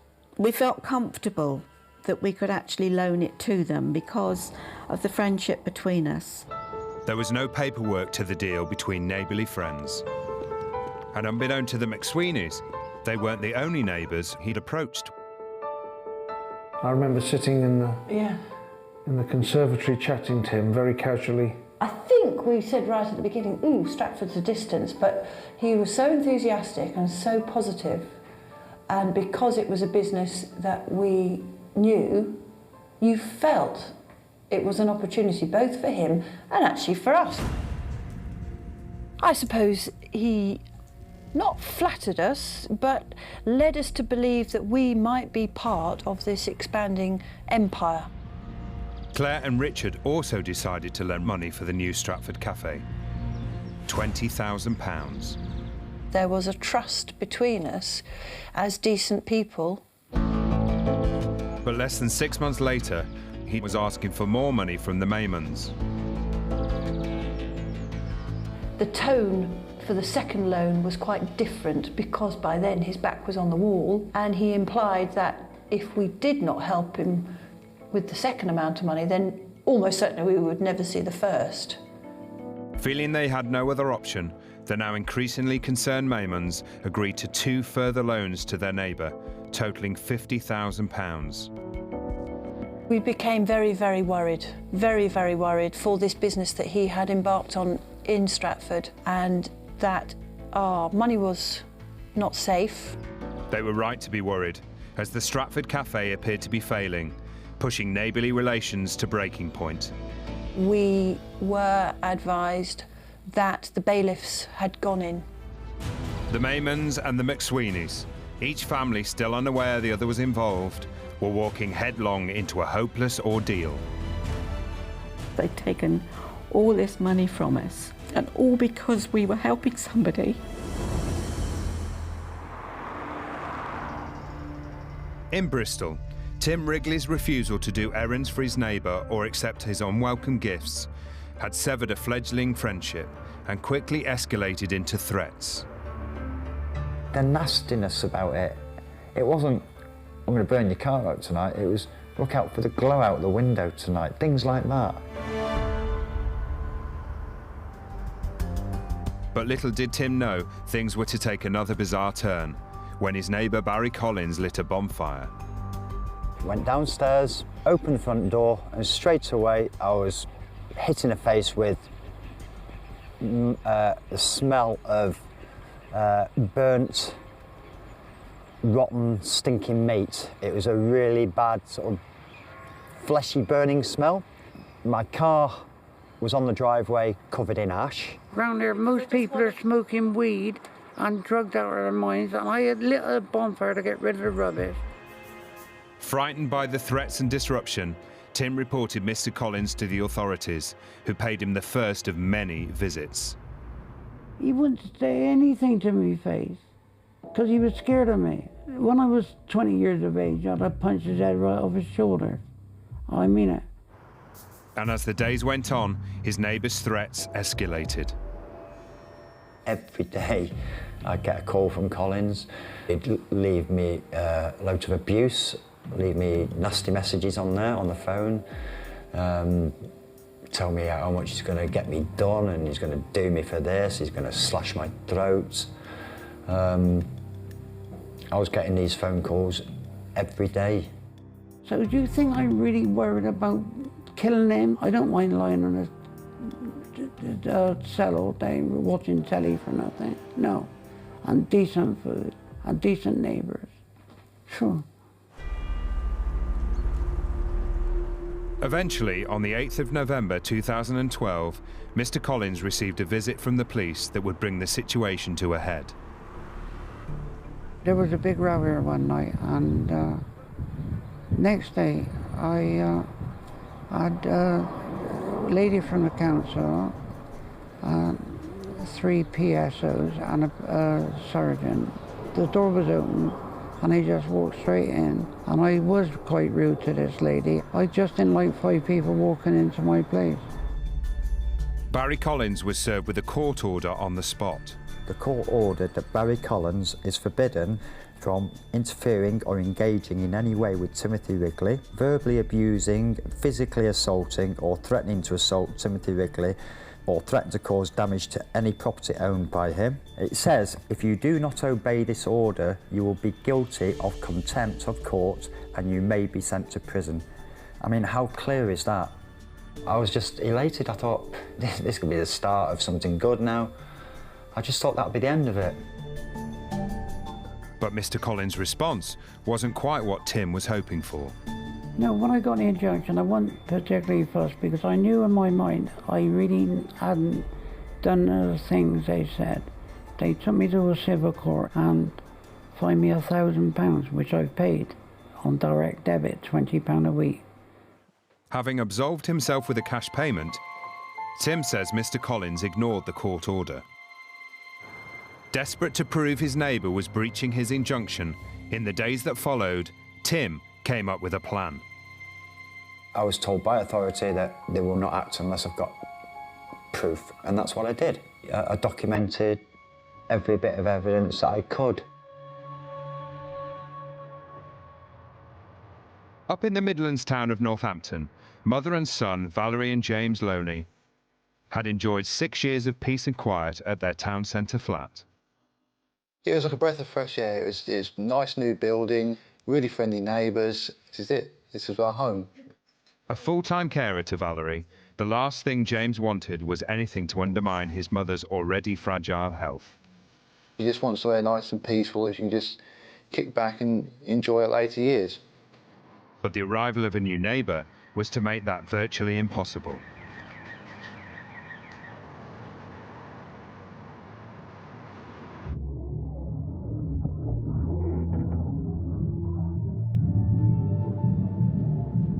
It was about 2 o'clock in the morning. I just became aware of this very, very loud pounding sound. I'll just get out, come out here just to try and locate the source of the noise. And straight away I could tell it's coming from there. It's coming from that direction.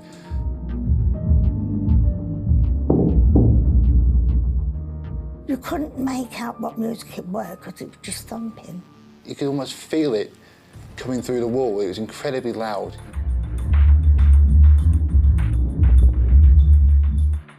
So just bang, bang, bang on the wall like so. It did eventually stop.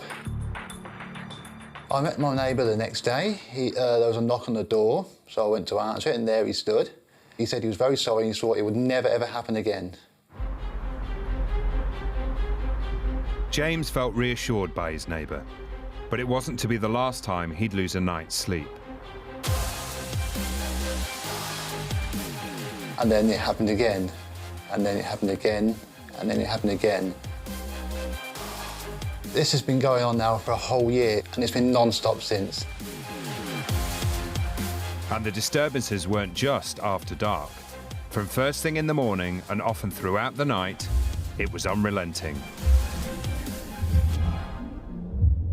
When the music starts, there is no escape from it whatsoever. You can hear it in my bedroom, you can hear it in Mum's bedroom. There is no escaping it.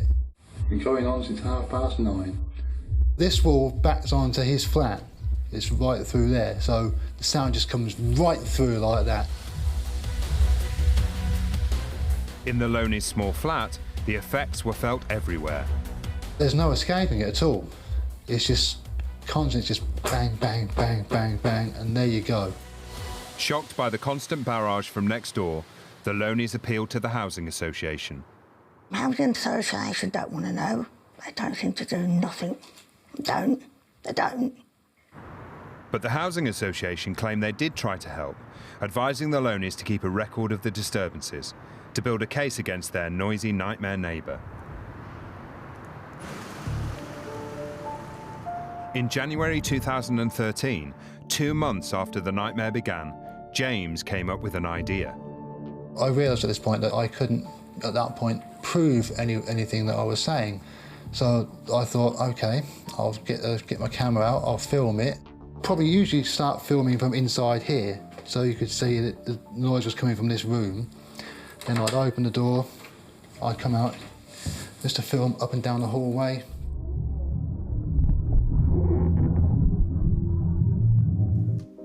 I'm going to make sure there's some action taken, so I uploaded it to a video hosting site, made it public so anyone could see it, anyone could comment on it.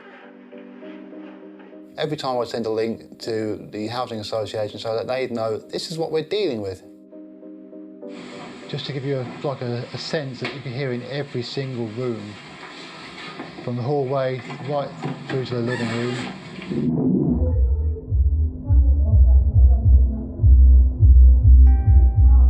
James continued to gather his evidence, but for his mother in particular, sleepless nights were taking their toll on her health.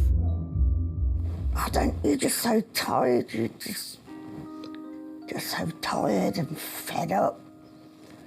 I'll go around banging on the door.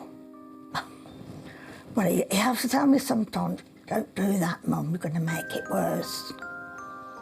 But it's hard. With the situation worsening daily, it was only a matter of time before James could take it no more. One particular night, I went to his door, I banged on his door, and he answered it. He was very angry, he said, I don't like people banging on my door. I told him, look, there are rules living here. We're told that you can be evicted for antisocial behaviour. His response was, well, you better hope I'm not evicted because I've got friends and they'll come after you. Faced with threats and with little help from official channels, James would find support in the online community. It gives you the strength to carry on and think, yeah, this isn't just a thing we should pull up with, this is something we should fight. Coming up, Barry Collins continues to unnerve his neighbour. It was every time I go out in the garden, you either get Collins or one of his friends out there trying to intimidate me. And Claire Mayman is unable to contain her resentment. I suppose all my anger was being roared out of this poor car's engine. It gave me a small relief. In the picturesque Cotswolds village of Broadway, 2 families were locked in a bitter dispute over cash they'd invested in a neighbour's failing business. His first words were, Peter, I expect you're worried about your money. And Peter said, too true I am. Having loaned £120,000 between them to the son of their neighbours and good friends for his new venture, a cafe in nearby Stratford.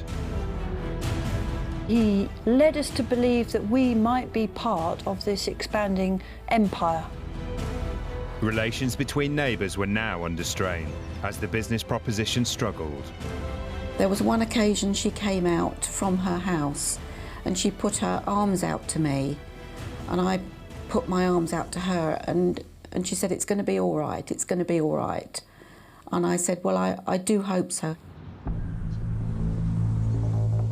With the bailiffs now banging down the cafe's door, the father paid the McSweeneys an unexpected visit. So I opened the door and he was in quite an agitated state. He said, we've got problems, we've got problems. He said, the bailiffs are in. So he said, I need some money. So I said, well, I'm sorry. I said, go and ask somebody else. I said, you're not asking me. He said, well, I don't need my cash. He said, I don't need cash. He said, oh, all I need is a credit card. And I said, well, you're certainly not getting my credit card. I was very surprised that the father came over, because it was actually the first time that we'd had any sort of conversation about the business or anything of that nature.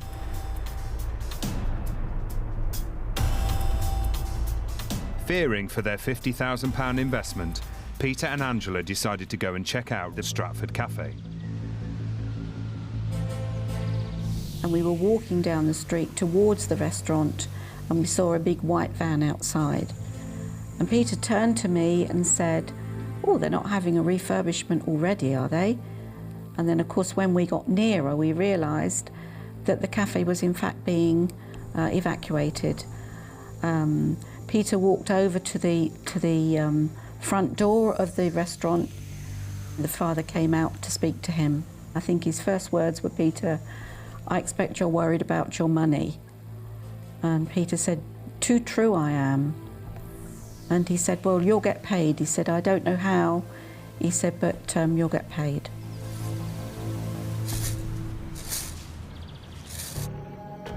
Despite his assertion, months went by and there was no sign of the money. The once friendly family were now giving their neighbours the cold shoulder. This is... Not even so much as a hello in the street. They carry on employing gardeners, shopping at Waitrose and Marks and Spencer's. They still drive the fancy car. They carry on as though nothing has changed. Although it's not the parents' debt, the neighbours hold them partly responsible. Unable to get any answers, Peter McSweeney demanded a formal meeting. They presented me with this piece of paper which had the terms of his proposal. And it was now turning into a 10-year plan. I expressed concern that I was going to be 80 years of age by the time the repayment was made. They seemed rather surprised that I was upset. And with that, the argument got rather heated. I needed to check legally to see that we had a contract, really, which was a valid one. He stood up in unison with his father. It was as though they were acting out a play. And said, if you take legal action, you'll get nothing. While the McSweeneys reeled at the gravity of the situation, over the road, the Maymans, still unaware of their neighbours' involvement, sought legal advice. The solicitor was great, just put the facts in front of us, painted a very black picture. We hadn't got legally binding documents. What chance there was of getting our money back? Minimal. I think then the realisation of what we'd got into hit home. Furious they might lose all the money they'd invested, Claire was at boiling point. One night she snapped and drove her car over to the drive.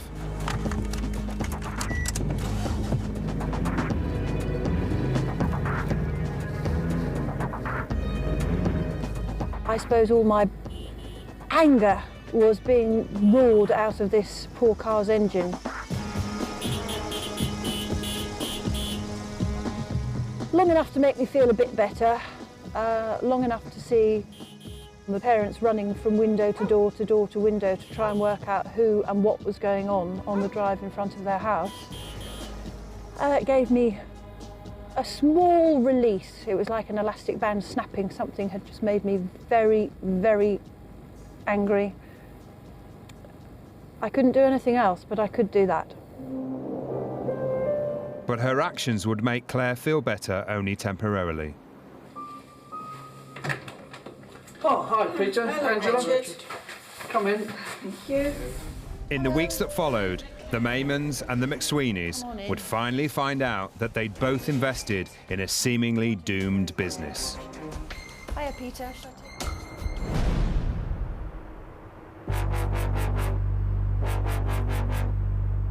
In the Midlands town of Northampton, mother and son, Valerie and James Loney, had suffered 2 months of constant noise abuse at the hands of their neighbour. When the music starts, there is no escape from it whatsoever. In a bid to get their nightmare neighbour evicted, James began to build a case by posting films of the disturbances on the internet. There you go. That was after it going on until late into the night. When I was uploading the clips, I'm just so angry.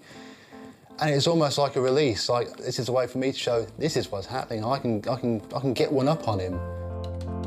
And online, James found support from others who understood exactly what a nightmare he was going through. It's just reassuring to know that other people feel the same way. It gives you the strength to carry on and think, yeah, this isn't just a thing we should put up with, this is something we should fight. And I've started noticing now that suddenly there are very similar videos appearing along the related links side, and that's very heartening to see that maybe other people are having the same idea. Despite finding support online, James still didn't have enough evidence to get his nightmare neighbour evicted. And things next door were getting more out of control. One particular night, it was just driven to such an extent that we couldn't do anything about it, so the only thing we could think to do was to call the police. We've just contacted the police. They're giving us an incident number. Just have to see how it goes. But they were telling us that they can't come out to deal with problems like this. It's got to a stage now.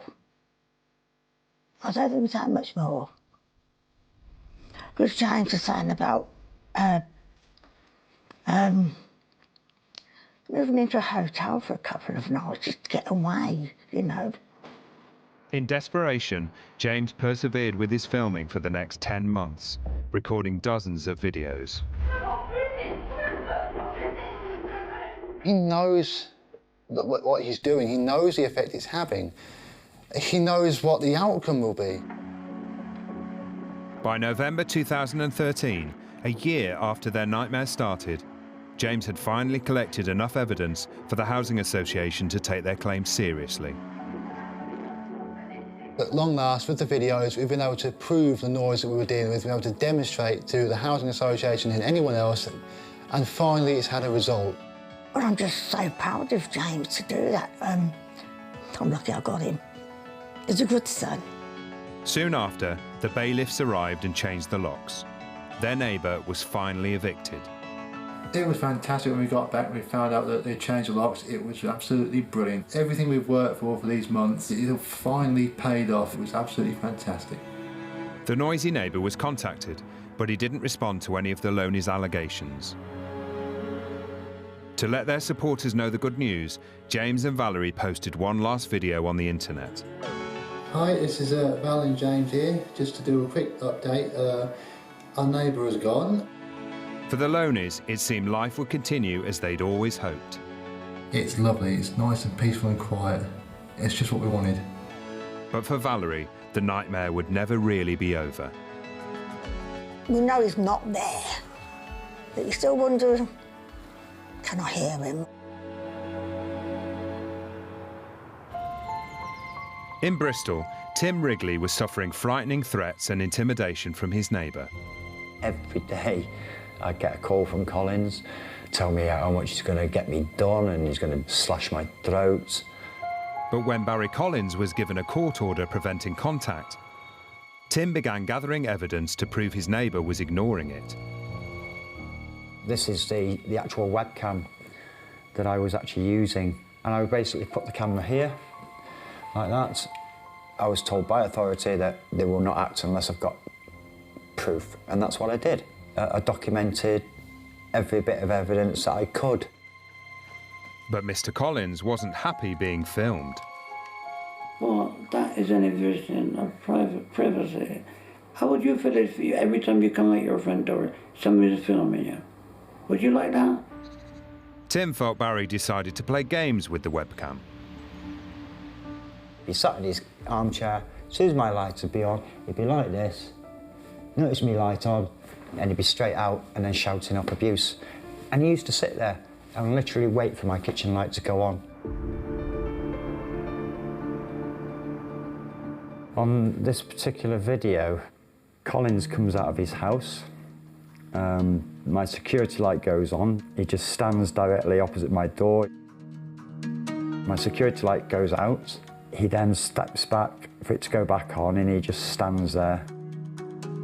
He's now walking away off up the path. And then he's gone for a couple of minutes. He comes back down the path, walks under my security lights, and then he walks back into his own house.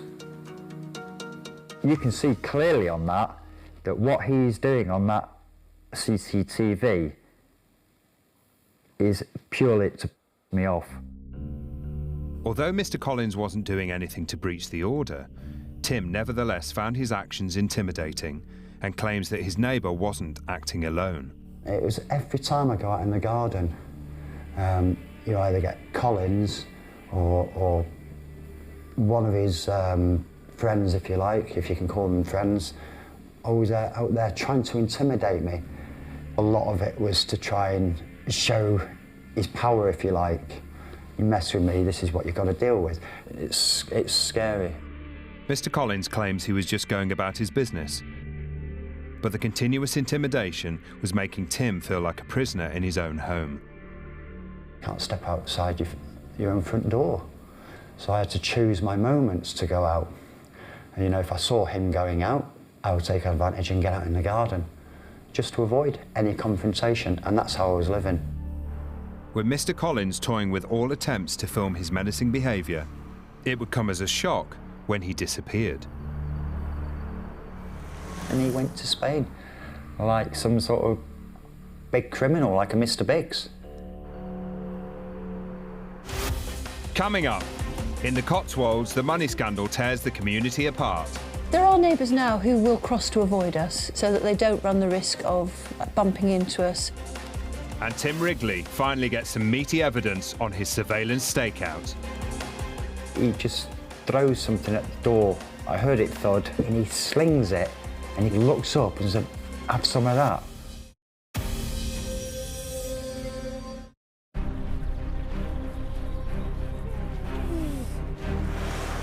In the Cotswolds village of Broadway, two families were facing the possibility of losing the £120,000 they'd invested in their neighbour's failing cafe.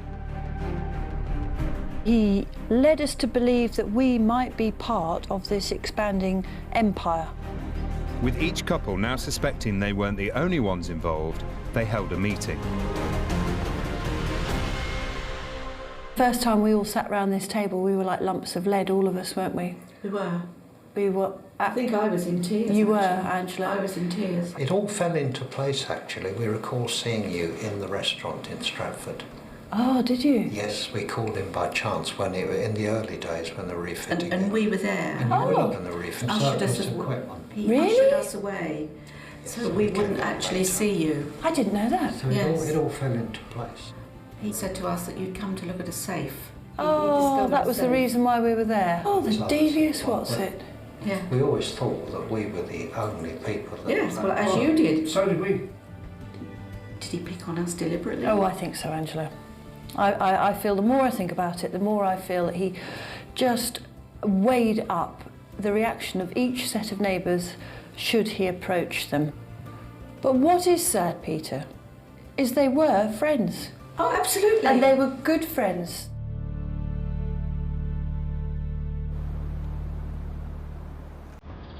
In total, the Maymans and the McSweeneys had loaned the son £120,000. In March 2013, he declared himself bankrupt. Concerned he might still approach new neighbours on the street for money, Claire sent out a warning letter.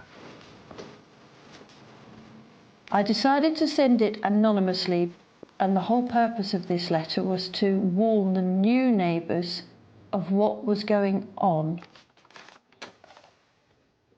Dear neighbour, they are now a self-declared bankrupt. All of our monies are lost. This letter comes to you for information, but more importantly, as a warning that they may, in desperation, approach you for money. Their neighbour wrote a response, defending his actions. His reply was that at no point was anyone abused. And to say there was lack of remorse or regret is simply untrue. I was extremely annoyed when I read it because at no time did he imply shame of what he's done or offer any real apologies for what he'd put us through.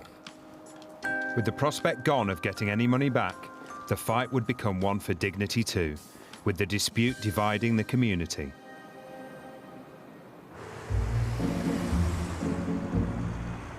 There are rumours and gossip and whispers and this happened, that happened, this was said, that was said. Their neighbours even put their house on the market. We have been told that certain neighbours believe that we personally have put pressure for the house to be sold. That is not true. There are neighbours now who will cross to avoid us, neighbours who would have walked up and down now drive up and down so that they don't run the risk of bumping into us. Since the bankruptcy, ownership of the Broadway Cafe appeared to pass to family friends, enabling the son of their neighbours to continue working there as manager. This was a constant reminder to his neighbours of their loss. Come on, we better hurry, otherwise they'll be gone. Richard and Peter want answers. At the moment, communications have broken down and they want to know where they stand. Hi, Zach. Yeah, good luck to you, Richard. Can we have a few words with you, please? Just wanted to take the opportunity of asking her, and as you can see, she doesn't want to talk. The son and his parents were contacted to give their version of events, but they never responded. Life in Broadway goes on, but it is no longer the place it used to be. What they have done is wrong, totally immoral. They have no shame. They've taken all this money from us, and all because we thought we were helping somebody. In total, the families had given the son £120,000. To date, he has returned just under £13,500 of their money. In Bristol, pensioner Barry Collins' bizarre attempt to make friends with his neighbour had resulted in unwanted gifts. Every sort of 2 or 3 days, you're having sort of meat pushed on you. And terrifying threats. Tell me how much it's going to get me done, going to slash my throat. Despite a court order being issued against his neighbour, the situation hadn't changed for Tim Wrigley. There was only one way to prove Mr. Collins was breaching his court order, and after weeks of filming, Tim finally captured something that would prove vital to his case.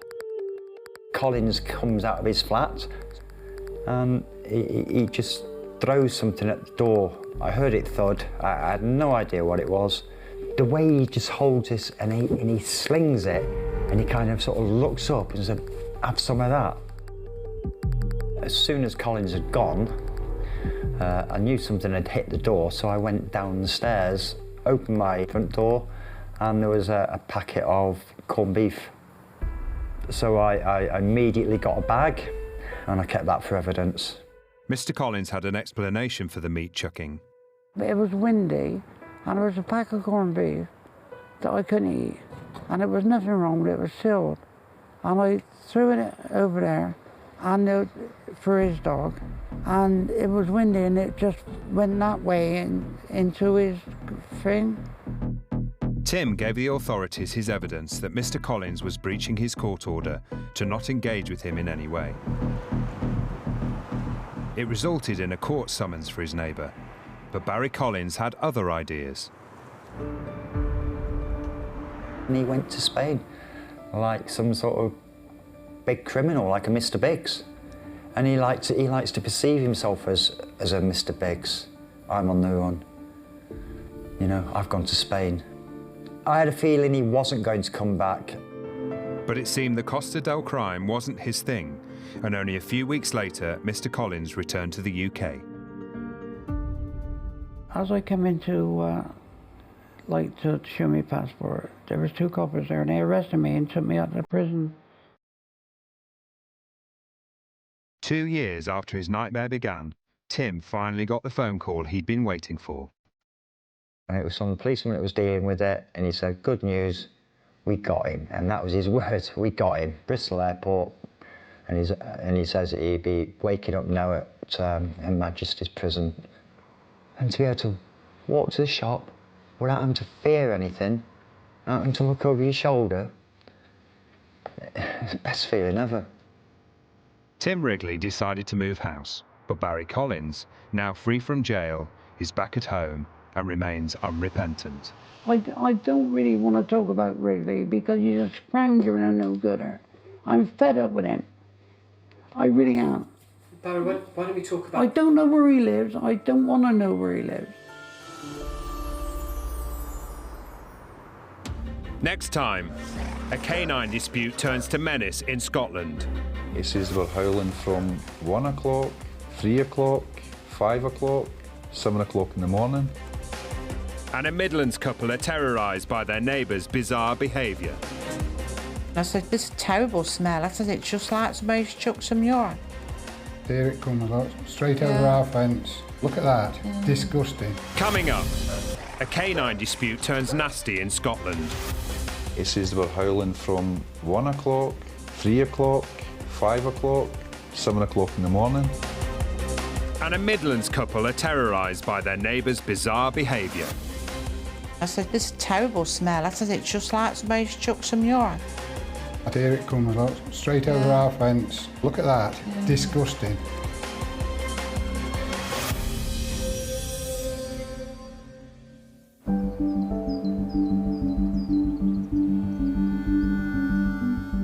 In rural Leicestershire, back in 2003, neighbours in one quiet cul-de-sac enjoyed a tranquil and simple life.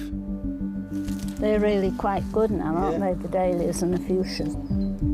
3 families, the Walns, the Pollards and the Elliots, had become good friends. You've got to get that out. You've got to make the known them. You know, good neighbours, good friends again, and the kind of neighbours that you want. Next to the Pollards and across from the Walns lived another man. We've never been the perfect neighbour, but it was a reasonable neighbour. He went to work and we went to work. It wasn't somebody who'd invite you to go round and have a cup of tea with him or a pint of beer or anything like that, but it was reasonable, you could live with him. But when their neighbour, a carpenter by trade, began spending more and more time at home, things began to change for the worse. It was always the 2-finger salute. we thought this was funny. We just ignored it, but it went on and on. I've seen him in the garden when it can be really calm, and then the next thing, it's just like the balloon's gone up. He's shouting and ranting and raving. As long as you kept out his way, then things were okay. Although the neighbours tried to live peacefully side by side, as the weeks went by, it wasn't just his rude behaviour that upset them. He'd bring these pallets and he'd pile them all up on his drive. So when I'm looking out my lounge window, all I'm looking at is these piles of pallets and waste wood. It was like a wood yard. It looked to the Pollards like their next-door neighbour had started a wood recycling business. The noise it's like a sawmill going really. He's got a power saw. It's just going all the time. Well, the noise is so bad that we can't sit in the lounge. We have to go into the kitchen or we have to go out. A lot of the time we would spend 4 hours a day out of the bungalow. After putting up with the noise for several weeks, in an attempt to stop him, the neighbours reported him to the council for running an illegal business. They just said that as far as they was concerned, it was a hobby. We were absolutely flabbergasted. We could not see how they could class it as a hobby when we had lorry loads and van loads of wood coming and going. The residents weren't prepared to accept the decision, though. In order to prove how big an issue the recycling was, Michael Pollard dusted off his family camera to play detective. It was accepting a load of scrap pallets. I'd sit in the car, I could take pictures of him. I'm you're putting yourself on the line. But nevertheless, I felt I had to do it. If we were going to get a resolution to the problem, then evidence had got to be gathered. Over the next 4 years, Mr. Pollard took countless photos and the case grew. Their neighbour was aware the three families were watching him, but to their horror, one weekend did something quite unexpected.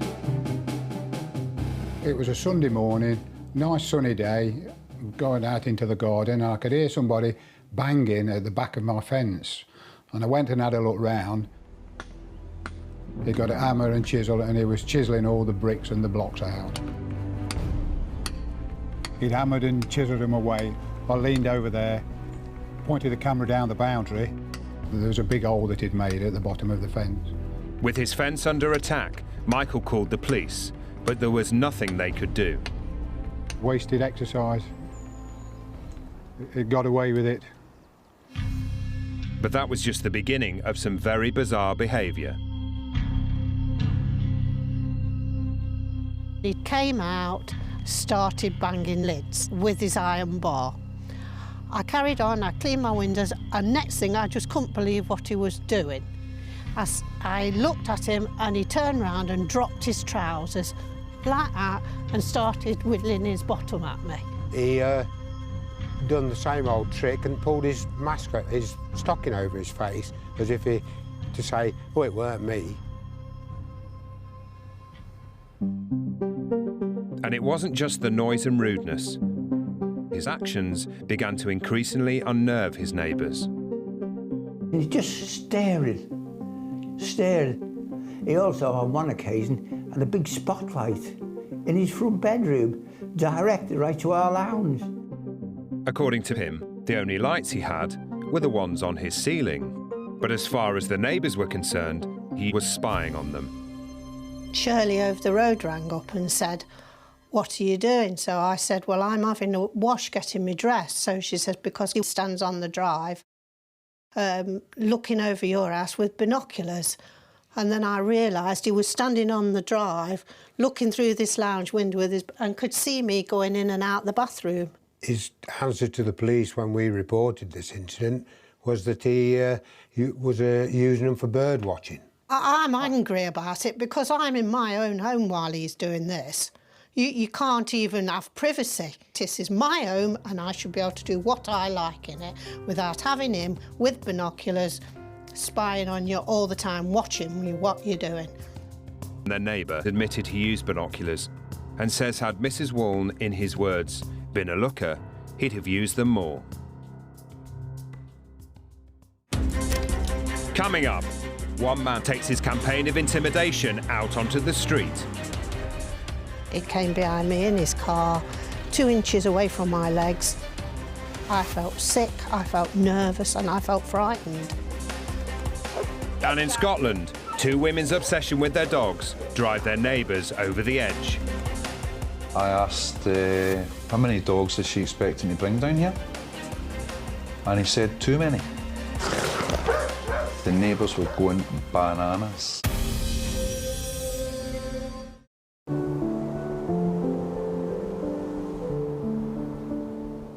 The west coast of Scotland, all rugged peaks and wild coastline.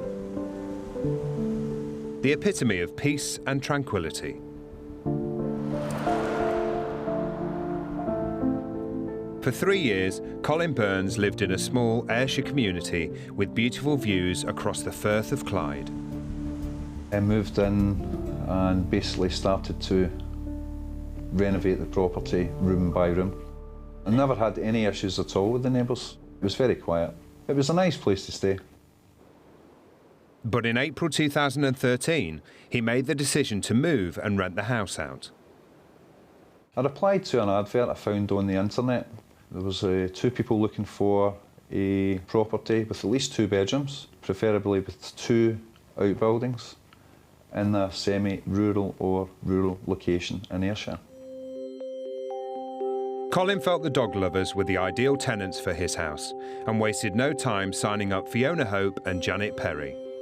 He let his neighbours know about their imminent arrival to the community.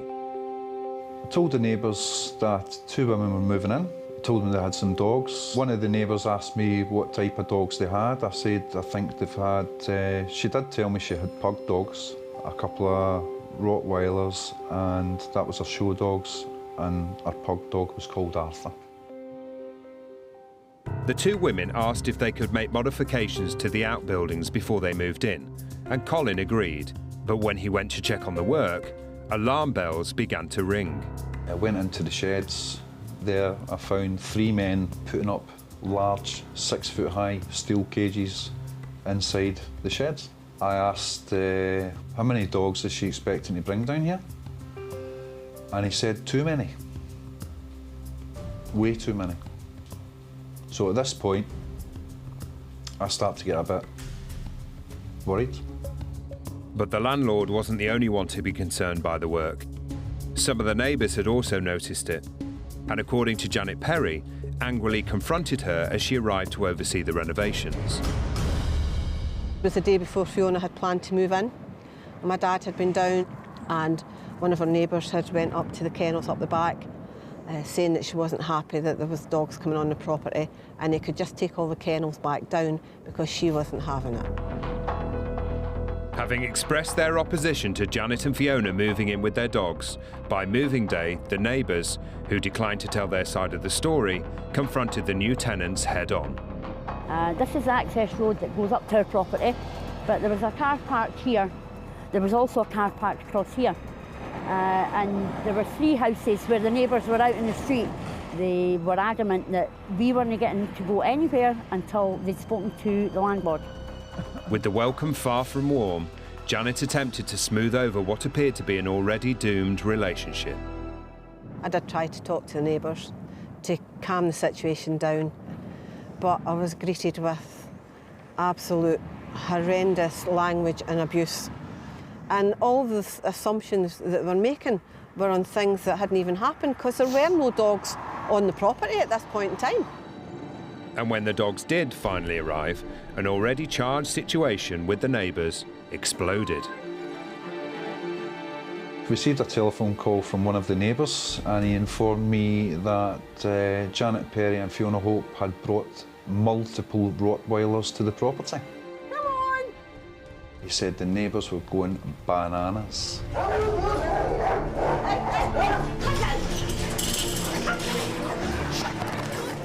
Guys, enough! Settle down! Settle down! With 22 dogs, including powerful breeds, there were clearly more than the couple of Rottweilers and a few pugs Colin had told the neighbours about. Kenzie and Seamus, this is Eddie and Patsy and Riker, and this little girl on her own is Georgia. For these 2 women, their dogs are their lives. When I met Janet, I met her at a dog show.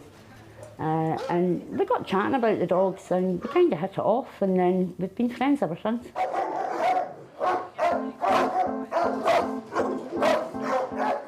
The women have bred dogs for over 25 years. They place the canines in their care above anything else. I would feed and care for my dogs before I would feed and care for myself. That sounds really eccentric, and I suppose we could be classed as being eccentric. I'm particular. I'm not eccentric. I'm just particular. And Janet and Fiona are so crazy about their dogs, they even hold on to them when they've departed for a better place. These are urns with dogs' ashes in them. These ones are all the Roddisses. All the wooden ones are the Roddisses. This one here was a little mongrel we adopted a few years ago that nobody wanted. We found them wandering the streets. So we keep them all. It is my intentions when I go that they go with me. They'll go in the heck of a big coffin, but they'll go in the coffin and go with me, hopefully. Oh, Riker, that's just not attractive. They'd been in the property less than 24 hours, but it was already clear Janet and Fiona's relationship with their neighbours wasn't going to be an easy one. And after a first sleepless night, the neighbours wasted no time in making their complaints heard to landlord Colin. Received a telephone call from one of the neighbours. He says they were howling from 12 o'clock, 1 o'clock, 3 o'clock, 5 o'clock, 7 o'clock in the morning. But little did Colin know, this was just the start of a 6-month battle ahead, and he would be at the centre of it.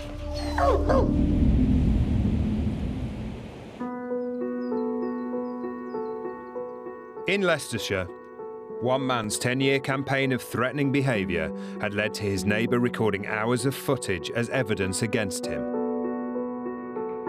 All the problems that we had were taking over our daily life. We couldn't relax or think about anything else.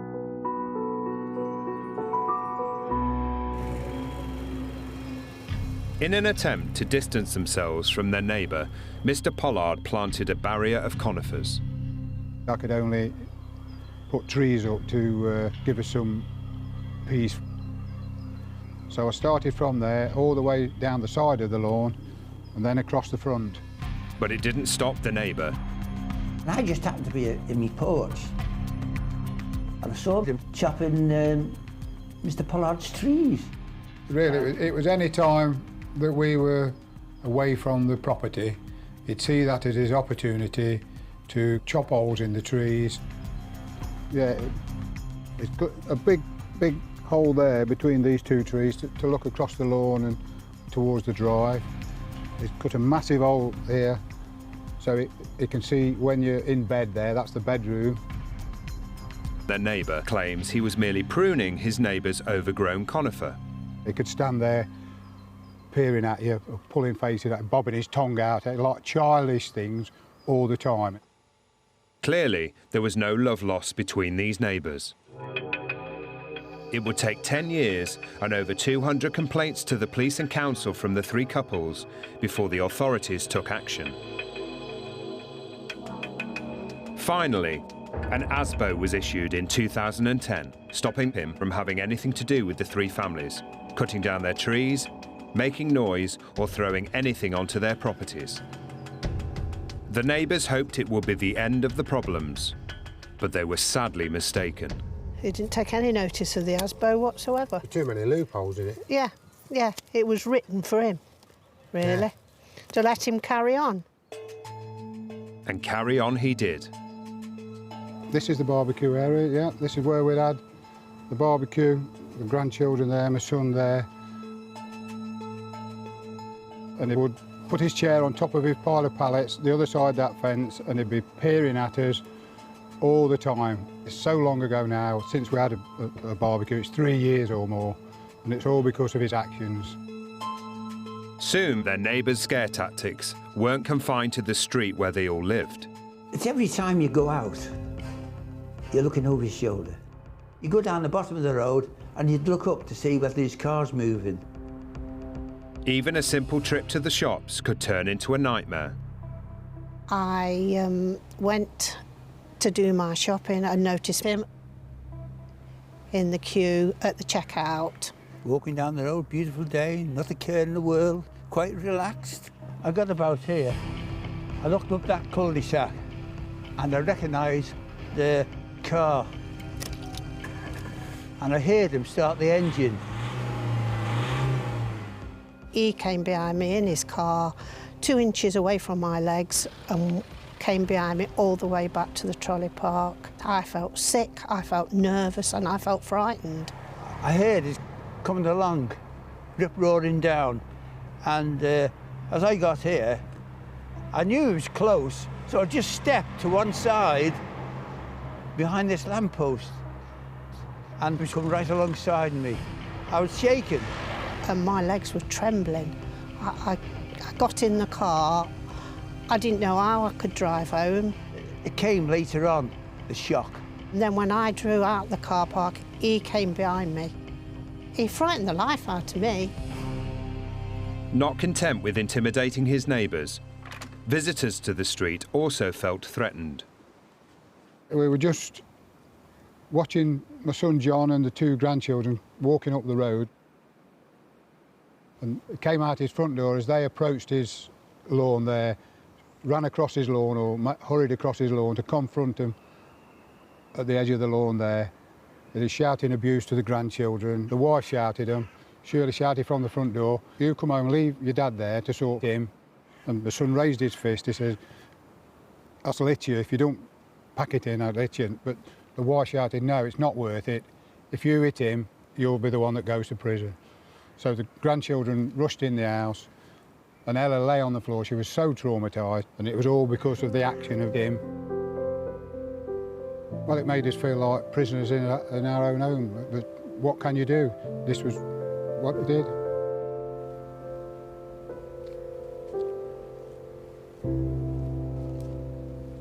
By now, the Pollards and the other neighbours' relationship with their nightmare neighbour had reached rock bottom. But they had no idea that things were about to get even worse. Coming up, in Leicestershire, the nightmare neighbour continues his campaign of intimidation. Here it comes, look, straight over our fence. Look at that, disgusting. And troubles brewing in Scotland as the conflict escalates.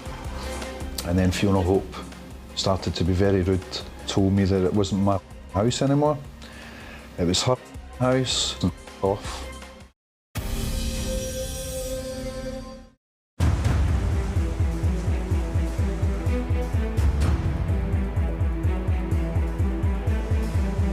Up in Western Scotland, in a small Ayrshire community, a noise dispute had residents complaining. They were howling from 1 o'clock, 3 o'clock, 5 o'clock, 7 o'clock in the morning. The complaints of constant barking from a 22-strong pack of dogs had resulted in warfare between Janet Hope, Fiona Perry and their neighbours. This is what you get. This is what you get. This is what we have to put up with on a regular basis.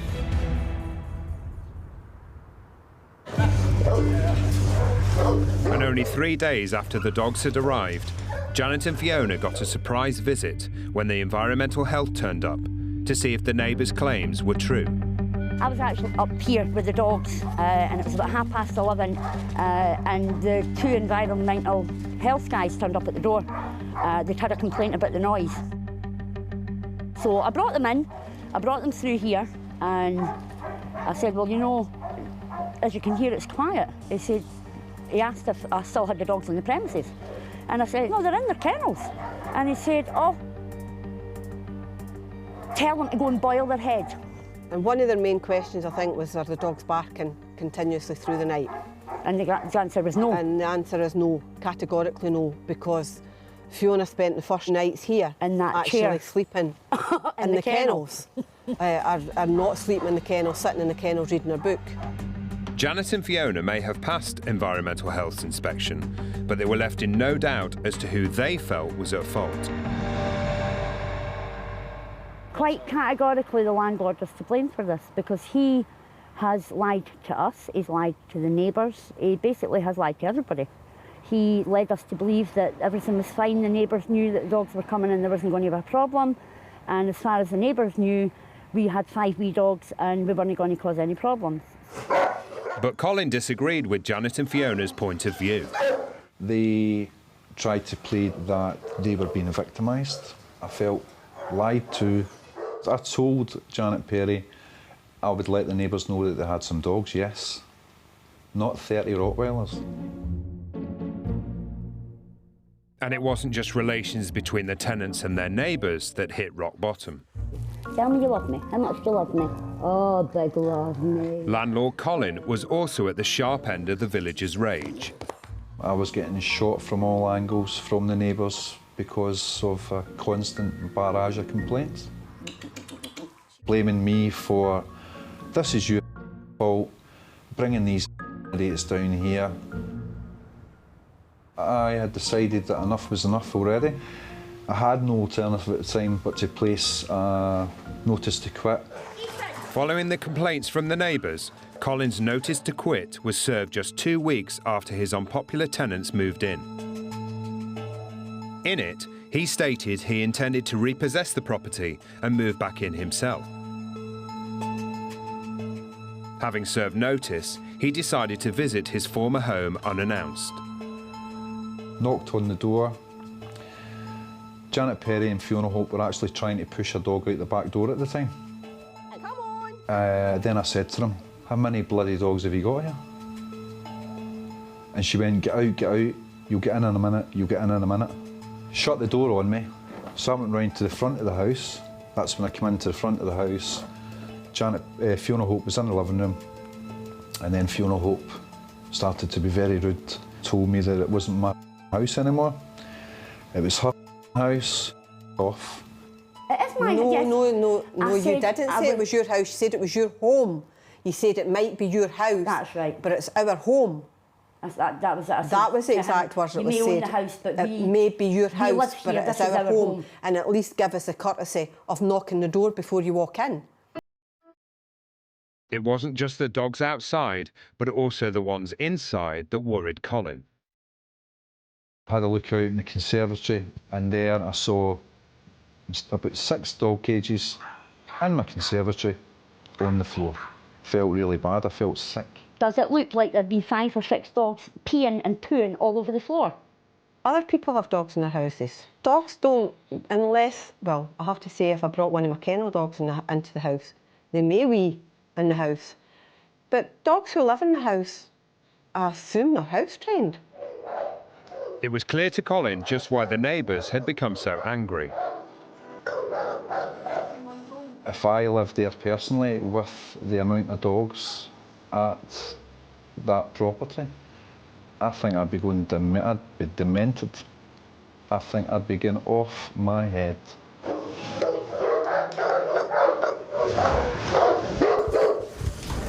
For Colin, it wasn't just the noise of the dogs that was clearly a problem.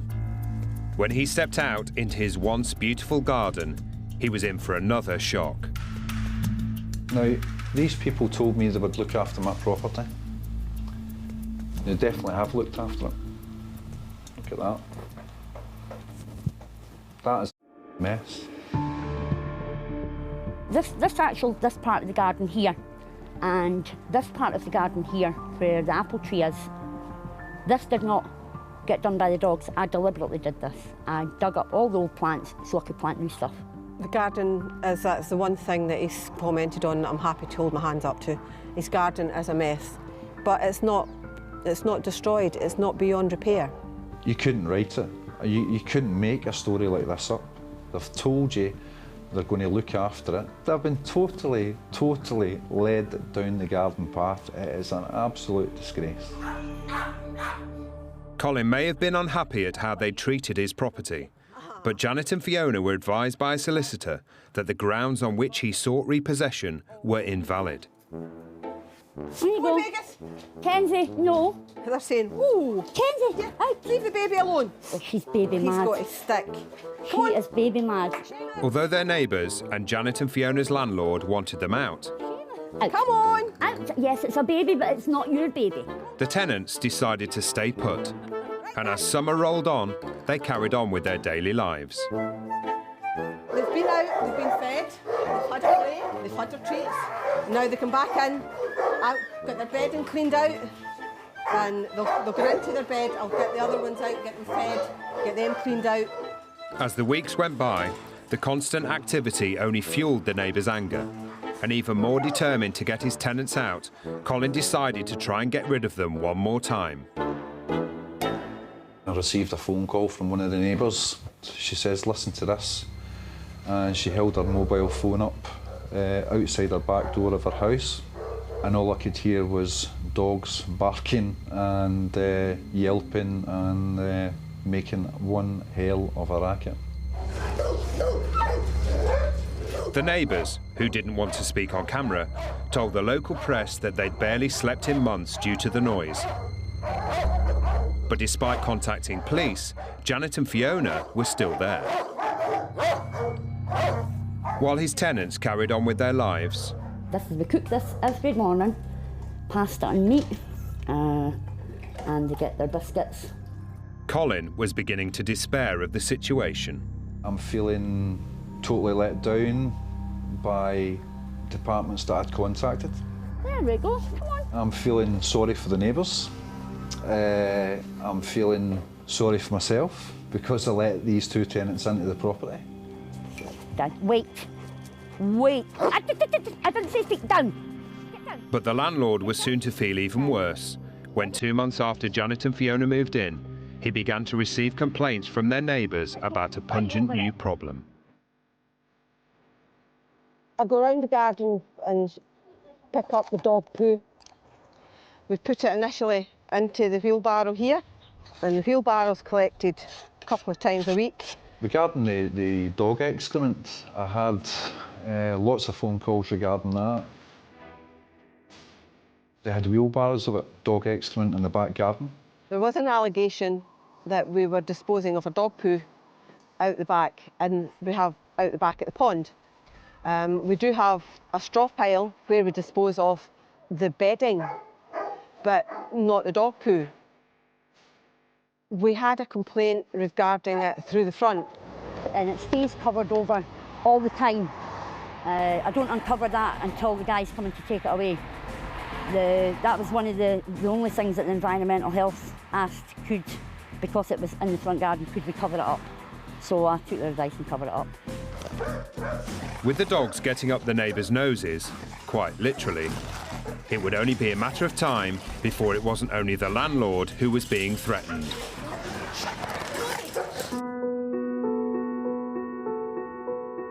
In Leicestershire, one man's 10-year campaign of threatening behaviour had led to his neighbour recording hours of footage as evidence against him.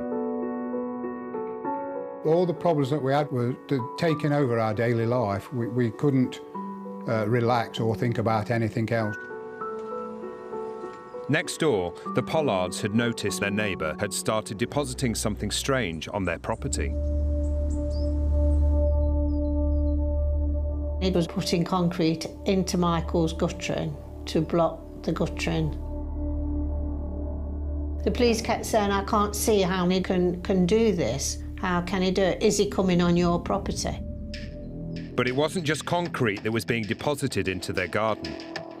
Their neighbour had created another rather unsavoury concoction. I went out the back door and I said, God, there's a terrible smell. I said, it's just like somebody's chucked some urine over on the garden. I said, have you spilled something? Because I weren't sure that it were that. And he said, no, I've not been out yet. So I said, well, there's something not very nice on the back garden. It would later become clear to the Pollards their neighbour had made a mixture of human excrement, urine and motor oil and was throwing it into his neighbour's garden. It used to come down onto the capping on the wall, onto the lawn, onto my bin, down the fence there, along that wall there, and then it used to splash along the footpath for about 3 metres down the path. I think it did it because, well, this is our bedroom, and it's also an area where the grandchildren play. They'll come down here on the scooter or the bike and come round the bungalow and go round and round, you see. So he did it, I think, for one reason, to try and stop them doing that. Well, enjoying life, really, enjoying being a child. It seemed to be a problem to him. The police just said, well, did you see him do it? Have you got any witnesses? And of course they hadn't. Extreme behaviour required the neighbours to fight back. Michael Pollard was determined to catch their neighbour in the act. We've known what he's been doing over the years, but every time he got away with it, a lack of evidence, insufficient evidence, and I decided to put some quality 24-hour surveillance CCTV camera that would record it in sufficient detail that you could recognise who was doing it. And I decided to put it in when it was not present. Constantly looking over the road to see if it came back up the road. I said he could come back any time. But as it were, he didn't, so he managed to put the camera up. And I said, well, is it going to be worth it? But it was well worthwhile. Just a week later, Michael captured some shocking evidence. The evil neighbour. So what's he looking for? He's looking for something, and he's looking for something to step on. There's our fence, and that's there off his wood pile. Now he stands up, looks over, the coast is clear, Bucket's in his hand, look. Watch out, here it comes, look. Straight over our fence. Look at that. Disgusting. He's going back for another load.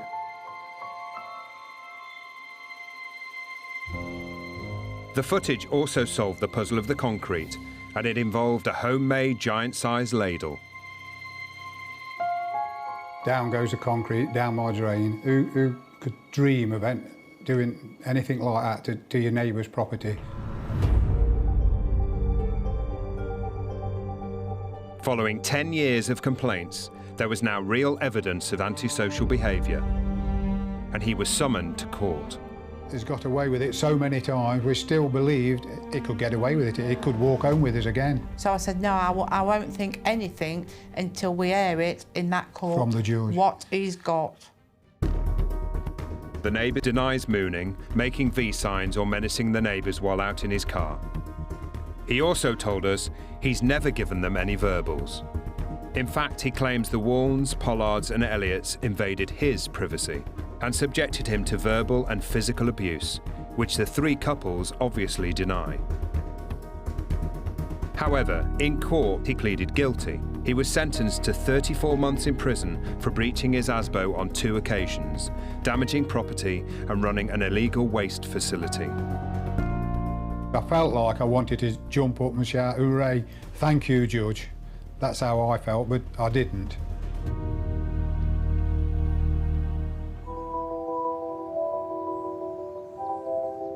So once again, peace reigns in the neighbourhood. Just to be able to be free, that's how I feel, free.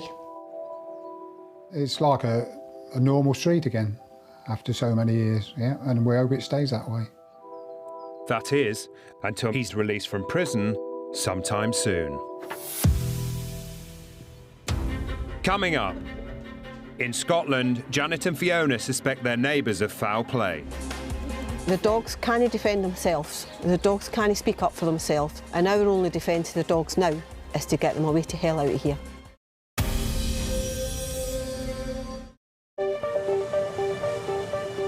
Up in Ayrshire, war had broken out from the very moment new residents Janet Hope and Fiona Perry arrived.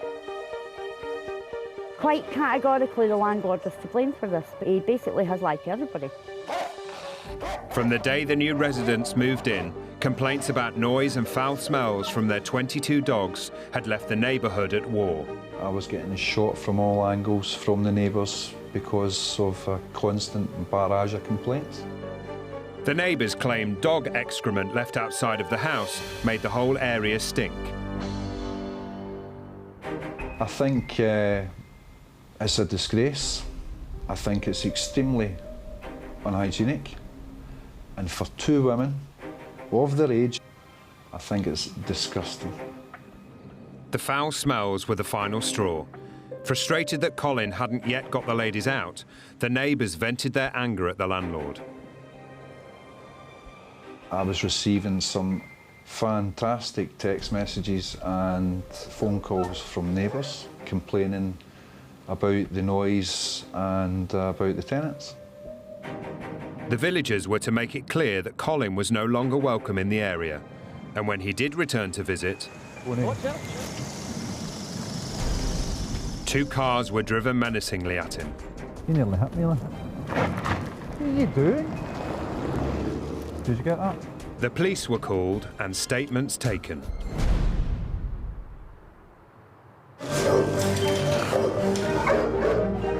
Despite his previous attempt to get rid of his tenants failing, landlord Colin was determined to get them out, and in September 2013 he served a second notice to quit.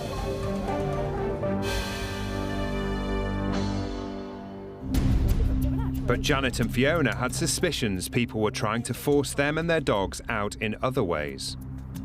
There was some raw meat lying just in here, at the corner. I've got a picture of it, you can have a wee look at. Now this actually, I found this really scary because over the 3 months previous we'd had several threats to actually poison the dogs. Now believing themselves and their dogs to be in danger, and with a notice to quit hanging over them, Janet and Fiona had had enough. I think it was the last of a long line of incidents. The dogs can't defend themselves. The dogs can't speak up for themselves. The dogs can't come to the door and say, "Mum, that person's trying to give us something not very nice." We have to defend the dogs. They can't do it. And our only defence of the dogs now is to get them away to hell out of here.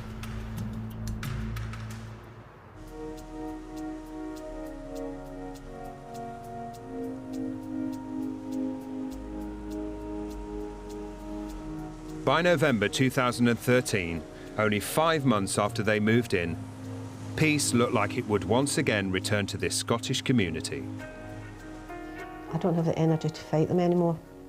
I'm absolutely exhausted. Janet and Fiona decided to move their lives on, but were still feeling like victims. This having to sort everything out again and put everything back in boxes and transport it to somewhere else, it's a huge undertaking. The thought of people would treat me like this is just horrific. If I'm a neighbour for hell, I'm certainly not the only one in this block to be a neighbour for hell. I know if they be bluntly honest, they cannot say that I have stood and I have threatened them or shouted at them or sworn at them or done anything that would justify them calling me a neighbour for hell.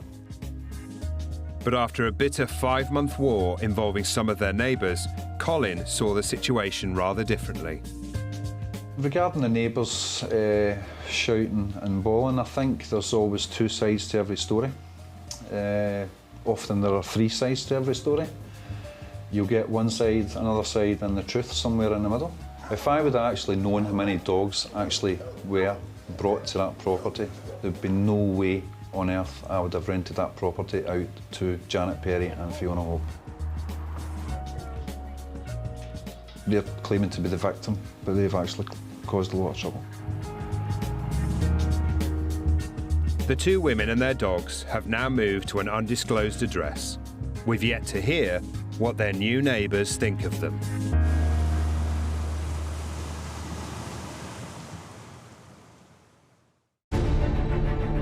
Across the UK, it seems there are plenty of us involved in some sort of dispute with our neighbours. There are neighbours now who will cross to avoid us, neighbours who would have walked up and down now drive up and down so that they don't run the risk of bumping into us. There wasn't a load of aggravation from day one, it was just incidents started building up over a period of time. It can be anything from complaints about noise. I stood here, she was stood at a door, and I says to her, "Can you stop banging? You've knocked the light fitting down." She looked at me, she goes, "Kids, what do you expect?" And she slammed the door, and as she did so, she shouted, "Off." It could go on while 10, 11, 12, sometimes beyond midnight. You couldn't sleep. To never-ending building work. It makes me feel totally claustrophobic, and I literally feel like the walls are coming in on me. When I saw the plans for the basement, it stated that it was going to be a laundry area. And when I spoke to one of the contractors, he said, "Oh no, darling, it's a cinema." Problems with neighbours obsessed by animals. Our pets are more important than our neighbours. Our pets are like a family to us. And you're like, there it goes again. And you can't get away from it. I think badgers were a greater priority to me than being part of the community. Or even disagreements over money. They'd taken all this money from us, and all because we thought we were helping somebody. Some disputes can get menacing and nasty. He'd got his spade, and the next minute I knew it had hit me on the arm. He was coming up the drive here with blood all over his arm, and it was dripping onto the drive here. I'm not saying it's right to retaliate, but there's only so much abuse anybody can take before they reach their breaking point. She just punched me in the face, and I just got really angry. He's threatened to blow our house up. He's threatened to put bricks through our window. Many neighbours desperately try to stand their ground. We're spying on people, we're getting evidence. I told them both to get off my property and stay off my property. In the end, though, most will get resolved. And he gave me an out-of-court settlement of £30,000 in damages and £7,500 in legal costs. We got him in the end. We got him in the end. But there are some who are still stuck with their nightmare neighbour next door.